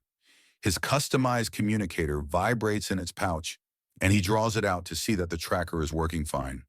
He nods to himself and quickly makes his way across the rooftop and down the side of the building. The corner of the L-shaped building provides all the resistance he needs to scuttle down as a shadow. He makes it to the edge of the spire, and a quick glance either way, followed by a gathering of Axiom, has him coil his legs under him and launch himself from one to the other. He lands silently and darts into the shadows of the building. Then he gets to the corner of this building and starts going up until he reaches the rooftop. A hop down onto the balcony of the level below brings him closer. He moves fast and drops down another level, then two more, followed by one last drop. Then he focuses. Focuses hard and fast, and seems to fade somewhat from reality as he hops forward. He passes through the reinforced and alarm glass doorway as a ghost and pads through the apartment in utter silence. He slips up to the hidden component and focuses on his right arm, and it fades again. He reaches through the wall and into the device to grab the tiny listening bug and pull it out. He inspects the device to find it in perfect working order and deactivates it before opening a pouch. He draws out a second bug and places the used one into the pouch before reaching in and placing the new bug right where he took the old one from. Suddenly, the pouch with his custom communicator vibrates ever so, and he pulls it out. The tracking device is coming back and fast. He weighs his options and slips into a hiding place. He doesn't have to wait long. Miss Jules rushes in, hissing and snarling to herself in the strange, faily language, and quickly ransacks the apartment before grabbing something she forgot and storming out. Less informative than he would have liked, but knowing she's absent-minded isn't a bad thing. After another minute, he slinks out of his hiding spot and picks his way through the apartment. Then he fades away and rushes onto the balcony again. Axiom made things almost too easy. He climbs up to the top of the building from balcony to balcony, followed by a clamber down the side using its corner. He then hurls himself back to the previous spire and uncovers his personal transport and disguise. A loose pair of pants with a large shirt with unlaced boots and several hiding places for all the weapons and pouches. A safety helmet completes it, and he looks like he's just got a dark undershirt and gloves on. Nothing suspicious at all. His destination of the Dauntless might raise an eyebrow or two, but by the time anyone would think to stop him, he's already arrived, and is passing off all his equipment to the Information and Intelligence Division. Of course, some people were now saying they were the Information, Intelligence, and Interrogation Division, with how many times they've been processing prisoners, but that was far from official. "Well done, young man. Any difficulties?" "Only my own impatience. Something to work on," Herbert says as he exits the changing room with his civilian clothing back on and the stealth suit tucked under his arm. "Keep the suit, young man. Inform those who ask that we're concerned after the attack upon you and wove you some low-profile armor. That, and it keeps you well out of the pajamas and such," Sir Philip says, and Herbert nods in appreciation. Very good. You're an able student. It's merely an unfortunate state of affairs that you're unable to infiltrate in disguise and can only do so in stealth. But needs must as needs must. Yes, sir. Now, with all due respect, I think I should be going. I've probably pushed things too far, as is for a meeting with friends to be a proper excuse. Unlikely but possible. Go ahead, Sir Philip says, and Herbert starts rushing off and into the embassy spire proper. Does he have any idea how much leeway his apparent youth affords him? He asks out loud. Moments later, his communicator goes off. He picks it up and without missing a beat tells Herbert, if you wish to leave listening devices on your superiors, don't immediately give it away by feigning prescience. Also, the fold of the collar, while an impressive place to place a bug without being caught, is quickly found out by those with a great deal of self-awareness. Yes, sir. Thank you, sir, Herbert replies. Run along now. He prompts his apprentice as he pulls out the device from under his collar and deactivates it. I'll be down tomorrow for remedial training. Yes, sir, Herbert says as he stops the call. So much for getting one over on the old bastard. He quickly finds his way back into the embassy he's been living in. He makes little attempt to hide himself as he comes in with a smile and mussed-up hair, then immediately begins fleeing from a trinity of puris that notice him and know him as the one that's fun to chase, and if caught alone and sitting, gives scritches and wonderful rubs. Whoops, excuse me, he says, skidding by a group of his Zedden brides, and there's already smiles all around as he dashes away from the utterly harmless critters he's established a nervousness of. You're a goof, one of them calls out, and he races to his room and skids inside of it before very quickly stashing the new outfit in plain view of Ambassador Layla. He saw her, but she doesn't need to know that. Still adjusting? She asks, and he jumps a little to her amusement. Oh, relax, it's just me. Sorry, ma'am, Excuse me? He says, climbing up the cupboard to avoid the incoming perus. They're harmless. She chides him ever so. I understand that, but irrational fears are so named for a reason. Herbert volleys back. Are you able to talk from up there? She asks gently, and he nods. Good. I was checking in to make sure you're safe. The more unpleasant elements of Centris are starting to really get their claws out and pointing them humanity's way. You proved yourself very thoroughly when you were attacked in the club, but more is happening. I'm concerned for your safety. I appreciate it, ma'am. However, I'm more concerned for my wives. Despite being returned to my youth, I've had military training. I know how to handle myself when everything goes wrong. They don't, he replies, and she smiles. You don't need to worry so much. You're married to Zedden and Yaoya, master hunters and top-tier predators. You need a Canador to face us directly in a fight. Maybe a Lidus if she's got a vicious streak, Ambassador Layla remarks. Perhaps, but training and tools count for a lot. I have those things, and from what I can tell, the girls don't. I don't know. A little tread, unused to Axiom side by side with a Zedden or a Yaoya. It's not even fair. Still, if you're more bothered by the puris than the laser blasts you've been dodging, then I suppose I have nothing to worry about. Beyond your admittedly irrational fear, the ambassador says, and Herbert chuckles before hopping down. Most of it's for entertainment. It's a wonderful icebreaker in conversations and has diffused a fair amount of arguments. He says, holding his hand down and letting one of the puris crawl into it. He holds up the purring little beast to the ambassador. Can you keep it between us? Perhaps if you tell me what it was you just tucked away. It's some low-profile armor, full-body, small-time protection, nothing too extravagant, just really well-woven cloth and some goggles. The attacks have put everyone's back up on the Dauntless, and they're trying to find ways to keep everyone safe. Ah, then maybe with those cultural weapons, you might be on par with your brides by now? After all, every Zedian alive is armed and armored every moment of their lives, and the Yaoya are agile, strong, and stealthy enough to match us. Hopefully human cunning and endurance can keep pace, Herbert remarks. Hopefully, Ambassador Halela says in a cheerful tone as she takes the prise from Herbert and sweeps up the second in her tail. I'm glad you're handling this so maturely, she says, leaving the room. Until next we meet, Ambassador. Until then.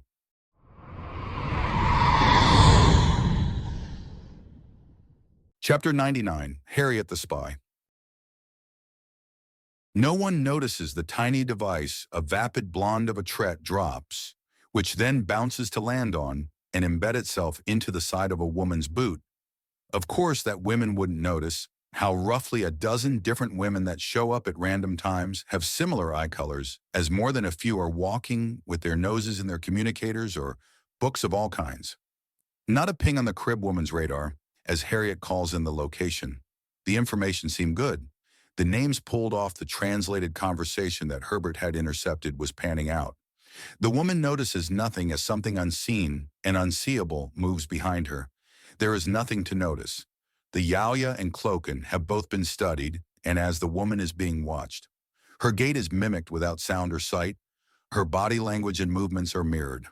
Codes are memorized, information taken in and observed, the accent carefully noted as the frequencies and data on her communicator are copied down.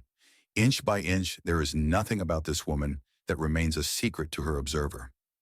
Then she's let go for a time, unaware that in the hidden folds of her clothing, tiny devices have been laid as hostile eyes hidden by a gray visor.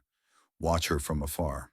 I've got what I need, I just need to practice, Harriet says into the comms, and there's a quick double tap on the receiver of the watcher's microphone. No sound from him as he continues the chase.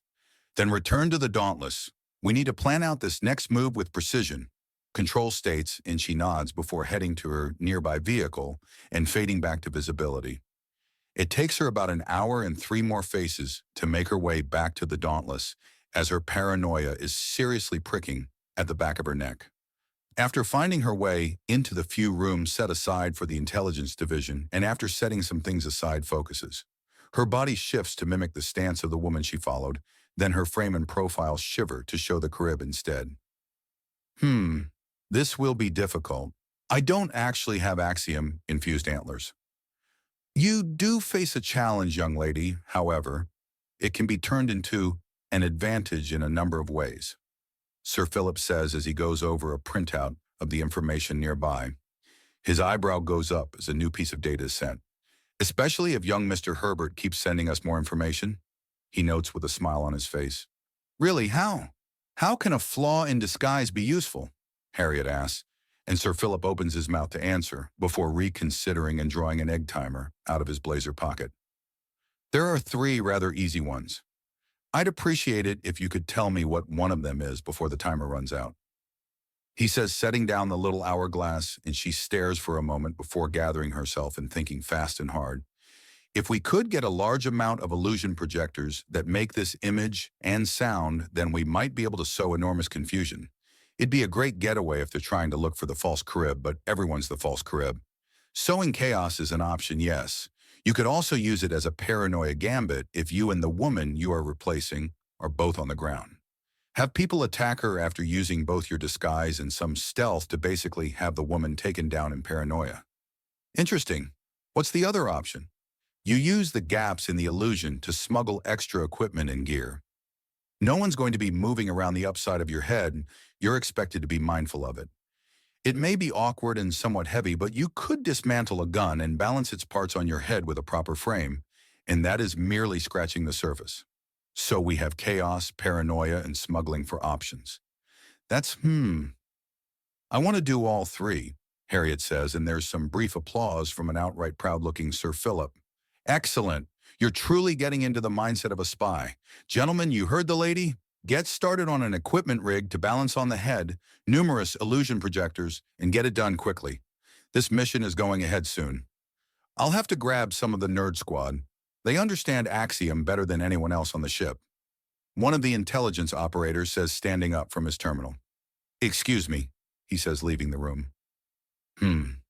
Herbert is getting rather good at finding the codes.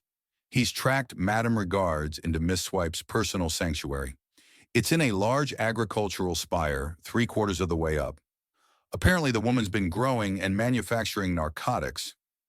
One of the intelligence officers reads out from the report he's making of Herbert's observations. What form of narcotics? Sir Philip asks, walking over to read over the man's shoulder. Seems to be the equivalent of opiates, illegal in a lot of systems and on most but not all spires here on Centris. Division of laws again. See what they are on that spire in particular? Perhaps there are some loopholes of use. Still can't believe that the debate of laws is big enough that it's effectively different on each damn spire. The intelligence officer mutters to himself. Most of them follow a standard set, but there are enough deviations, such as the portions of the embassy spires, that can baffle a man. Sir Philip reminds him. Regardless, that just gives us greater cause to pay attention and a great deal more wiggle room to toy with. Looking into it, sir, the officer remarks as he starts researching on a second screen. Sir, we've got our nerd, the officer says, leading a soldier in. Sir! The nerd snaps off a salute to Sir Philip, who waves him down with a gentle chuckle. That's quite enough, Mr. Lore. Do you understand why you've been requested here? I'm one of the 3 best enchanters all humanity has, which is both boasting and not, he says with a chuckle, and Harriet can see he speaks with a lot of hand motions. What can I make for you, sir? As you can see, we have an agent under illusion. We need some items to allow her to place those illusions on others with some kind of control method. Sir Philip remarks, and Mr. Lore considers for a few moments while rubbing his chin. Then he breaks out in a smile. I can do that. I'm going to need a few Kutha discs worth of metal. How many pieces do you expect to need? Let's go with a baker's dozen. All right, that should be doable with 3 discs then. I am also going to need our agent's assistance so I can get the disguise down on them properly. Lore remarks before moving fast to catch the trinity of coins that Sir Philip flicks at him with his thumb. I'll get started then, he says, walking over to a nearby desk that's only half full of paperwork and placing the discs in a tiny stack. I'm going to assume that we have a miss under that illusion, he remarks, turning to Harriet, who crosses her arms. Yes, Harriet responds. Could you stand beside me while I do this? I mostly just need your proximity to copy samples of the axiom construct you're maintaining, he says, and she walks over. Excellent. This should only take a few moments. These doohickeys will only work once properly but won't be traceable after. You want repeatable fun, then you give me time to slowly work something together. Oh no, temporary is preferable as pieces might be lost in the field, Sir Philip says. Good, 'cause these work for an hour at most, and then revert to charged Kutha chunks without any real distinctive patterns.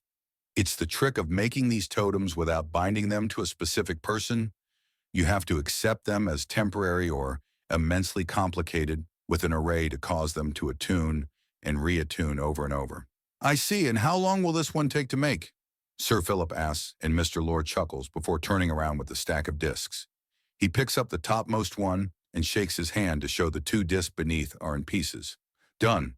The disc will activate each of the individual pieces depending on the Roman numerals on them. Just hide one of the pieces on someone and then activate it by running a touch of axiom into the corresponding number. Lore remarks, holding out the device to Harriet. Remember the main coin effects, the ones it's tied to. Okay, I'll get something like a magazine or Pez dispenser for these to keep them all straight, Harriet mutters, and Sir Philip chuckles. Or I could hide each one somewhere different on me and simply keep track of them that way, she remarks, and he nods. Not everything is due to a gadget or do a gadget to facilitate. No matter how convenient things get, young lady, you must never neglect the basics. They're the foundation upon which all else stands. Sir Philip lectures, and Harriet nods. All right, this is interesting. Apparently anything can be grown on an agricultural spire, so long as you label it correctly. There's a refining and manufacturing spire half the city away that actually processes the drugs, and it also has a loophole.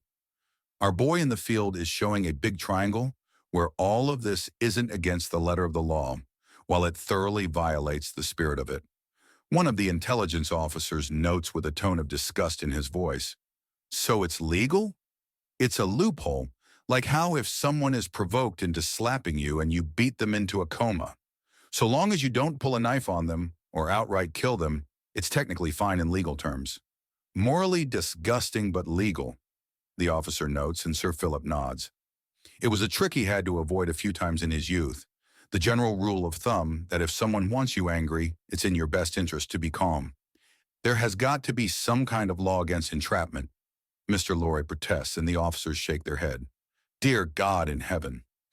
There are so many races and cultures and religions that everything is violently provocative to someone somewhere. and Centris is under the delusion that everyone wants to be here. Therefore, provocation isn't a crime because it's regarded as inevitable. Responding to the provocation, however, is. That's nothing.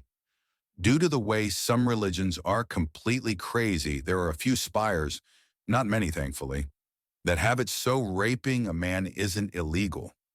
One of the intelligence officers notes, I've been to one of them. They're even more lacking in men than the normal spires, and that's a once-in-a-blue-moon kind of thing. Harriet notes. What kind of messed-up religion makes it legal to rape a man? Laurie demands in a disgusted tone. After this question, you're leaving, young man. We still have more work to do. Yes, sir, Mr. Laurie states. Anyways, the Church of the Gravid Mother, also known as gravidation. Basically, one of their central tenets is that men have one purpose in the galaxy, to breed. Therefore, if a man isn't a father, then he's a failure and is to be made into a father. Despite their absolutely disgusting approach to things, they do a lot of charity work and have a massive system for disaster relief set up. They have hundreds of splinter face of varying terms and tenets, but most see a man as a walking penis. The intelligence officer reads out, and Harriet snorts at the absurdity as she lets her disguise drop. And there are a fair number of other misandrous religions. Many of them are publicly decried for their cruel treatment, but the arguments go back and forth and on for days. Oh yes, some more extreme castes have it, so the men are swathed only in white robes that leaves only the upper half of the face exposed. They signify that he's done his dues and is not in season, meaning to be left alone. Any other man is asking for it, according to them. Good Lord, I need a drink, Mr. Lore remarks as he leaves the room. By the by, it would be best if you were to forget what you've seen in this room. Sir Philip notes lightly. Hard whiskey it is, then, Lore remarks with a thumbs up as he leaves the room.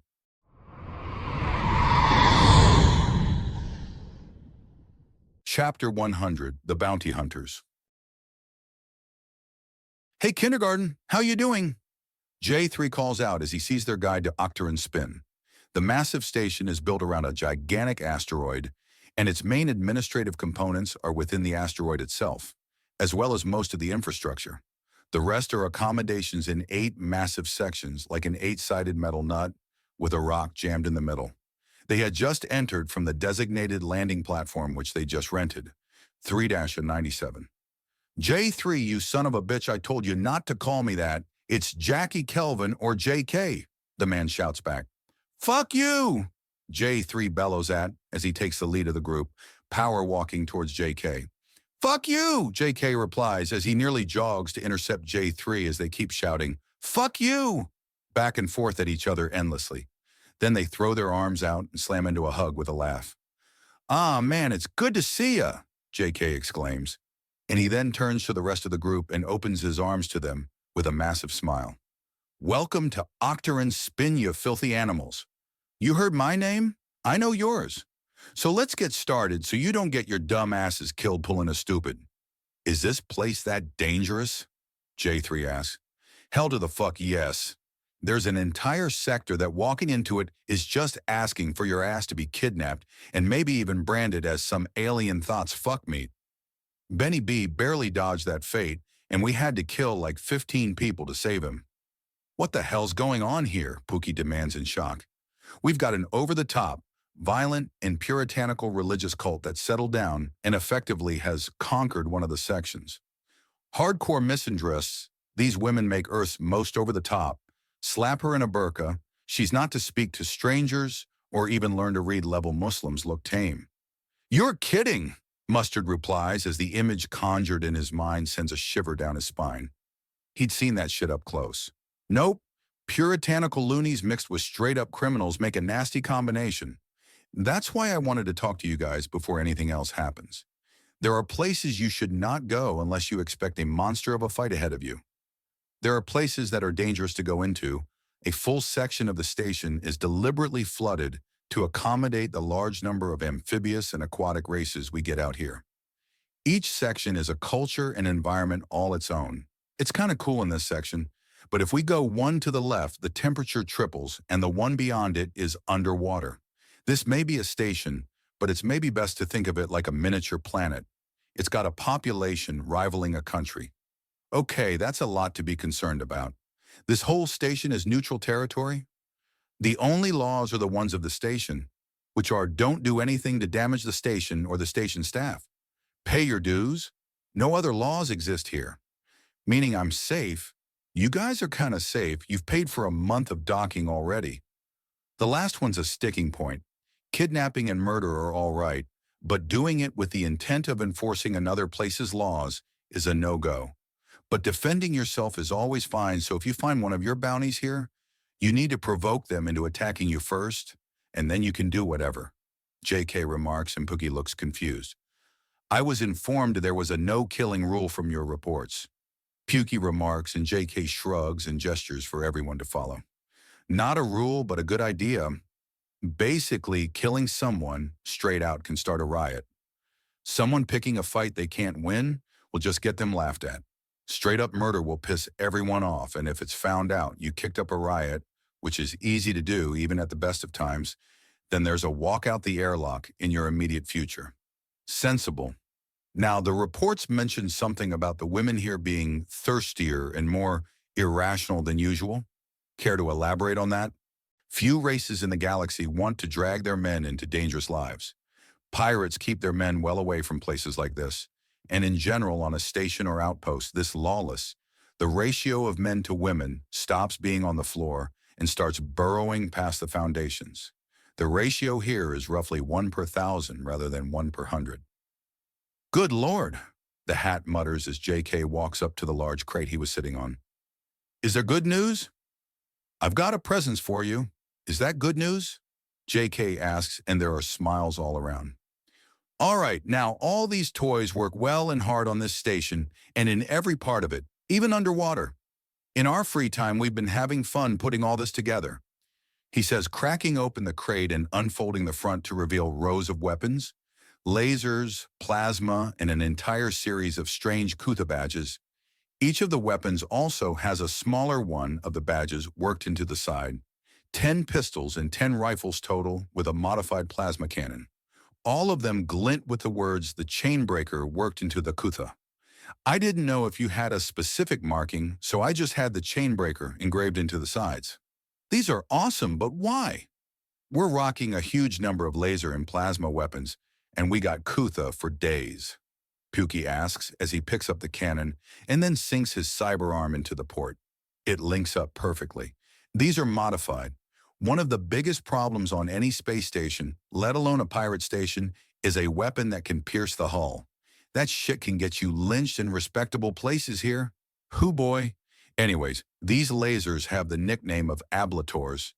They don't go much deeper than the skin, but they'll give your ass heat stroke and burn off your clothes while hurting on a scale that sunburn is downright relaxing by compare. It'd take days of a concentrated beam to pierce the hull, though, so they're fine. And the plasma?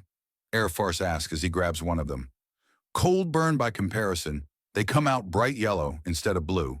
So there's no real penetrating power, but you still get the bangs, so it's more like a concussion grenade launcher, leading to its nickname of banger. It'll knock over small crowds like bowling pins, and the rifle version has more range and accuracy.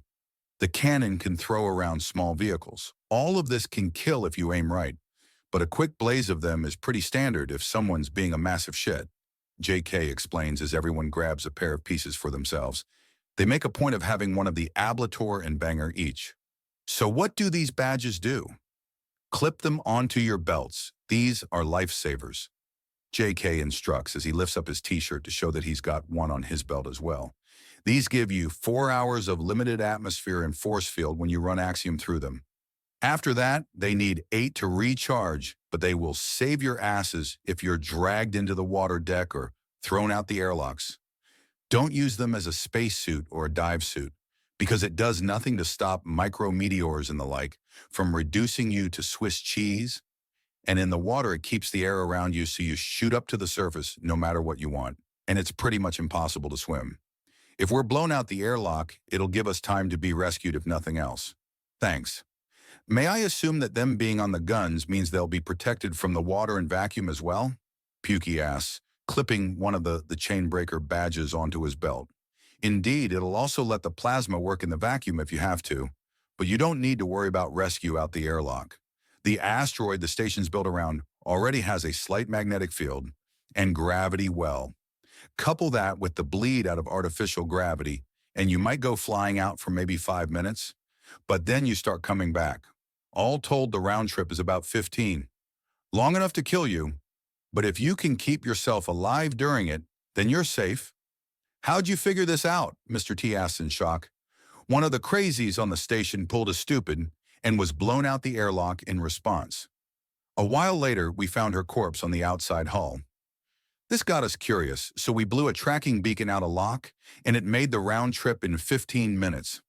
Next time, we blew out Carl in a spacesuit with a tracker, and while it wasn't fun, it was still just 15 minutes. JK explains, and the gears in Pukey's head start turning. What's the protocol for when someone drags someone else out the airlock with them?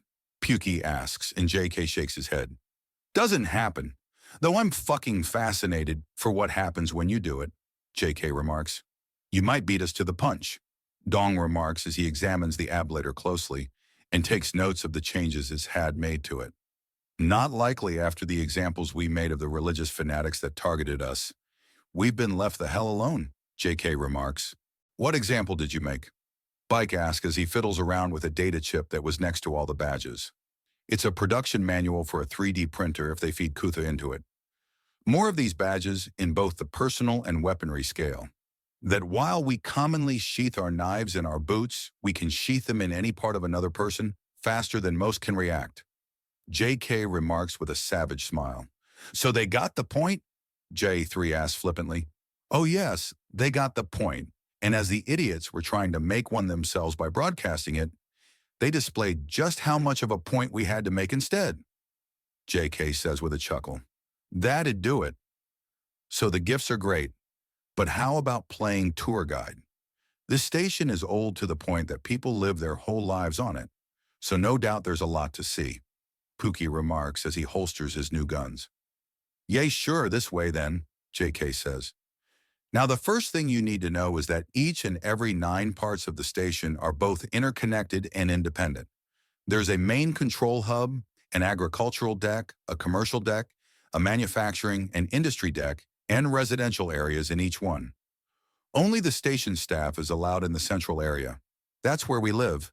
The control hubs are also under our command and the only way into the central hub. Get it? Got it, Airfarce notes as he looks up and around. Good, now each deck has a different layout. This is Section 3, or the dim docks. Lower light and temperature as well as more manufacture and docking areas. It's the main entrance point that people coming and going enter from. This is the most trafficked area, so if any of your targets show up unexpectedly, it'll most likely be in this section. They all have different layout, don't they? Pukey asks, and JK nods as he leads them out of the area and through an archway with a force field they can walk through, but not see through. It ripples like water as he passes through it. They step through and into a dark, dim city, with numerous neon signs illuminating all kinds of goods and services in far more languages than merely galactic trade. The dizzying bustle of aliens moving all over the place and the occasional shout of rage and laughter in the simulated night are almost overwhelming to the men. Welcome to nightlife, also known as the dim docks or Section 3, JK says with a smile. He then points both to the left and right directly at massive buildings in the distance and goes straight up along the distant dividing walls. Those are the bulkheads, which lead not only from one section to the next, but also up and down to the next decks. Above us directly is the Shadow Forest, an arboreal wonderland just barely cold enough for your breath to be seen. Beyond that is the industrial area where refining and production happens. If you want some illegal mods to your ship, that's where you get it. Section 3 has some absolute monsters for plasma batteries that when powered down, register as 3 levels of magnitude lower than the actual output. Further still is the residential area where the permanent residents live, and beyond that still is the control hub. You won't be going in there, but I'll be one of your men inside. Any questions? The other decks, Pukey asks as he takes note of the tall rising buildings with walkways between them going upwards for what looks like a mile. He dodges something disgusting falling from above, and JK leads them off to the side and under the overhang of a shop that's closed with a 4-hour countdown on it. Section 4 is that away. JK begins pointing to the left. Shrunk land or the hivers. Most of the food comes out of it, and it's mostly inhabited by the smaller races. Beyond is Section 5, Uptown, also called Posh Place. Sells fancy clothes and luxury goods. If you just want something high class, that's where you get it. He explains to the men, and he gives them a moment to process. Section 6 past it is Mechandec or Techland. Advanced computers, hard workers, and laser technology. Also rumors of a new kind of energy shield coming out. I don't know much. Section 7 beyond is the biodeck. A lot of tech has organic technology equivalents for cheap and easy replacements.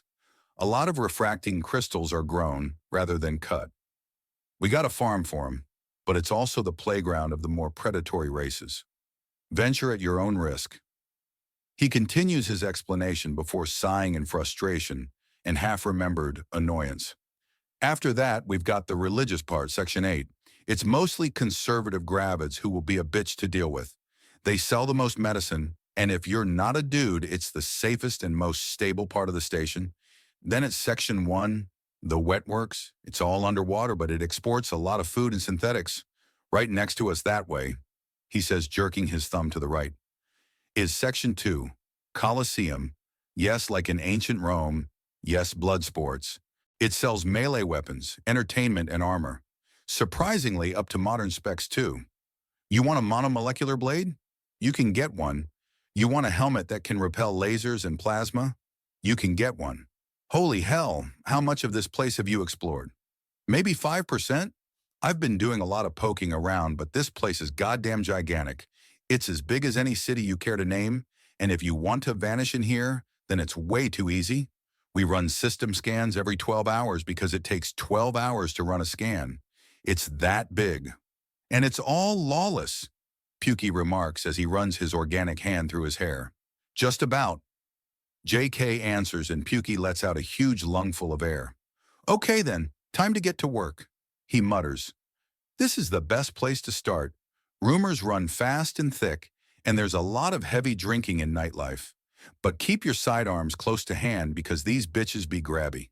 JK explains before drawing one of the 6 visible weapons on him to stick the barrel against something that audibly protests. And there are fucking cloaking running around. They're some of the worst. He mutters while adjusting the back of his pants as the sounds of retreating footsteps are heard. Did you just get goosed? Air Force demands. If by goosed you mean an entire half of my ass was grabbed by an invisible pervert, then yes.